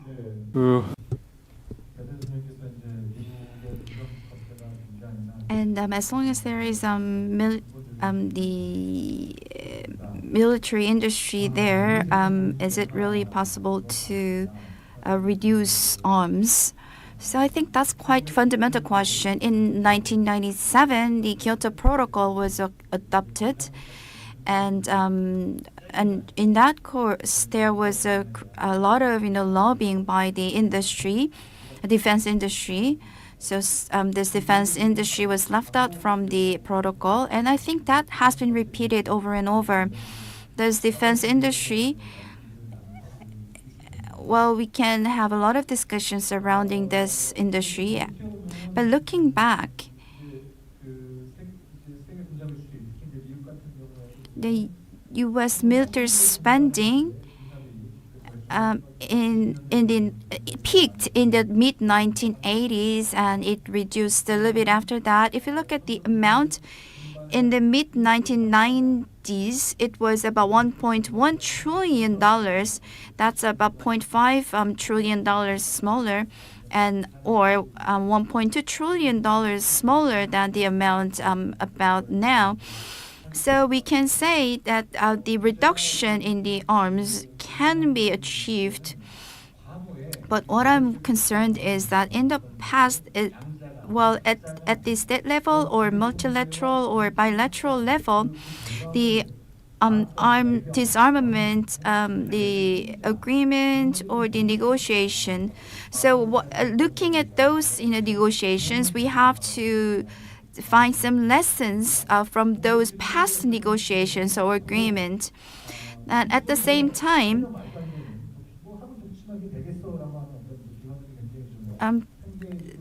pessimism is widespread that the disarmament cannot be achieved, and we will have to find out what could be the trigger to achieve this disarmament, and we have to do the research, and the research results must be shared with many people. As Ms. Zhang just mentioned, you have a good motive, but how can you achieve that? Well, that's my biggest agenda, actually. Well, I cannot tell you this in detail, but some people are now, including myself, are thinking of ways or discussing ways at the moment.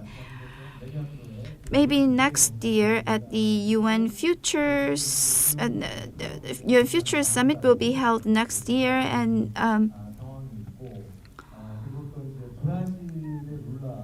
the President Lula from Brazil, landmine or the nuclear weapons or other arms have been reduced. And if you look at those actions, the civil society and the related countries like New Agenda Coalition or Middle Power Initiatives, the small to medium-sized countries gathered power together to make those things as an agenda. If you carefully look for the ways, we can find some governments that also share this sense of urgency. So we shouldn't do this alone. Maybe we should sit together and think, gather wisdom together, and then we will be able to find a breakthrough to this issue. As I am an activist, so I will not just think of issues only, but I will also think of ways how to make these issues into actions together with the various organizations or the governments around the world. Thank you. 지금 또 우리 린제이 선생님. And Ms. Lindsay Cottrell, I would like to ask you a question. One more. I am curious about UK situation because CEOPS is based in UK, and as mentioned, UK published a defense and climate change report, and UK is doing a lot of activities in terms of disarmament and climate change. So I would like to hear from you on the situation of UK. I heard that there's some instability in terms of political and social impact after Brexit. And I would like to know whether there is any civil actions or movements for disarmament and climate change, or is there any influence made from the civil organization to the government in terms of this issue? In case of Korea, we remember COP26 conference at the time. The UK government took the lead in leading the discussions and did a lot of promotions and so on. And from the activist point of view, the impact wasn't practical. And there are some people who are pointing fingers on COP26 saying that there were no practical actions after that. So I would like to hear about UK situation now. I think that will expand our knowledge, so please. Thank you very much. I think The situation in the UK, I think, is reflected elsewhere. A lot of the pressure is coming from peace groups with respect to looking at the link between climate and the military, and there's not the engagement we're not seeing yet with respect to environmental organisations and climate groups. It is changing slightly because of, unfortunately, the war in Ukraine, as has been mentioned. It's highlighted the direct impacts that conflicts have on the environment and also on greenhouse gas emissions. But I think what we felt is that environmental and climate organisations have in the past and have still to move on to linking military and climate, because I think they see it probably as quite politically sensitive and not something that they've dealt with in the past. But I think it is shifting. The one problem we have in the UK is the current UK government. There's been a pushback last month. The Prime Minister Rishi Sunak kind of pushed back on some of the UK targets. So there's been a little bit of been a lull, I think, in recent months with respect to how committed the UK government are towards actually achieving their net zero targets. But there is an election next year, and there's hope that actually things will change next year. And because of that, what the UK MOD has been progressing, we've been a little bit worried that perhaps where they're trying to move forward with respect to being more transparent with their own climate strategies within the MOD, is that they may have pushback from government with what they're trying to achieve. But they have set out a climate strategy which was published in 2021, which is actually quite progressive compared with what has been published by other countries, in the fact that they've set kind of epochs for when they need to have kind of looked at their emissions and then looking at alternative technologies. But what they haven't done is set a target. They've talked about contributing to net zero, but they haven't actually set specific targets. And also it's quite difficult to see, because obviously the UK MOD is an immense organisation and very complex. Then there seems to be a lack of cohesion within the MOD as to how they're tackling their commitments to climate reduction. Some like the RAF, the Royal Air Force, have set a target of meeting net zero by 2040, but there's no target set, for example, across the UK Army. So there's disparities there, and this is what we've been kind of highlighting through, ourselves, Scientists for Global Responsibility, or another key player who've done a lot of the number crunching. And one of the things that they found when they looked at the data and the targets that are green government targets, which apply across all of UK government departments, is when you look at the targets set for the UK MOD, they're really, really, they're not stringent enough at all. And what the MOD have actually met with respect to their targets is only been achieved because of decarbonisation across the national grid. So it's not actually initiatives that the MOD themselves have been taking, it's just they've just been able to benefit from the reductions from their electricity supply, for example. So there's a lot more still, I think the UK are slightly ahead of some of the other militaries, but they've still got a heck of a long way to go. And I would recommend having a look at that House of Commons report, because it's usefully kind of summarises some of the key actions that actually they still need to do. But the government haven't yet responded to that, which they should be doing in the next few weeks, and that should also be published, which we'll be sharing when it is as well. So keep an eye on our website too, and we'll have a commentary on that. 네, 감사합니다. 또 계속 보고나. Thank you.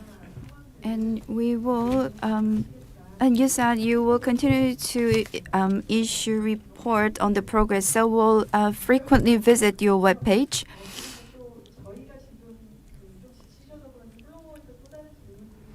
So we don't have any more questions from the floor. They must be tired. So let me have this privilege to ask you a question. Well, Mr. Lee or Mr. Chung can answer this question. First is UN or other international organizations can take actions to tackle this issue. And in the morning, Mr. Dan Smith said there is some.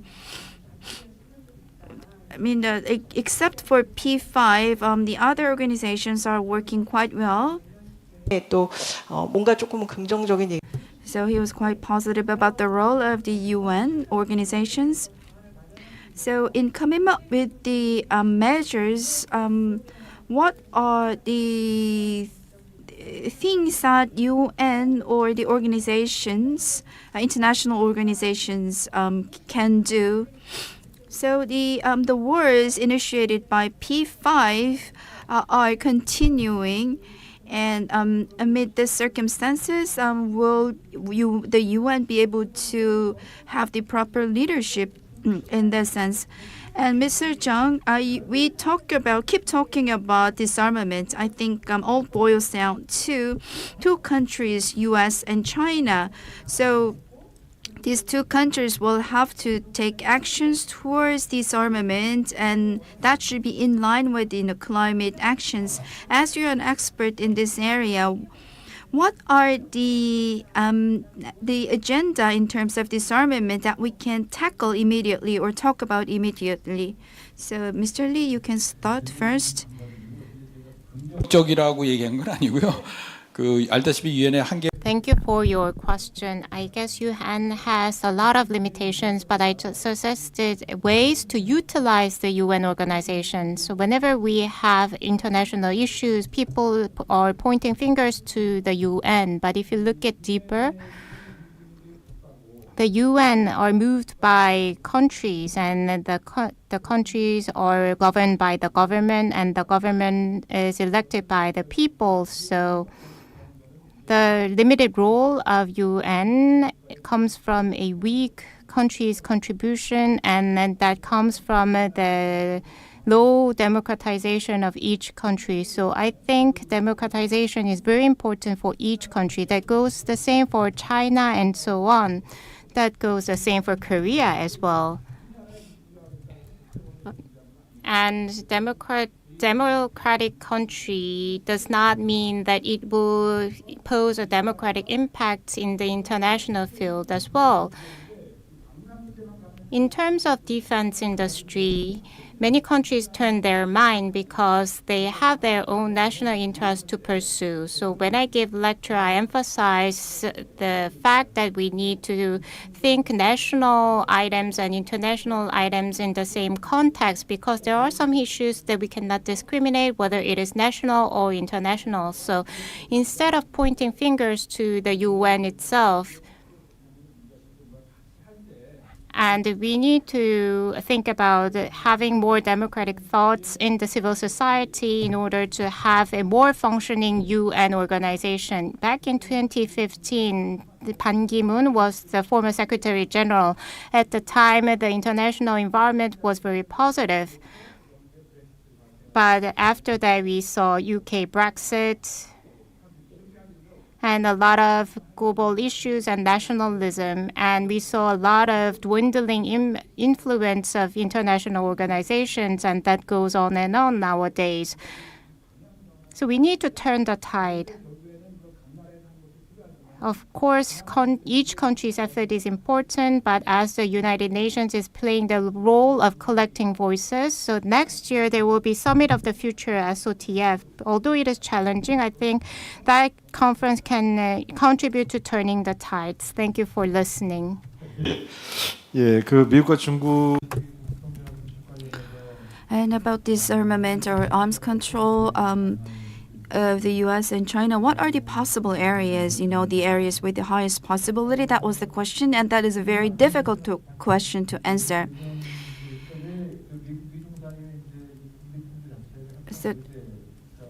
So arms control or disarmament between the US and China have not been discussed. Actually, in the past, there were two treaties. First is ABM, that was signed in 1972. So the two countries agree that we will not build missiles. as much as possible. And the U.S. government stepped away from the treaty. And about that time, U.S. think tanks came up with very interesting reports, and they after interviewing Chinese experts, they concluded that if the U.S. starts to build missile defense system, China will start to build nuclear weapons, and with that, China will have about 10 times more nuclear weapons from then. So a lot of media covered the increasing nuclear weapons of China, but the one important cost to that is the scrapping the ABM treaty, and with that,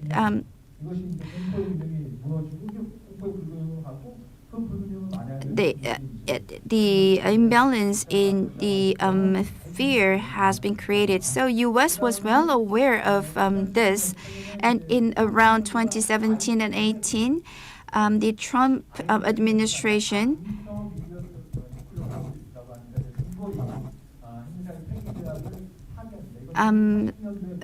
abolished this INF. That's for the mid-range nuclear weapons. So blaming the Chinese government, the Trump administration abolished this treaty. So while sticking to this treaty, the U.S. sticking to this treaty, China kept developing mid to long-range nuclear missiles. So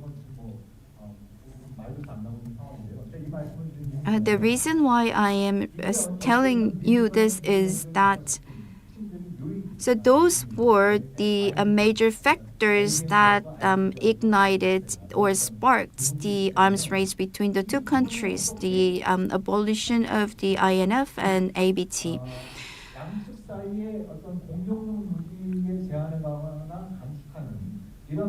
So it is now impossible for the two countries to negotiate the disarmament.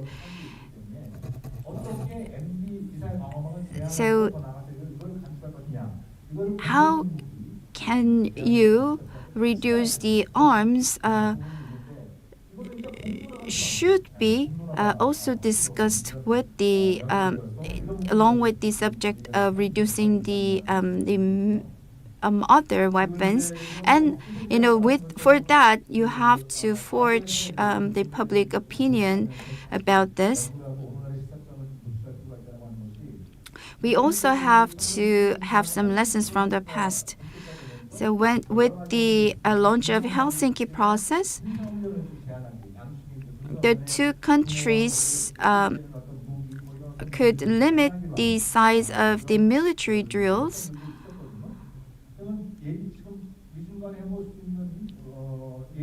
So one of the things that the two countries can try could be that a lot of military drills are taking place around the Korean Peninsula or the South China Sea or the Taiwanese Sea. But the two countries can negotiate to reach an agreement that they can limit these military drills in those areas. And it could also, as the military drills are participated by many other countries as well, they can.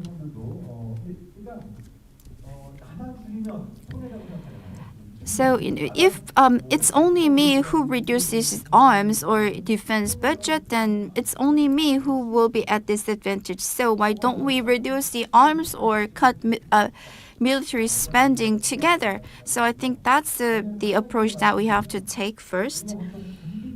And when we talk about disarmament, you may think you have less military power. So when you talk about arms, it's the military power, and the other one is military spending. So even if you cut military spending, it doesn't mean that you have smaller military power. So it could be less than what you have already planned, but you can get stronger in terms of military power, even if you cut military spending. So when we talk about disarmament, we have to get rid of all the old weapons, and we shouldn't be thinking that way. Thank you. 혹시 토론자 두 선생님께서 To other two discussants, I can give you 1 minute each. Do you have anything to say? Oh, is that okay? Can we skip? Or 1 minute? So during the discussion, I touched upon this point.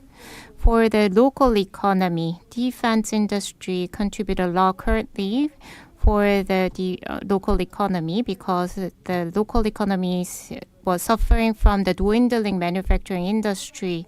For steel manufacturing or automaking industry, there were a new trade barrier and the industrial structure is shifting. And Korean government is backing the defense industry and included as one of the strategic industry of Korea. And many local economy is considering defense industry as a replacement of the current manufacturing industry. If so, then it would be difficult for us to discuss disarmament. During the ADEX Expo, I saw a lot of local government booths in the expo, and that means a lot. So from that aspect, so the peace movement in Korea and climate action movement in Korea, we stress that the existing industry emit a lot of GHG, and if that is restructured to defense industry, I think that is really worrisome. And I hope that we could make more discussions with the experts here. I'm curious what kind of opinion you have in this, and if we have any opportunity later on, I hope that we can further discuss this issue. So next session, one of the panel can give you an answer. So please wait for the next session to get an answer to your question. So I think that is a very important question. So we talked about the US case. In case of Lockheed Martin, the part manufacturing plants are located in 43 countries or 43 states. So if we think about economic impact, we see direct impacts of establishing manufacturing plants in one local community. And Lockheed Martin has established 43 plants across the states. So let's think about the economic impact to the local economy. So if so, they can have a bigger lobbying power and so on. As mentioned in case of Korea, the defense issue, we are discussing a lot in terms of economy and local economic development. And many politicians are backing this idea to promote the local economy. So in the next session, I hope that we can discuss this issue further. So you also introduced the next session, Mr. Jung. So Ms. Cortrell, I think it's very early in the morning, and thank you for giving us this informative information to all of us at this very early hour. I'd like to also thank the other speakers as well as discussants for their insightful comments and opinions.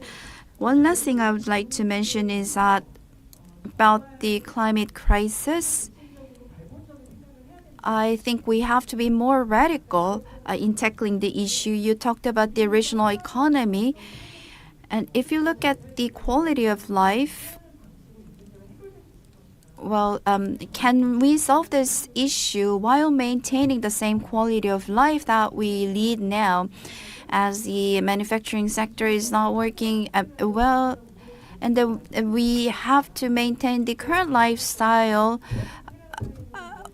to go ahead with the military industry, then we will not be able to turn the trend. So we have to think of the solutions from the very root, and it sometimes takes some radical actions as well. So thank you for your patience. And our next session, we're going to look at the Korean diplomacy. in the next section. Thank you. 네, 감사합니다. Thank you.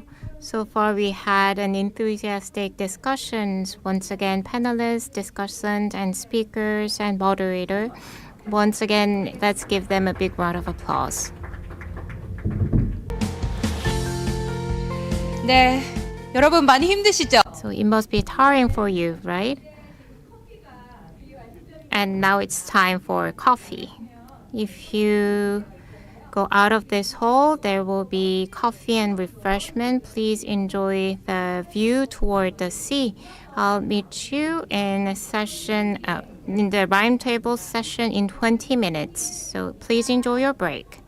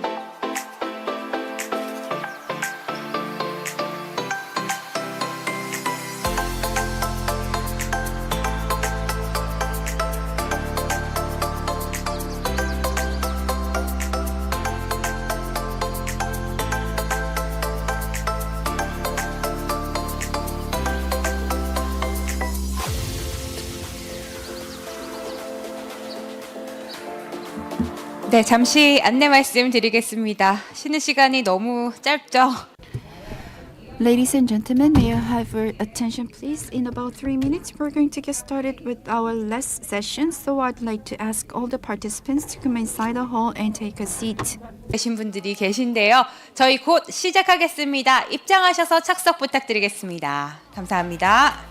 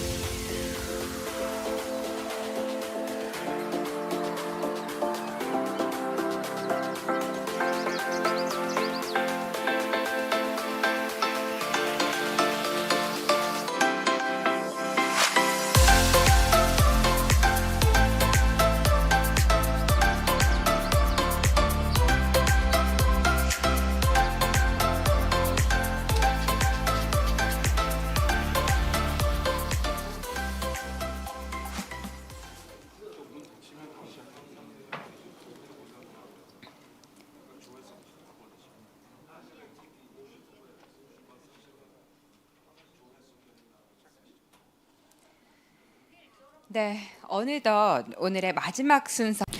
We've come to the last part of today's program, and we're going to now have a round table under the theme of Where is Korean Diplomacy Going? And our moderator and panels can be introduced. First, the moderator will be Professor Jin Si-won from Busan National University. And our panels, we have Mr. Kim Yeon-chul, former Minister of Unification, and Ms. Lee Eun-ju, member of the 19th and 20th National Assembly of the Republic of Korea. Last but not least, we have Mr. Kim Jong-dae, member of the 20th National Assembly of the Republic of Korea with us. So now I'd like to hand over the microphone to the moderator, Professor Jin. Good afternoon, ladies and gentlemen. I am Jim Si-won from Busan National University, and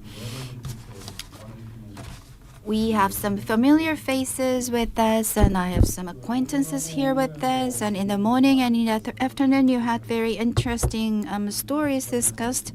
And when we are planning this year's symposium, how can we relate the climate crisis with the arms race? Well, that was quite interesting. And if we stop there, it will not be interesting enough. That's why we added this round table with the theme of where is the Korean diplomacy going, and what is the issue, and what are the solutions, and what are the alternatives, and what are the causes of the problems, if any. So as the symposium has been focusing on the reunification and peace, so we will maintain that theme in this roundtable. I will briefly introduce our panelists. We have former Minister of Unification, Mr. Kim Yeon-chul, and we have a former member of the National Assembly, Lee Eun-ju, and we also have Mr. Kim Jong-dae, a former member of the National Assembly. And in the previous sessions, a lot of academic parts have been touched upon, and this session will be more practical and realistic. So first, I gave the panelists questionnaire beforehand, and I'd like to have some answers for the questions that I raised first. And then you can have some short answers to those questions. And with those answers, we can continue our discussion. So we have about 100 minutes today. And that discussion will last about 70 to 80 minutes. And after this discussion, we're going to open the floor for more questions because we have a lot of diplomacy and the security issues. So I understand that you may have a lot of questions. So we're going to take questions from the floor, and I will convey those questions to our panels. And first question on the questionnaire is more generic one. So first, could you give us an overview of the current state of the Korean diplomacy? So please give us your brief answers. Let's start with the Minister Kim. Good afternoon. So the complex crisis can mean a lot of things. Well, at the international level or at the Korean Peninsula level and the domestic political level. So those are the three levels.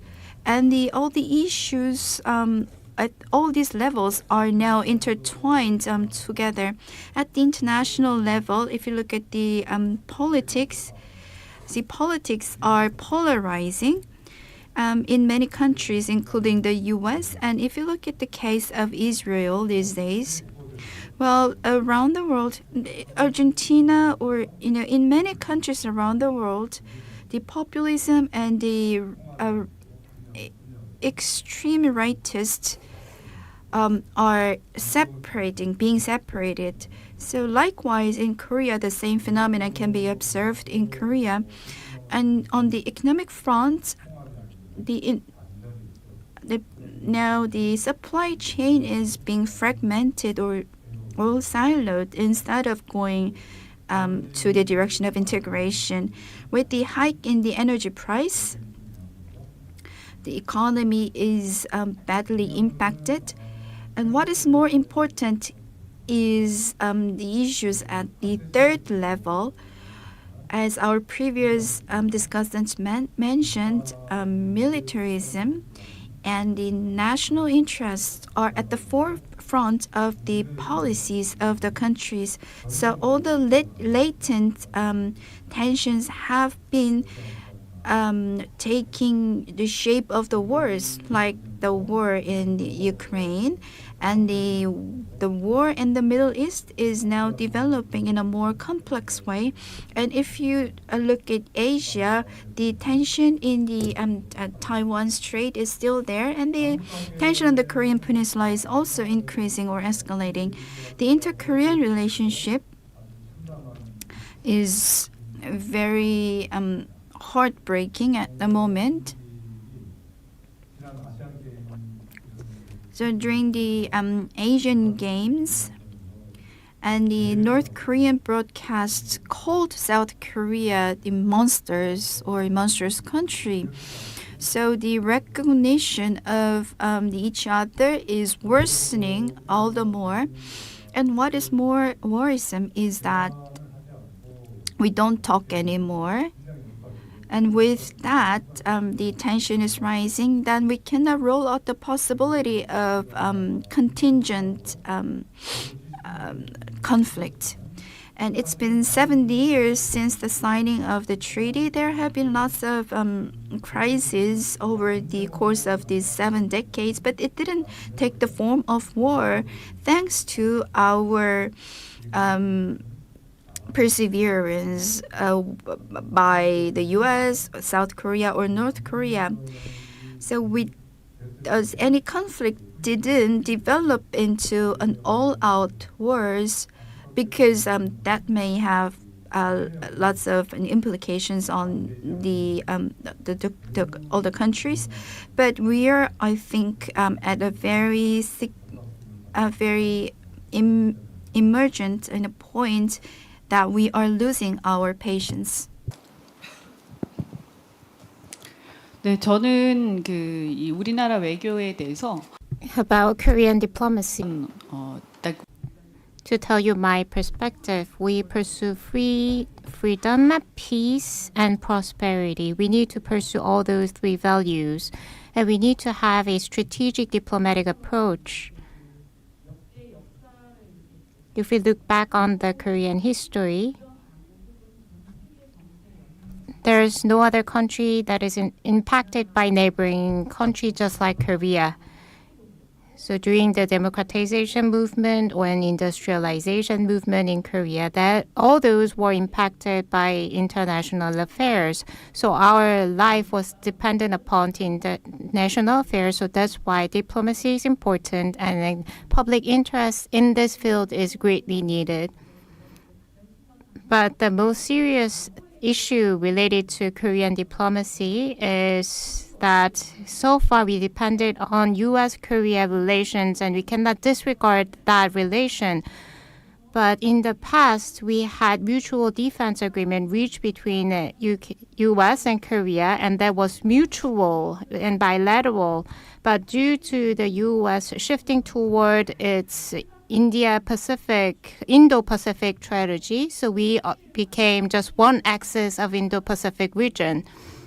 So if you read the Korean diplomatic field, I think we lost our voice. Within the axis of Indo-Pacific region, we are becoming more dependent upon the situations of the neighboring countries. And we are located in this region, and it is difficult for us to make decisions on our future. That's a horrible future that may unfold. So for this issue, not just security aspect, I think the impact will be also on the economy. Korea is a country dependent on trade. So far, we have exported and sold goods that can overseas. The country prospered when we could sold many goods, but if you see current situation, Korea is very dependent on export, but the international fields nowadays is very negative to the exporting from Korea. So we are a resource-scarce country, and we have a small land, and we are stuck in between great powers. So far, we depended upon export, but the international affairs are negative toward us.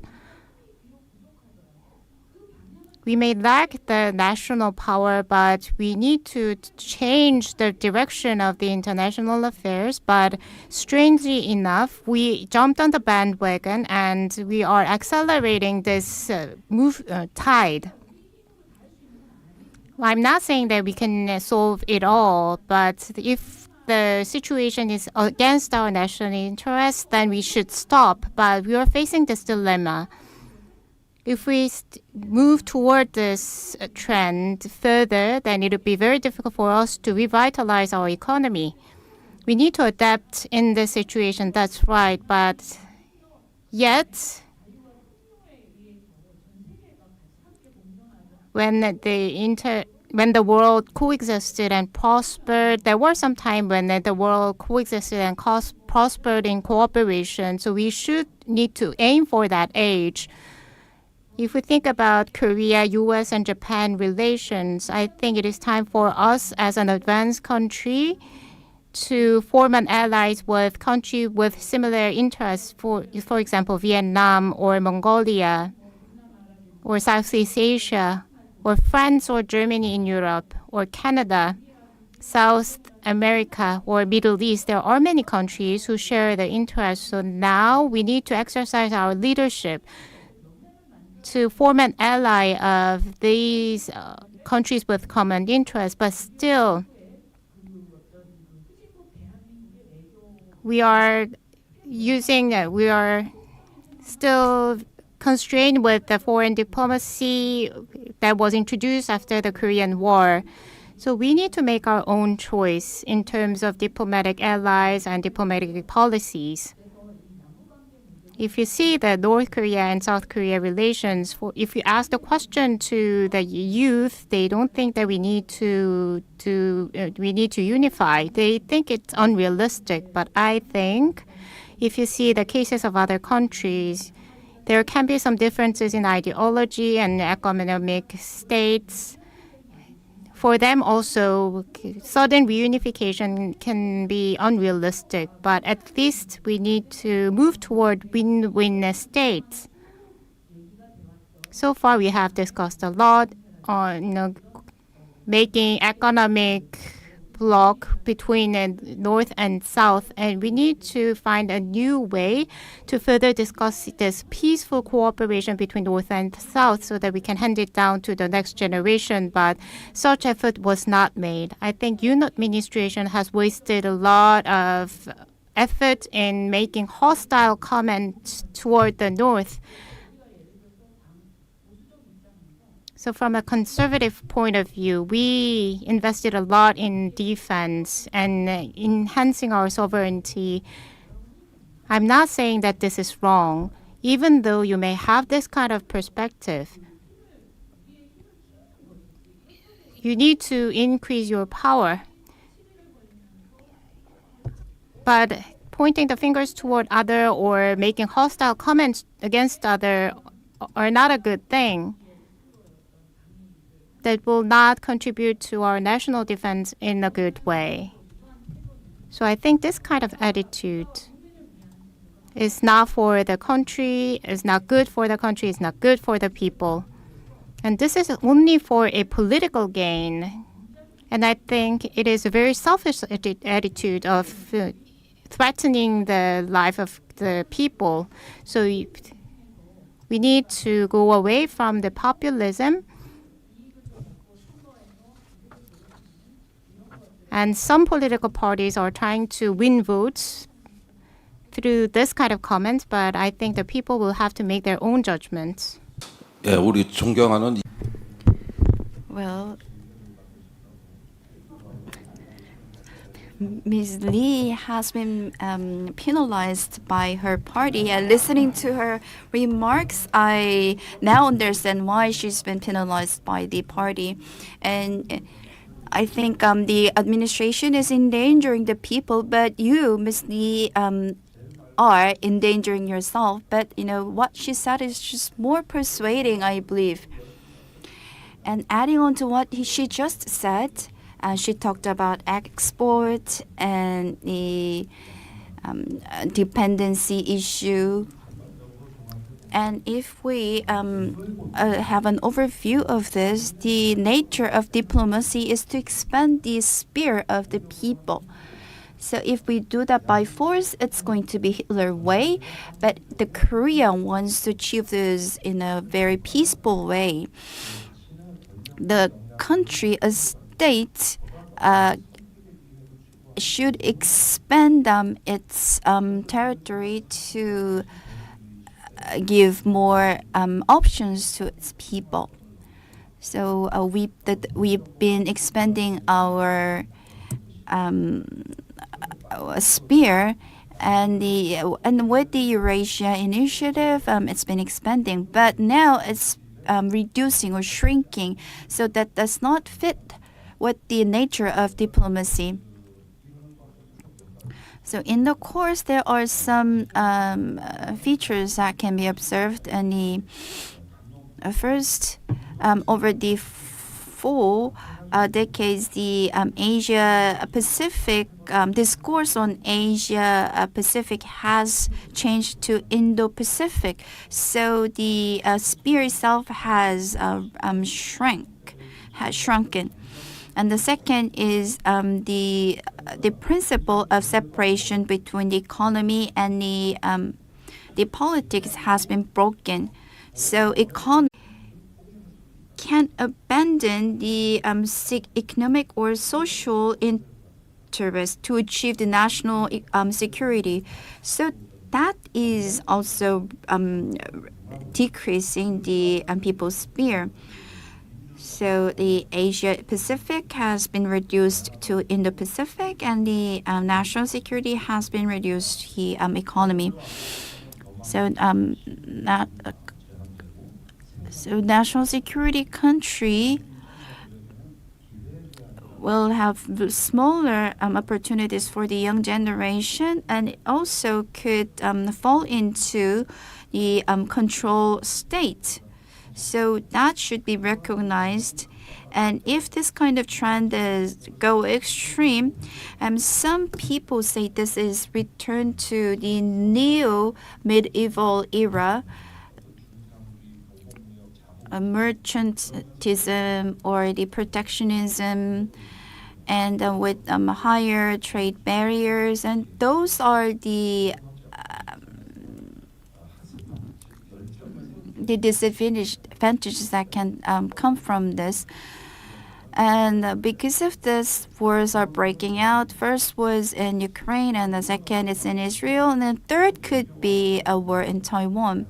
So the nature of diplomacy should serve the survival strategy of the country or Korea. The biggest issue here is Korea's security and diplomacy strategy is that the sphere of survival does not coincide with the strategy of survival. So Korea is a maritime country. It is surrounded by the ocean, so that's its identity. The strategy is the maritime country, so it doesn't coincide with the sphere of the survival. So that reduces our horizon of options. Nonetheless,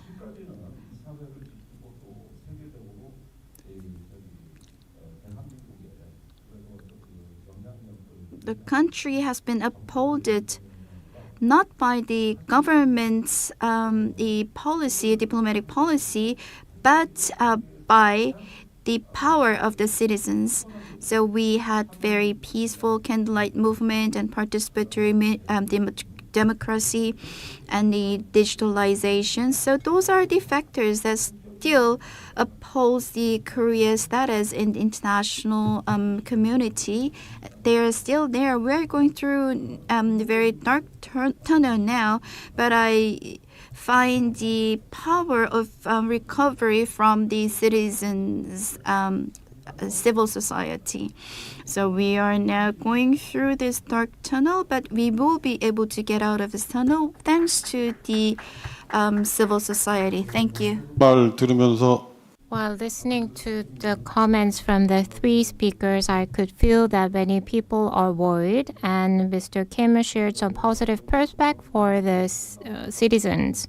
If you see the economy or relations between North and South or the sentiment across the society, we are in a dark tunnel. So the foreign policy of the previous administration, Moon's administration, and the current administration, there are many people who compare between the previous and current administration foreign policy.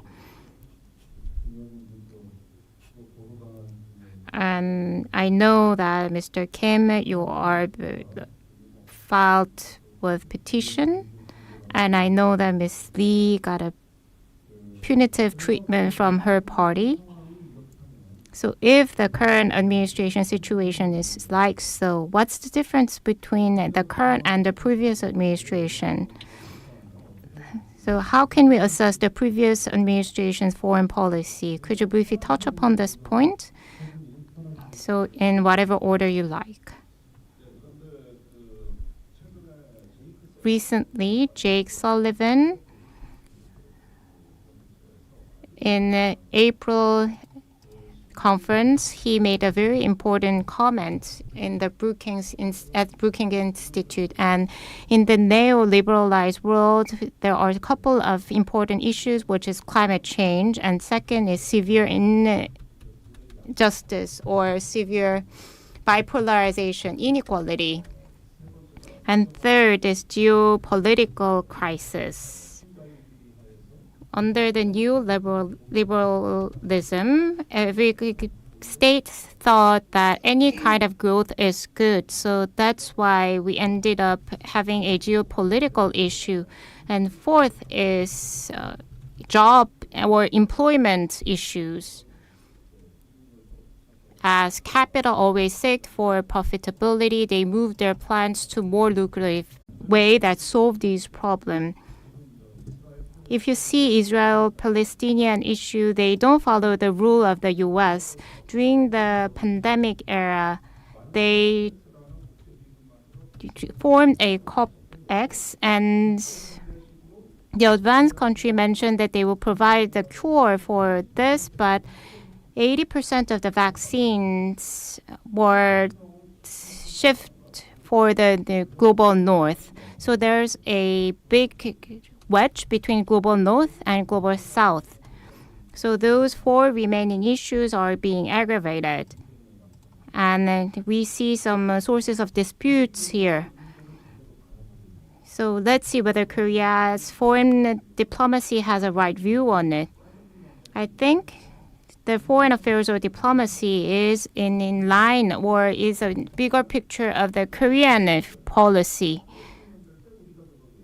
So diplomacy is something that we find from outside, a survival strategy that we find from outside. If we see the current administration or the power structure here, I think it's very ideological. And for those previous four issues, the government is not making any comments related to these. So to overcome these challenges, we need to have concerted efforts. But I think one way is a security cooperation between Korea, U.S., and Japan. And the current administration stressed the importance of living away from China. And global north and global south, even though I'm making the speech in Busan, I think we need to find a survival strategy, but I cannot find any. Ms. Lee, I think you can add on to my comments. 그런데 이제 제가 볼 때는 Well, in my opinion, the diplomatic strategy of the Yoon administration, well, I don't think there is actually a strategy there, but the fundamental issue there is that the president himself talks about liberal democracy, but the most important factor of the liberal democracy is that sovereign rights stays with the people. But the current administration's biggest issue is that in pursuing the diplomatic policy, they don't coincide with the people's sentiment. So diplomatic policy direction may change in accordance with the people's sentiment. Like in the U.S., if there is a new president or the public opinion's difference, they may change their diplomacy, the direction of diplomacy. Let's look at the Korea's case. Whether or not we can stop Japan from releasing the contaminated water into the sea. If the majority of the people are against it, the Korean government must have expressed the objection. So whose government is that? That's actually the question that people are now asking. And look at the U.S.-Korea alliance. So Korean people are in favor of the U.S.-Korea alliance. But it used to be as a measure to protect the Korea, but now this U.S.-Korea alliance is now serving its purpose to stop or deter China. So does it really coincide with the people's sentiment? The Korean people are not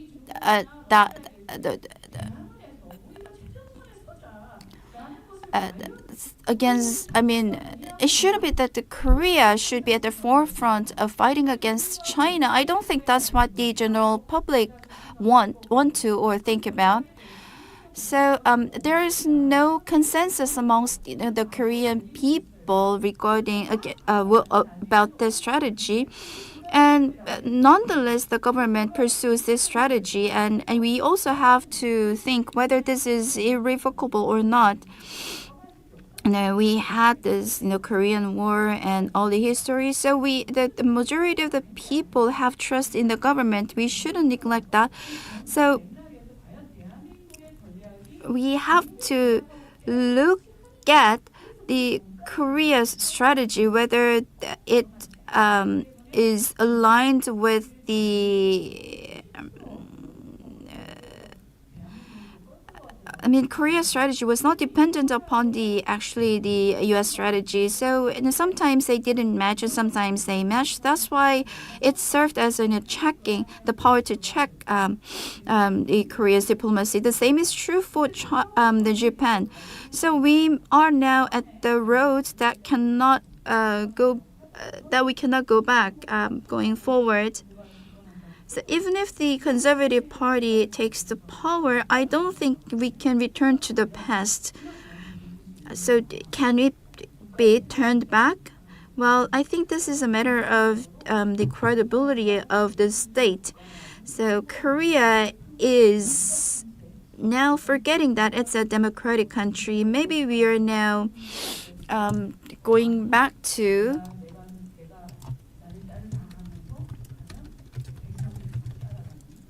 the nation of autocracy. So it's like the king wants his people to follow him, and the people follows him. That's not the way we should go. So the moderator wanted us to compare the previous administration and current one, because I served during the previous administration. So I personally think that all government policies have some faults in there. So if there's good point, then we need to succeed. And if there were wrong points, then we need to overcome. If there are some shortages, then we need to complement. So comparison is not the important point. So we need to have our own principle and aim for better.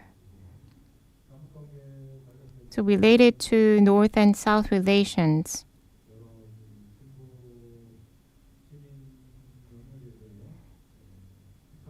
there are many criticisms from democratic civil movements, and I think they are legitimate. So that is so unfortunate, and I feel some responsibility. For that, I think we need to gather wisdom together. And previous two people mentioned this point as well, and to add on to that point, the previous and current administrations have big difference,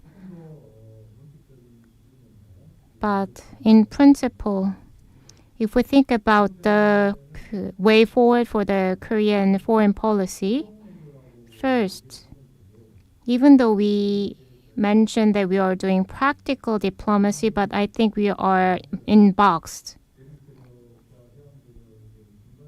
We are in the middle of continental force and maritime powers. As we are stuck in the middle, if we look back the history, we had some atrocity due to geopolitical reasons. If we shift our perspective, as we are in the middle, there are some geopolitical upside.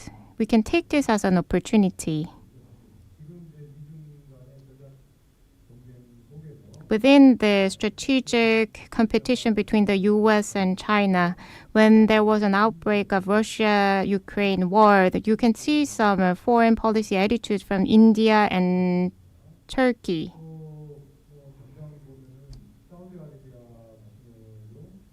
So if you see nowadays, Saudi Arabia, between the United States and China, they're pursuing their own national interests. So their foreign policy is not sticking to one side. So the Korean foreign policy should be more lenient and flexible, more cautious.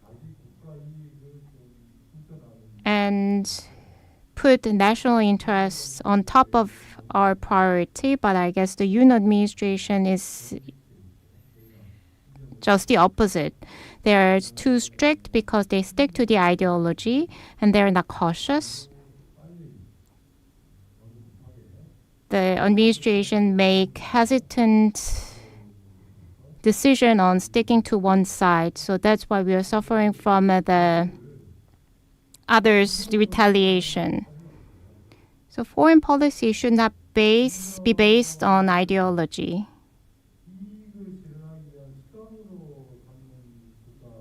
Ideology should not be used as a tool for national interests.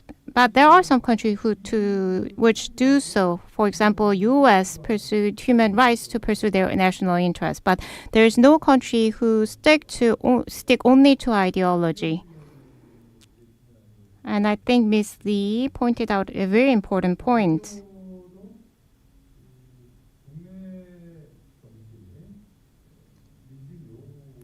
Diplomacy should reflect the public sentiment. So the domestic political affairs should be reflected in the foreign policy through the public interests. After the country has been democratized, the time has passed, but there was no democratic control over foreign affairs, and I noted with much regret. The defense minister is elected from the military, even though we suffer from military dictatorship. In case of Chile, they celebrated 50 years after the military coup d'etat. And it has been more than 20 years since the female leader took the military Minister of Defense position. That goes the same for the intelligence organization or others. If our country is a true democratized country, then we need to make a democratized decision on this as well. For defense sector, I think it is very directly related with the livelihood of the people. And there are a lot of issues from this field. Therefore, we need to think a bit deeper on this. Thank you. Well, all the administration have did the wrong things and the right things, and as a moderator, I have to maintain the sense of balance. Well, the Yoon administration's of diplomatic policy, you have raised a lot of concerns. Is there any positive exports? The defense goods, it raised the Korea status as the military power. So please give us one or at least one good diplomatic policy, and what is the policy that worries you most? So as I'm from the Conservative Party, I may be able to point out the positive policy. Well, the U.S.-Korea alliance has been strengthened a lot from the perspective of the U.S. Well, all the old issues have been resolved. The relations with the Japan has been improved. So the U.S., Korea, and Japan should have formed a stronger alliance. But thanks to the Yoon administration efforts, this has been achieved. So a stronger U.S.-Korea alliance is good. I'm not saying it's bad. I'm not really sure if I'm pointing out good diplomacy or not. But the fact that it hasn't worked out so far means that the previous administrations were not stupid, and all the administrations have maintained a certain distance with Japan, reflecting the sentiment of the people to some extent. In that sense, a stronger U.S.-Korea alliance is good, but I think it's too strong now. We didn't have to go that far. Improving. well, that could be the positive policy. Well, improvement is good, but it has been improved too much. We didn't have to go that far. We should have saved our pride. The relationship with China, check against China is good, actually, because China is posing a threat to Korea in various aspects, but we've been gone too far in that front. The biggest issue with the Yoon administration is that it can start with a bang, but ends with wimp because it went too far, failing to reach the destination that we planned. So it's far past the destination that we must have reached, but we are far beyond that point. So that's actually, I'm not sure if it's because of the president or the people in the administration, but I think they have lost the sense of orientation. I'm not sure I'm praising or criticizing. I begin with the praise. Well, 공적 개발 원조고.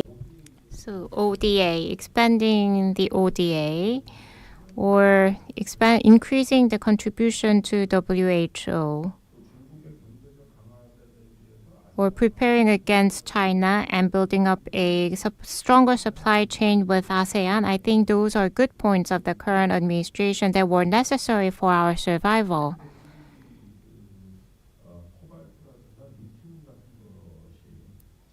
China has abundant cobalt and other natural resources, but instead we can supply those minerals from other countries such as India or other ASEAN countries. Even though it is not signed in agreement, we have signed an MOU with Middle East, and that can be a good stepping stone. So these were the good points that we can complement the current administration. But the Yoon administration is in love with foreign business travel. They visit other countries so frequently. I think that has contributed in certain point to the Korean diplomacy. We can see it in a good way. But why that frequent?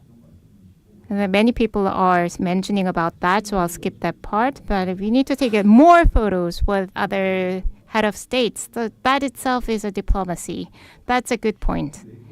But there is the essence of diplomacy. There are some fundamentals of the diplomacy, such as the performance of the nations, not just the flowery packages of ODA or foreign donations. We need to bring about international cooperation and increase our national prestige by persuading other states and get respect from other states. That should be our ultimate goal. So as you've mentioned, to point out some positive aspects of the Yoon administration, this is the end for me. You've made a lot of points in terms of a good compliment. So 저도 사실은 저는 well, actually, I'm not.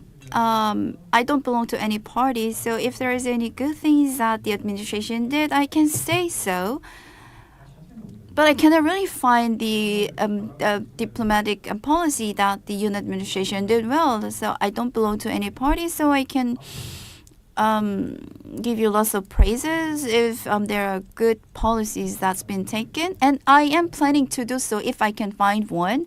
But up until now, I cannot really find the diplomatic policy that's been good. So I think I can agree with Mr. Kim, and that's so far as I can go. And if there is any negative policy I can mention is diplomacy is with the foreign countries or doing the foreign affairs. But you also have to look at the power of diplomacy or diplomatic capability. It should be backed up by in and out of the country. In order to do the good diplomacy, the country should be united, actually. if you're fragmented, you cannot pursue good diplomatic policy. So Israel is not doing well in terms of diplomacy because its not domestic policy or politics is separated or fragmented. That's my opinion.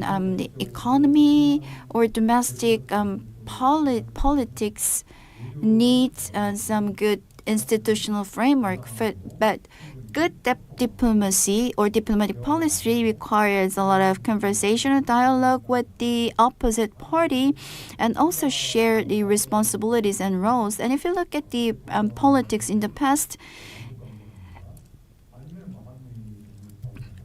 regarding the inter-Korean relations or the relations with the U.S., the president cooperated with the opposition party leaders to get the consent and the expanded the base of the support. But if you look, the current president, incumbent president, doesn't show any sign of such behavior or attitude. So if domestic people do not support your policy, it cannot work outside the country. 칭찬하실 거 좋은 I requested to give some compliments and some criticism against the Yoon administration, but you didn't touch upon the criticism. You only mentioned about compliments. So once again, I'll pose my question. Nowadays, the Korean people have a lot of worries over the current administration. The Ukraine war is sustaining at a local level. And again, we are seeing a war between Israel and Hamas. Many people are saying that it's armed dispute. I think that's a war because many people died. If you see the situation in Taiwan and Korean Peninsula, that make us worry. So I would like to ask, which is the most worrying aspect of Yoon administration foreign policy and security policy? I should mention this point. And Professor Jin mentioned about Middle East situation, and you dubbed it as a war, and I agreed to that. But most worrying for me is the Taiwan situation that can impact Korea. U.S. is engaging in the war in Ukraine and in the war in Middle East. And the hardliners are requesting to take a side for the Chinese-Taiwan situation. And they're not sure whether the U.S. can stand those three wars. And many people are criticizing that. There are many politicians within the United States who are requesting to use Japan as the solution. So it is highly likely that the politicians will request different U.S. position. And many people may suggest to do some military operation or training using the ROK U.S. military drill to prepare for the Taiwan disputes from China. So how to prevent all those from Korea is an important point or threshold for the Korea's security issues. We had September 19th military agreement, and they are currently discussing to nullify the September 19th agreement. And the current administration is mentioning that the previous administration has signed a false or fake peace treaty, so the current administration is trying to nullify the September 19th agreements. I think that made the U.S. laugh. I think that's a comedy. So it's just like saying that there are some criminal who has violated the law for 17 times, so we need to abolish the law itself. No, we need to strengthen the law itself in order to prevent those criminals or crimes from happening. But the current administration is saying that as the criminals are disobeying the law, we need to nullify the act itself. After the armistice agreement, the September 19th agreement is the only disarmament agreement that we have in place.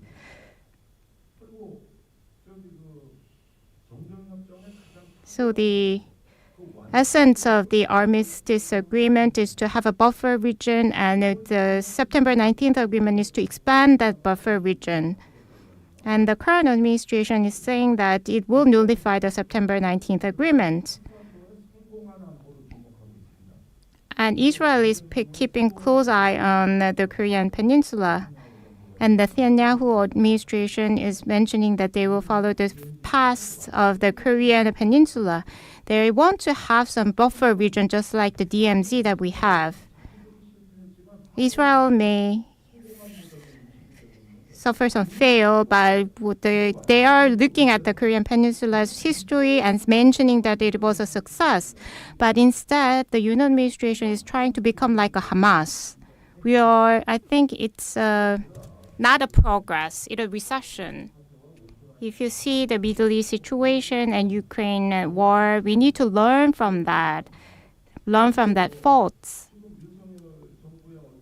But if you see the youth administration, it's pretty much like Netanyahu's administration. If we reduce the buffer region, then it may jeopardize the people living close to the military demarcation line. But the current administration is regarding North just like Hamas. I think we are learning wrong from the Middle East situation. So that's why I raise my opposition to the current administration foreign policy. If we later on pay more attention to Taiwan situation, then we may get a lot of oppression. I think that will be the most worrying state. 저는 이제 이번에 As for me, as I was looking at the dispute in Israel and Palestine, well, sometimes war can be unavoidable, but I always believe there is no good war at any cost. And people easily talk about, war. I think, the president is talking about the war too easily. And I think that's a very serious issue. Korea is in a different, situation compared to other countries. So the war might, break out at any point of time. So it's open to any provocation. As Mr. Kim just mentioned, if there is a conflict in Taiwan, I think Korea's position is very important, but the current government's stance guides me to think that in the case of such event, Korea might actively engage in that warfare, but well, I believe the Korean people have been exposed to quite a lot of scenarios like the warfare in Taiwan.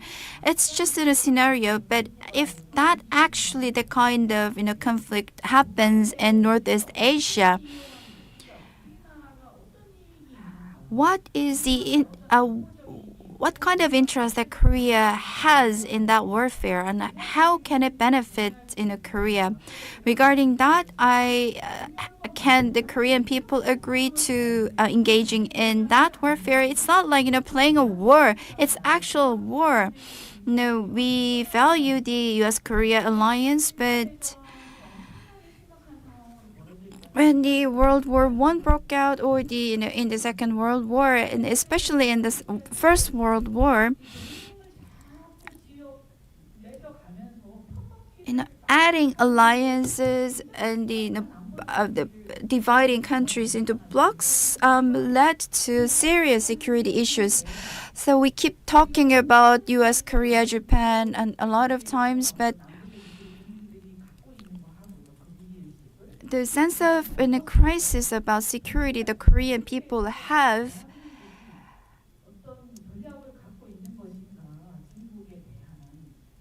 is one issue, and does Korea have the overarching security strategy in Northeast Asia? I'm not really sure if Korea has that. For example, so if that kind of war breaks out in Taiwan, we can fight against China and we can engage in that war. So that could be, one strategy, taking any risks, or we can, dispatch the troops there. Well, do we really have the national consensus for that? Well, if that kind of situation happens, there must be a severe separation or fragmentation amongst people, and we will not be able to reach an agreement or conclusion. But the Yoon administration seems like, if in case of such warfare, it will just push ahead with just one strategy, regardless of the national consensus. What we have to do now is that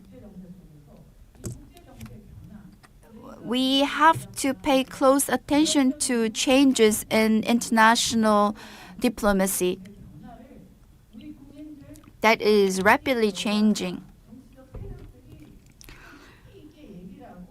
So we have to, and the political parties must have an in-depth conversation and reach an agreement to our strategy. So we have to set a limit to what extent that we can go. Only then we will be able to avoid from making wrong decisions or domestic fragmentation and solve the issues one by one. I think it is high time that we have to do so. But unfortunately, I don't believe the Yoon administration is capable of pursuing that strategy. And I also believe the opposition party must change their mindset, and they have to have a conversation with the government and listen to the people of Korea. And they also should start or initiate the process of reaching the national consensus. 예, 저는 이제 세 가지 차원에서 말씀드리고 싶은데요. So I would like to touch upon 3 points. First is related to North and South relations. What is most worrying is that there is no option. 사실은 이제 긴장이 높아지면은 So as tensions rises, there can be some conflicts coming out of that. When those conflicts occur, accidental conflict occur, in order to prevent the escalating tension, we need to communicate. So the history of hotline between North and South goes down the history.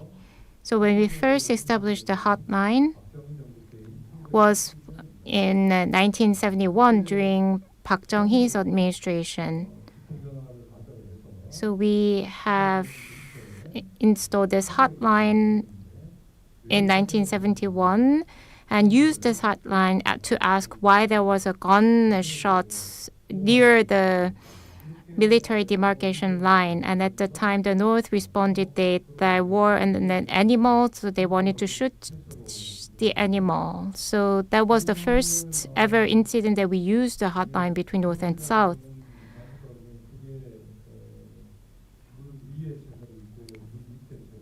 There are some official communication channels and unofficial communication channels. So as mentioned, the official channel has a long history. But what's worrying is that we don't have any unofficial communication channel.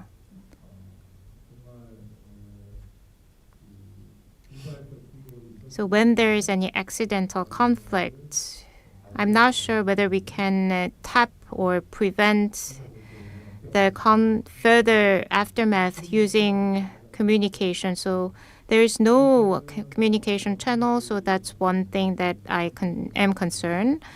As Mr. Kim mentioned, second point is the tensions over Taiwan Strait.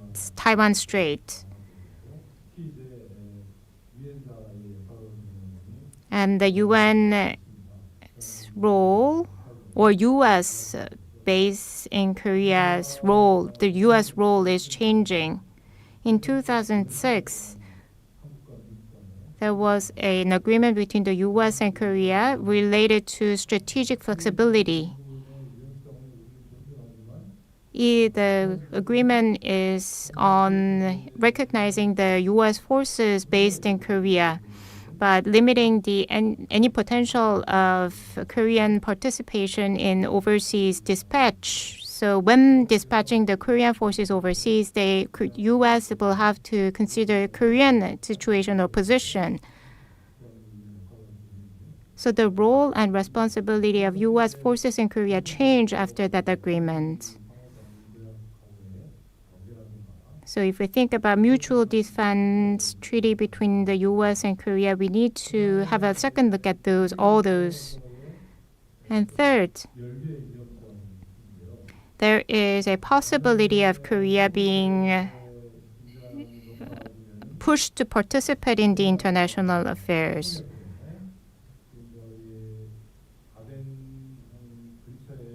Close to the Aden Bay, we have Cheonghae military forces based there. We may have to expand the scope of the military operations of Cheonghae Group, and that is requested by the U.S. constantly.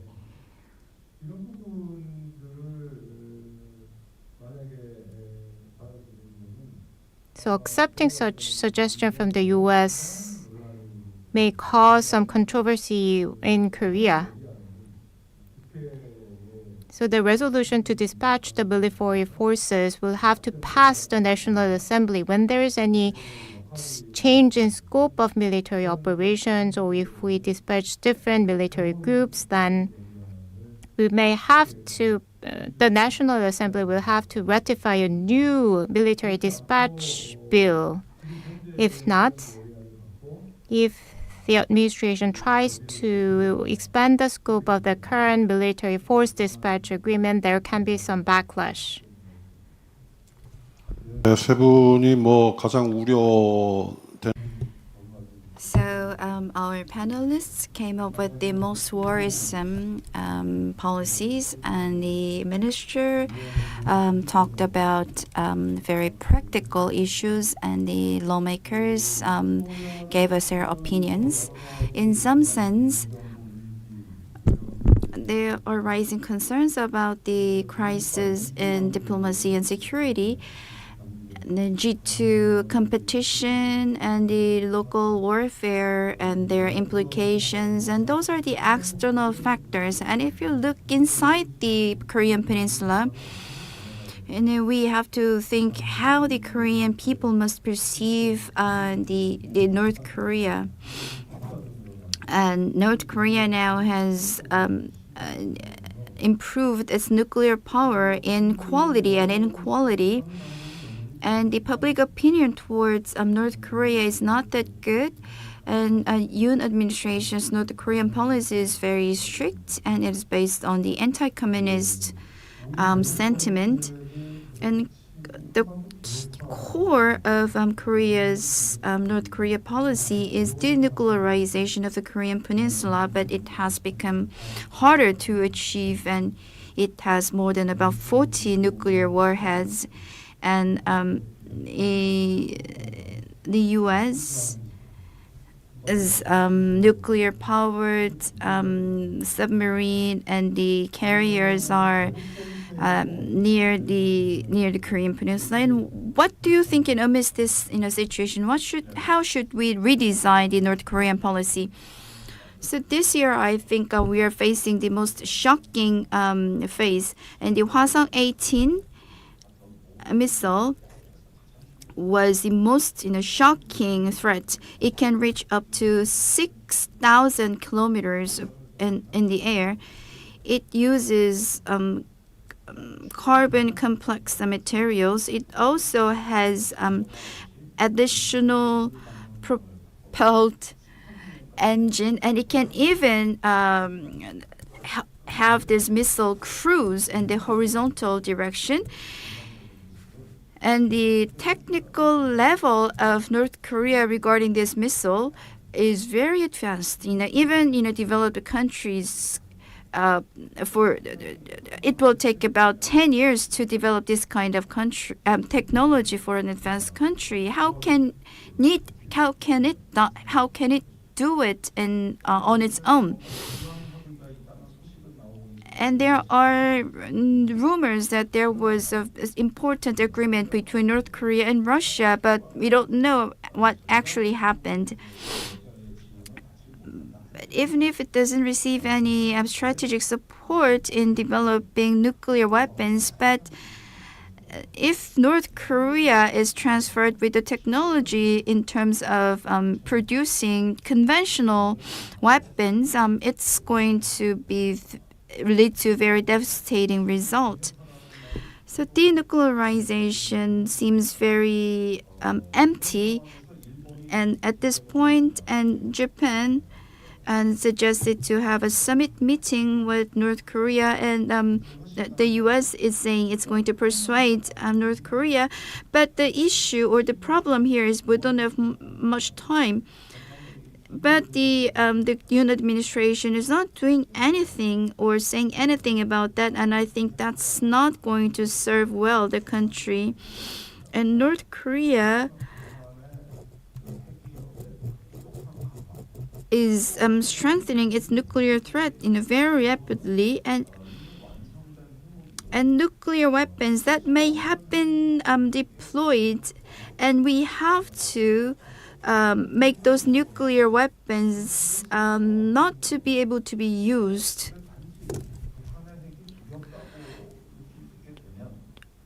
If we feel that we are threatened by the nuclear weapons of North Korea, South Korea has to do anything that it can do. But if North Korea's nuclear weapons cannot be used, and if North Korea is not the subject of fear, instead it's the subject to be overcome, then we will have to make an environment where it cannot really use these nuclear weapons. Then that's actually the direction that the North Korean policy should had. But the Yoon administration is talking about the armed peace.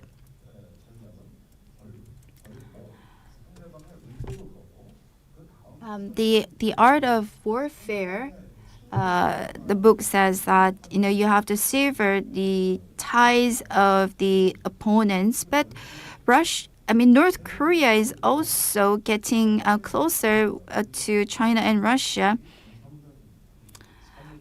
And the last resort is a cease warfare, and Korea's strategy is to do the cease warfare first, and then severing ties on the in the least priority. So this principle of warfare has been devised 3,000 years ago, and the Yoon administration is not following this basic principle of the warfare.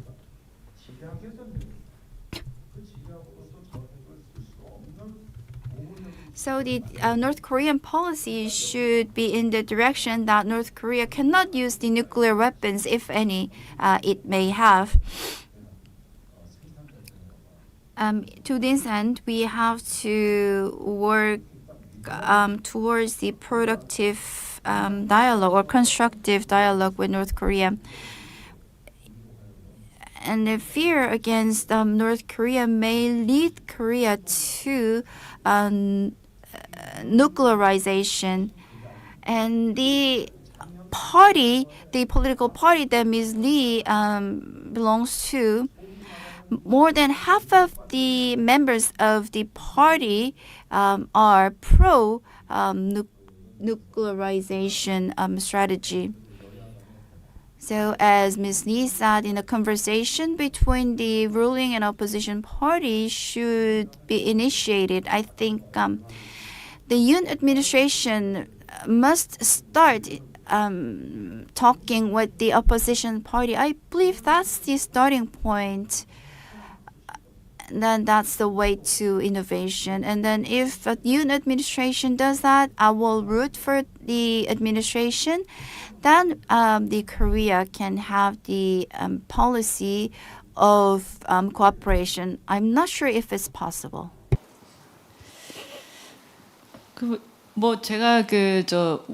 제가 속해 있는 국민의힘. So People's Power Party that I am in, I think I have a different opinion than the mainstream PPP party people, so I cannot represent the party's voice.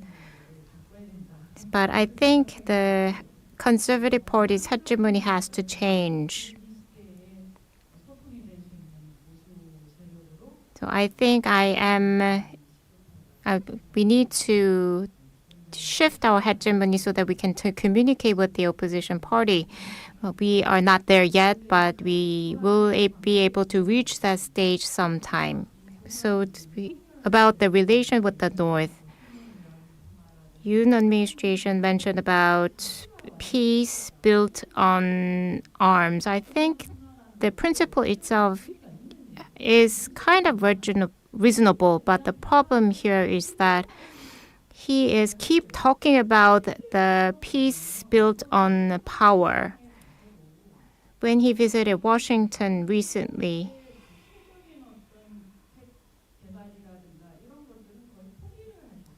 Yoon actually abandoned nuclear arms development by South, gave it up, and he made a declaration that the Korea will entirely depend upon the U.S. force. So I'm very concerned about it.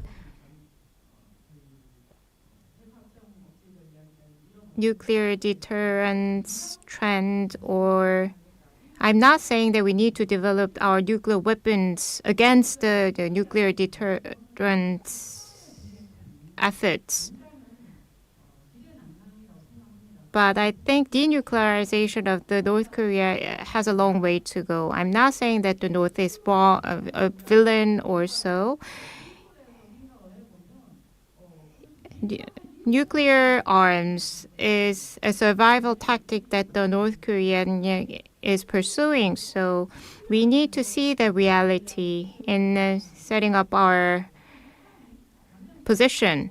So if denuclearization of North Korea is a long way to go, there are some options that we can take.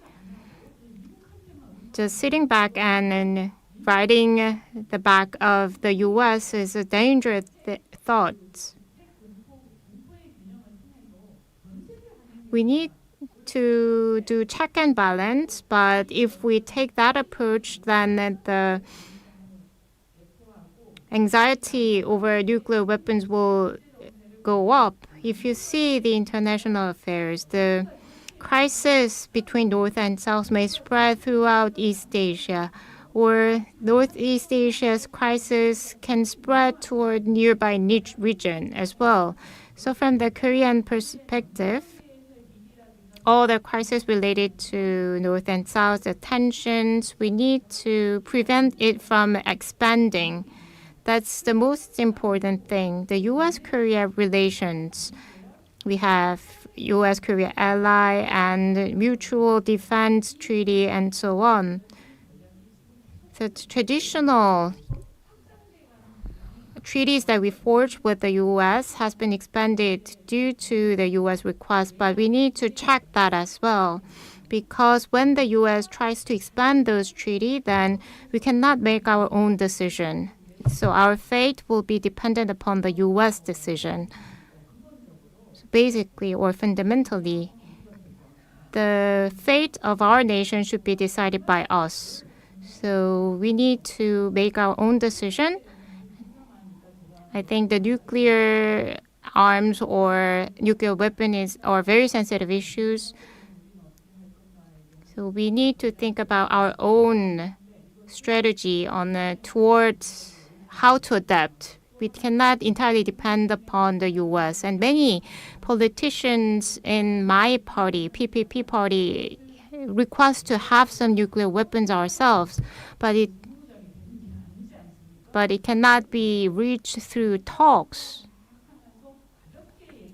They're constantly making the comments publicly, but we should refrain from making any strong comments publicly regarding having nuclear arms. I think toward North, we need to take a hard stance and a mild stance at the same time. So from South Korea perspective, for the survival and safety of South Korea, we need to manage North Korean situation. So I think we need to once again manage North Korea. Let's say Israel, when establishing their relations with the people in Palestine region, they need to manage the region for their own security and safety.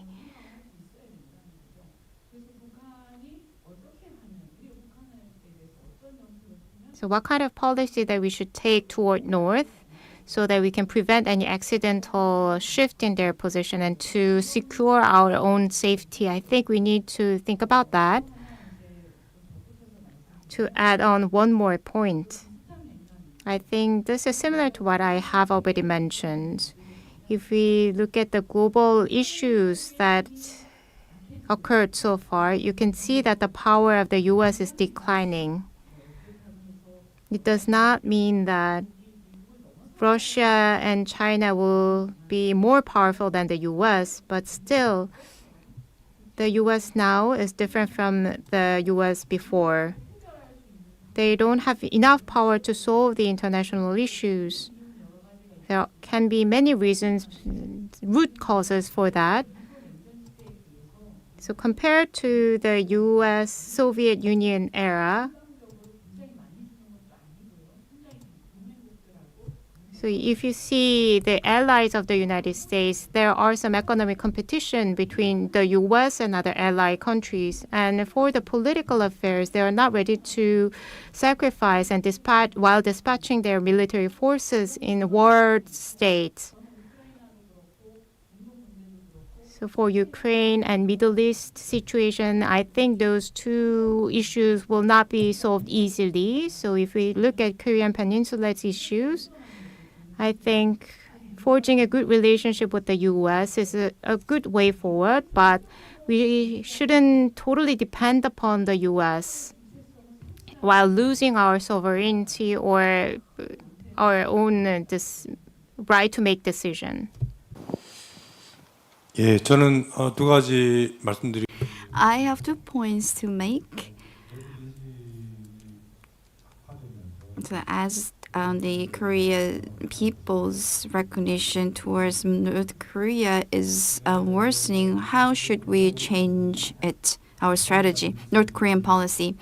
Looking back, there has never been a time when the South Korea had a good image about North Korea. North Korea is the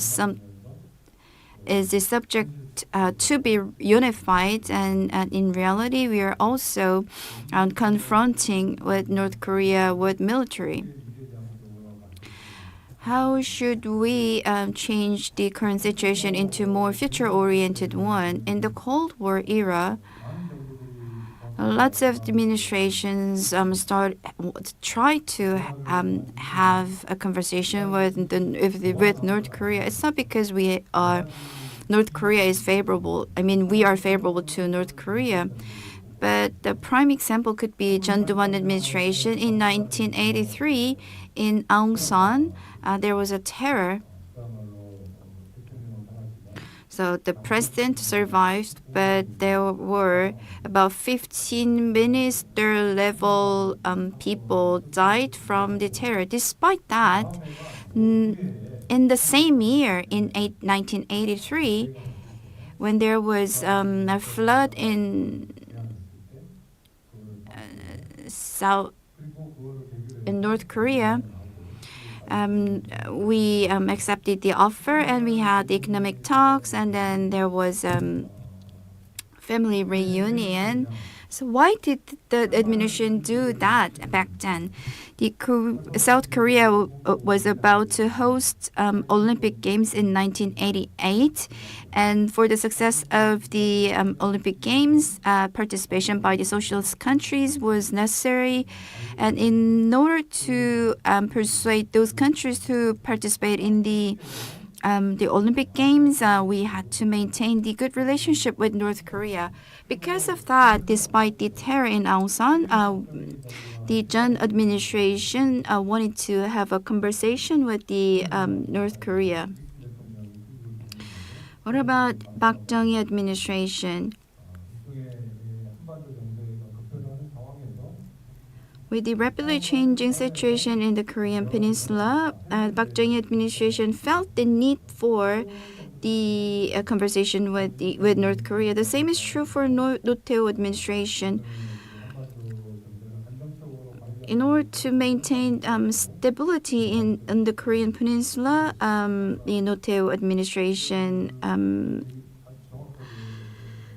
accepted the basic declaration on the inter-Korean relations. As Ms. Lee pointed out, South Korea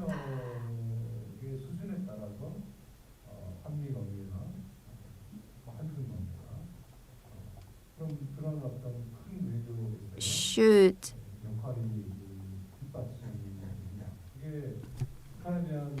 based on the level of influence on North Korea, Korea can devise its policy with the U.S. or other countries. North Korea's nuclear program, in principle, well, there's no end to arms race. The sophistication of nuclear programs in North Korea requires our reaction. So this is very typical security dilemma. So the parties are provoking arms race against the other party, and we have to think seriously or reach a national consensus. What is the proper level of nuclear deterrence? Korea is among the top 10 nations in terms of military power, and North Korea is also seen as a very strong in terms of military power. And I believe in terms of this arms race, we are far beyond the proper level. So it shouldn't be at the military level, but it should be considered at the political level. So we should reach a consensus to what is the right level. Thank you all for your great comments. We only have 20 minutes left. As mentioned, we will receive the questions from the floor for 10 minutes.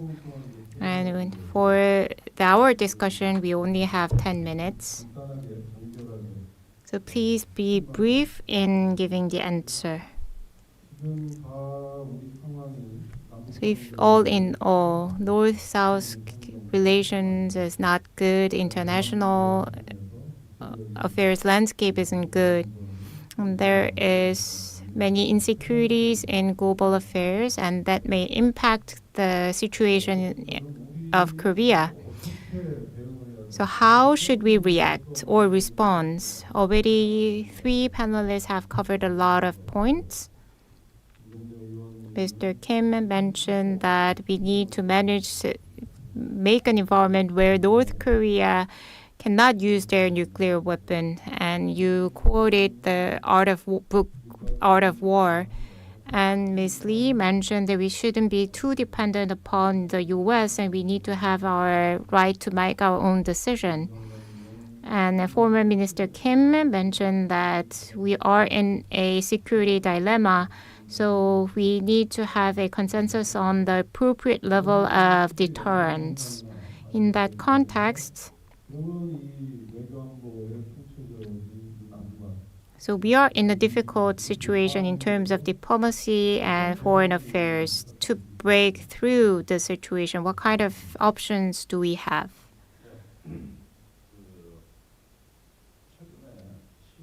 Recently, I guess it was the 1st of October, I cannot remember the exact date, Jake Sullivan mentioned that we need to normalize the relations between Israel and Palestine, Saudi Arabia. And he mentioned that there was no time that the Middle East was this peaceful. And since the Iraq War in 2003, and the Middle East countries enjoy a peaceful time, and he mentioned that it is a victory of the U.S. foreign policy. And he mentioned he was about to declare that the war in the Middle East had ended.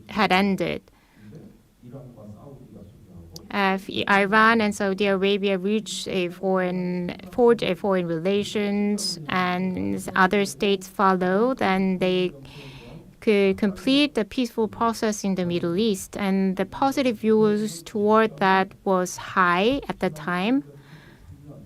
But since the 1973, they saw the biggest war since the 1973. So it was a failure of imagination. It was close to 9/11 terror. So the reason why I'm mentioning this is because the world is boiling or burning.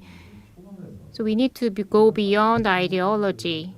We need to have strategic communication with China because currently it's already broken, and with Russia too. We cannot resume the six-party talks. But in order to manage the security issues in Northeast Asia, we should propose to have multilateral talks so that we can prepare for any accidental conflict. At least we can build a consensus among the states. We need to do some productive actions. We should seize the opportunity. If we think about Korean Peninsula situation, Taiwan, and the South China Sea, at least now we need to begin to have some unofficial communications. I think international organization will not be enough to lead peace talks here, but at least in order to prevent any accidental conflicts from East Asia, we need to contribute. If we do so, then there can be some consensus amongst neighboring countries. And we saw that Israel and Hamas relations got jeopardized. For peace is something that we can achieve after making efforts. There is no accidental peace.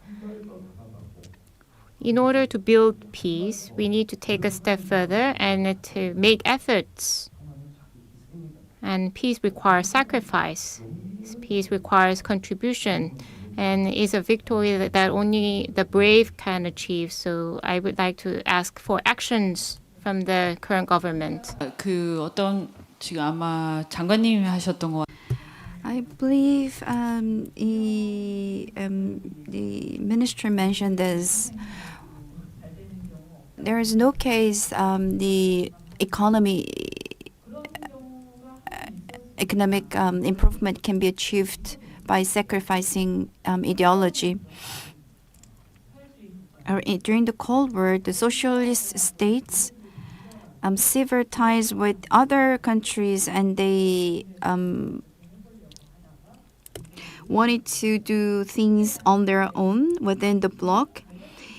And at the time, people think the world was polarized, and it was not so. But actually, the countries were trying to be as open as possible. And in the two blocks, the reason why the U.S. could take the hegemony was that it shared its future vision of prosperity with other countries. But if you look at the development that is unfolding at the moment, the U.S. is now missing in many things, and it is losing its global leadership. A lot of information is shared in real time through the social media, and even the people in Palestine know what's happening around the world. So more and more people are trusting that leadership less and less. So the biggest problem that Korea is facing is that Korea's interest or the economic or the security crisis that Korea is in, Korea actually doesn't have much natural resources and doesn't have a large area. And it's now stuck in the middle of superpowers. So the interest of the country should have the situation where such prosperity can continue. But unfortunately, the interest of our ally, the U.S., does not coincide with that of Korea. And until now, we understand because we are less powerful than the U.S., we couldn't have the policy in the direction as we wanted 100%. But we have to act very smart. Even if we don't have superpower, we have to seek ways to make friends with other countries as many as possible. And if we have many other allies than just the U.S., then we will be able to find out the policies that coincide with the national interest. To this end, I also would like to suggest that such strategies must be outlined and shared with the people of Korea, and we have to reach a national consensus. And for the future of the country, if necessary, the people have to be united, and this cannot be waited any longer. 예, 저도 이현주 의원님 비슷한 생각인데요.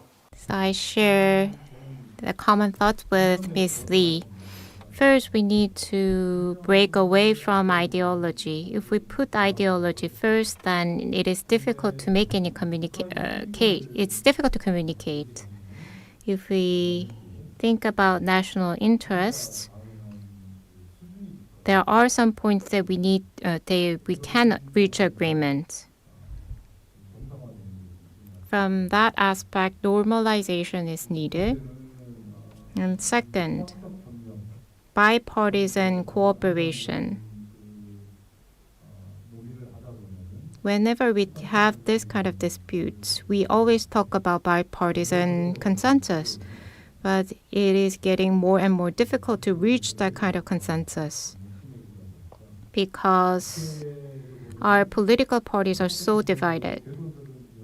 In the National Assembly, we have many institutions reforming the presidential term.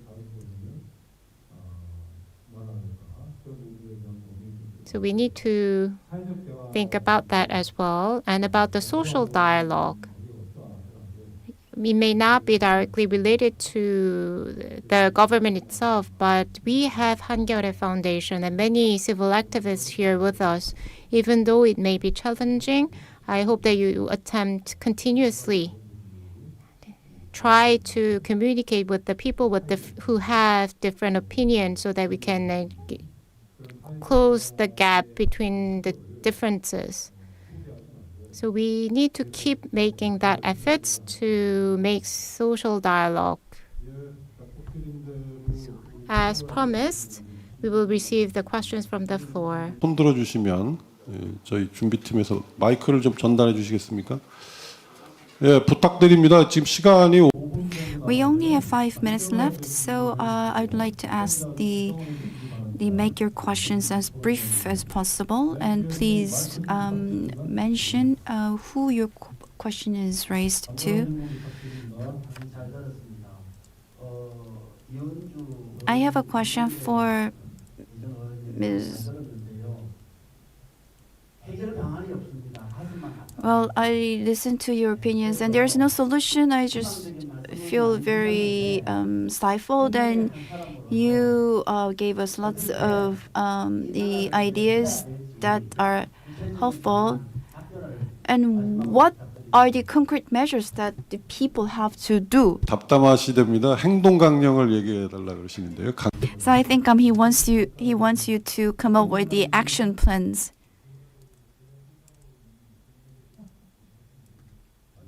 I was going to share my comment. Well, we have to reform the political system. And I believe the minister said a similar thing, and we have to change the election system. And the election system must be inducible to coexistence. It could be the major constituency system or a multi-member district system. Well, in any form of election, the top two the candidates compete fiercely, and if the president has too much power,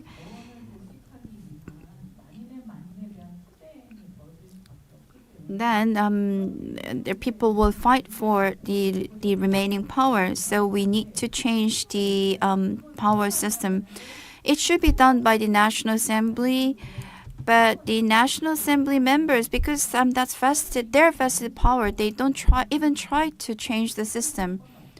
That happened once in 1987 and it again in 2017, but we failed to reform the political system.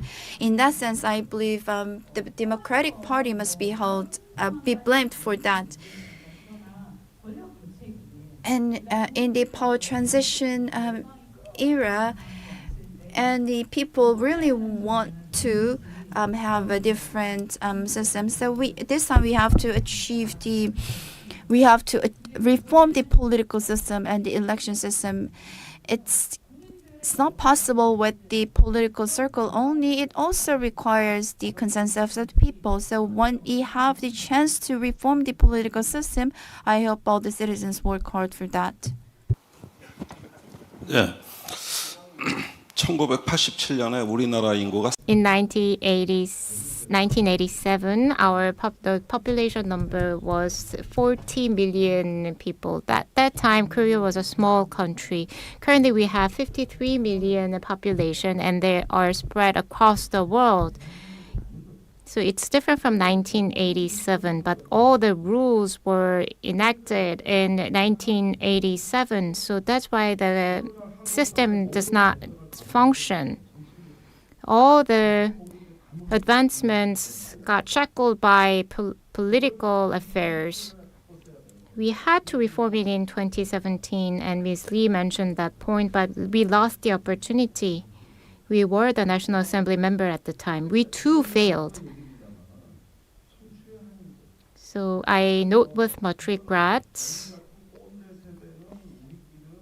So for the old generation, we are divided into the Democratic Party and Conservative Party and fight with each other very violently, but the younger generation is very different. So we need to set a new rules and new acts, rules of conduct for the next generation.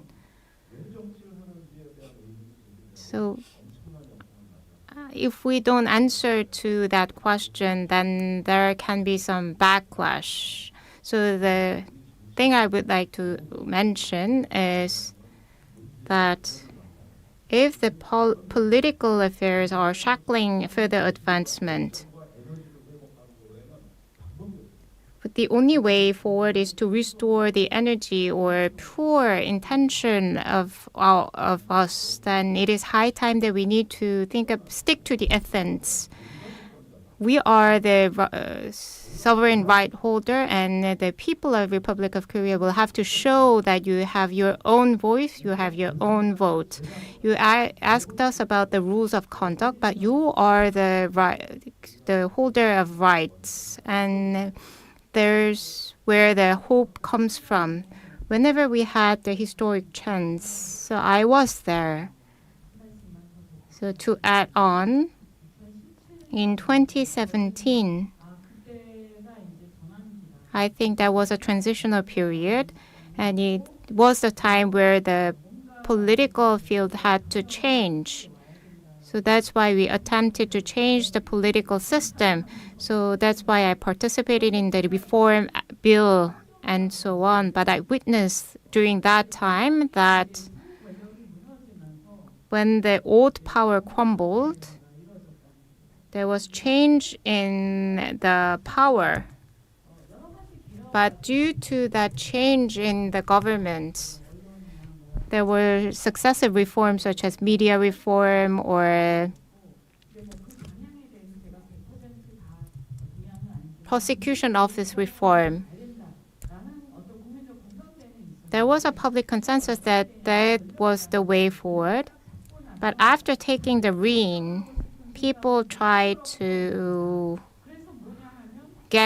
build upon that power.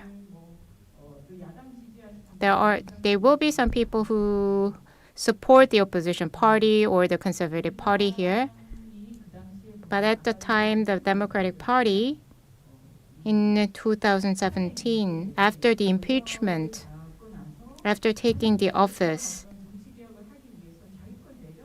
they had to put down their power in order to pursue political reform, but they couldn't hand it down.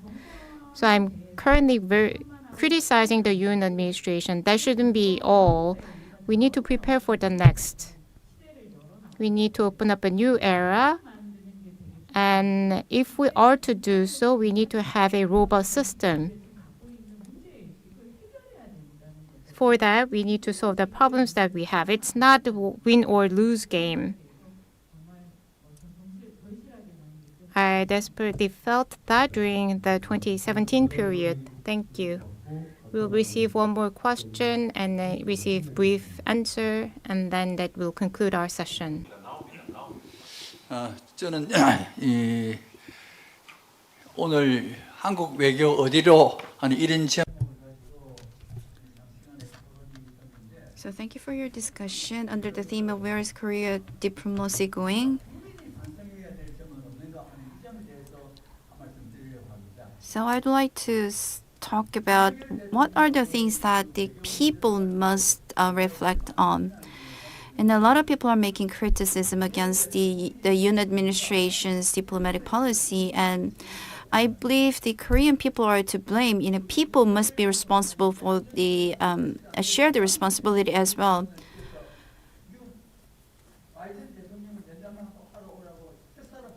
So the President Yoon sent Park Jin as a special envoy to have a talk with the U.S. government, and then he didn't succeed in having a conversation with the U.S. And the people were saying, we knew. I mean, the reaction was that we knew that.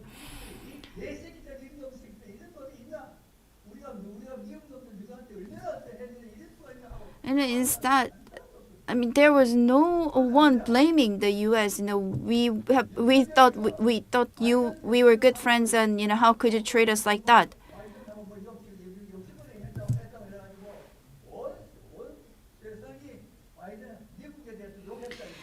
And the President Yoon, right after meeting him, he says something bad words about the President Biden.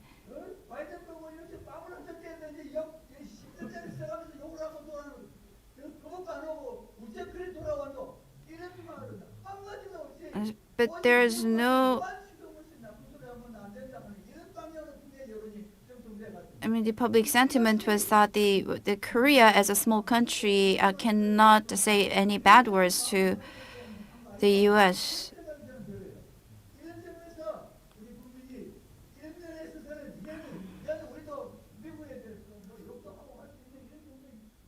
있으니까 얘는 이제는 미국이 잘못하고 미국이 잘못한다 하는 것을 당당하게 이야기할 수 있는 국민적 각오를 가지고 나갔으면 되지 않겠냐 하는 생각을 하는데 누구든지 한 말씀 더 답변 좀 해줬으면 좋겠습니다.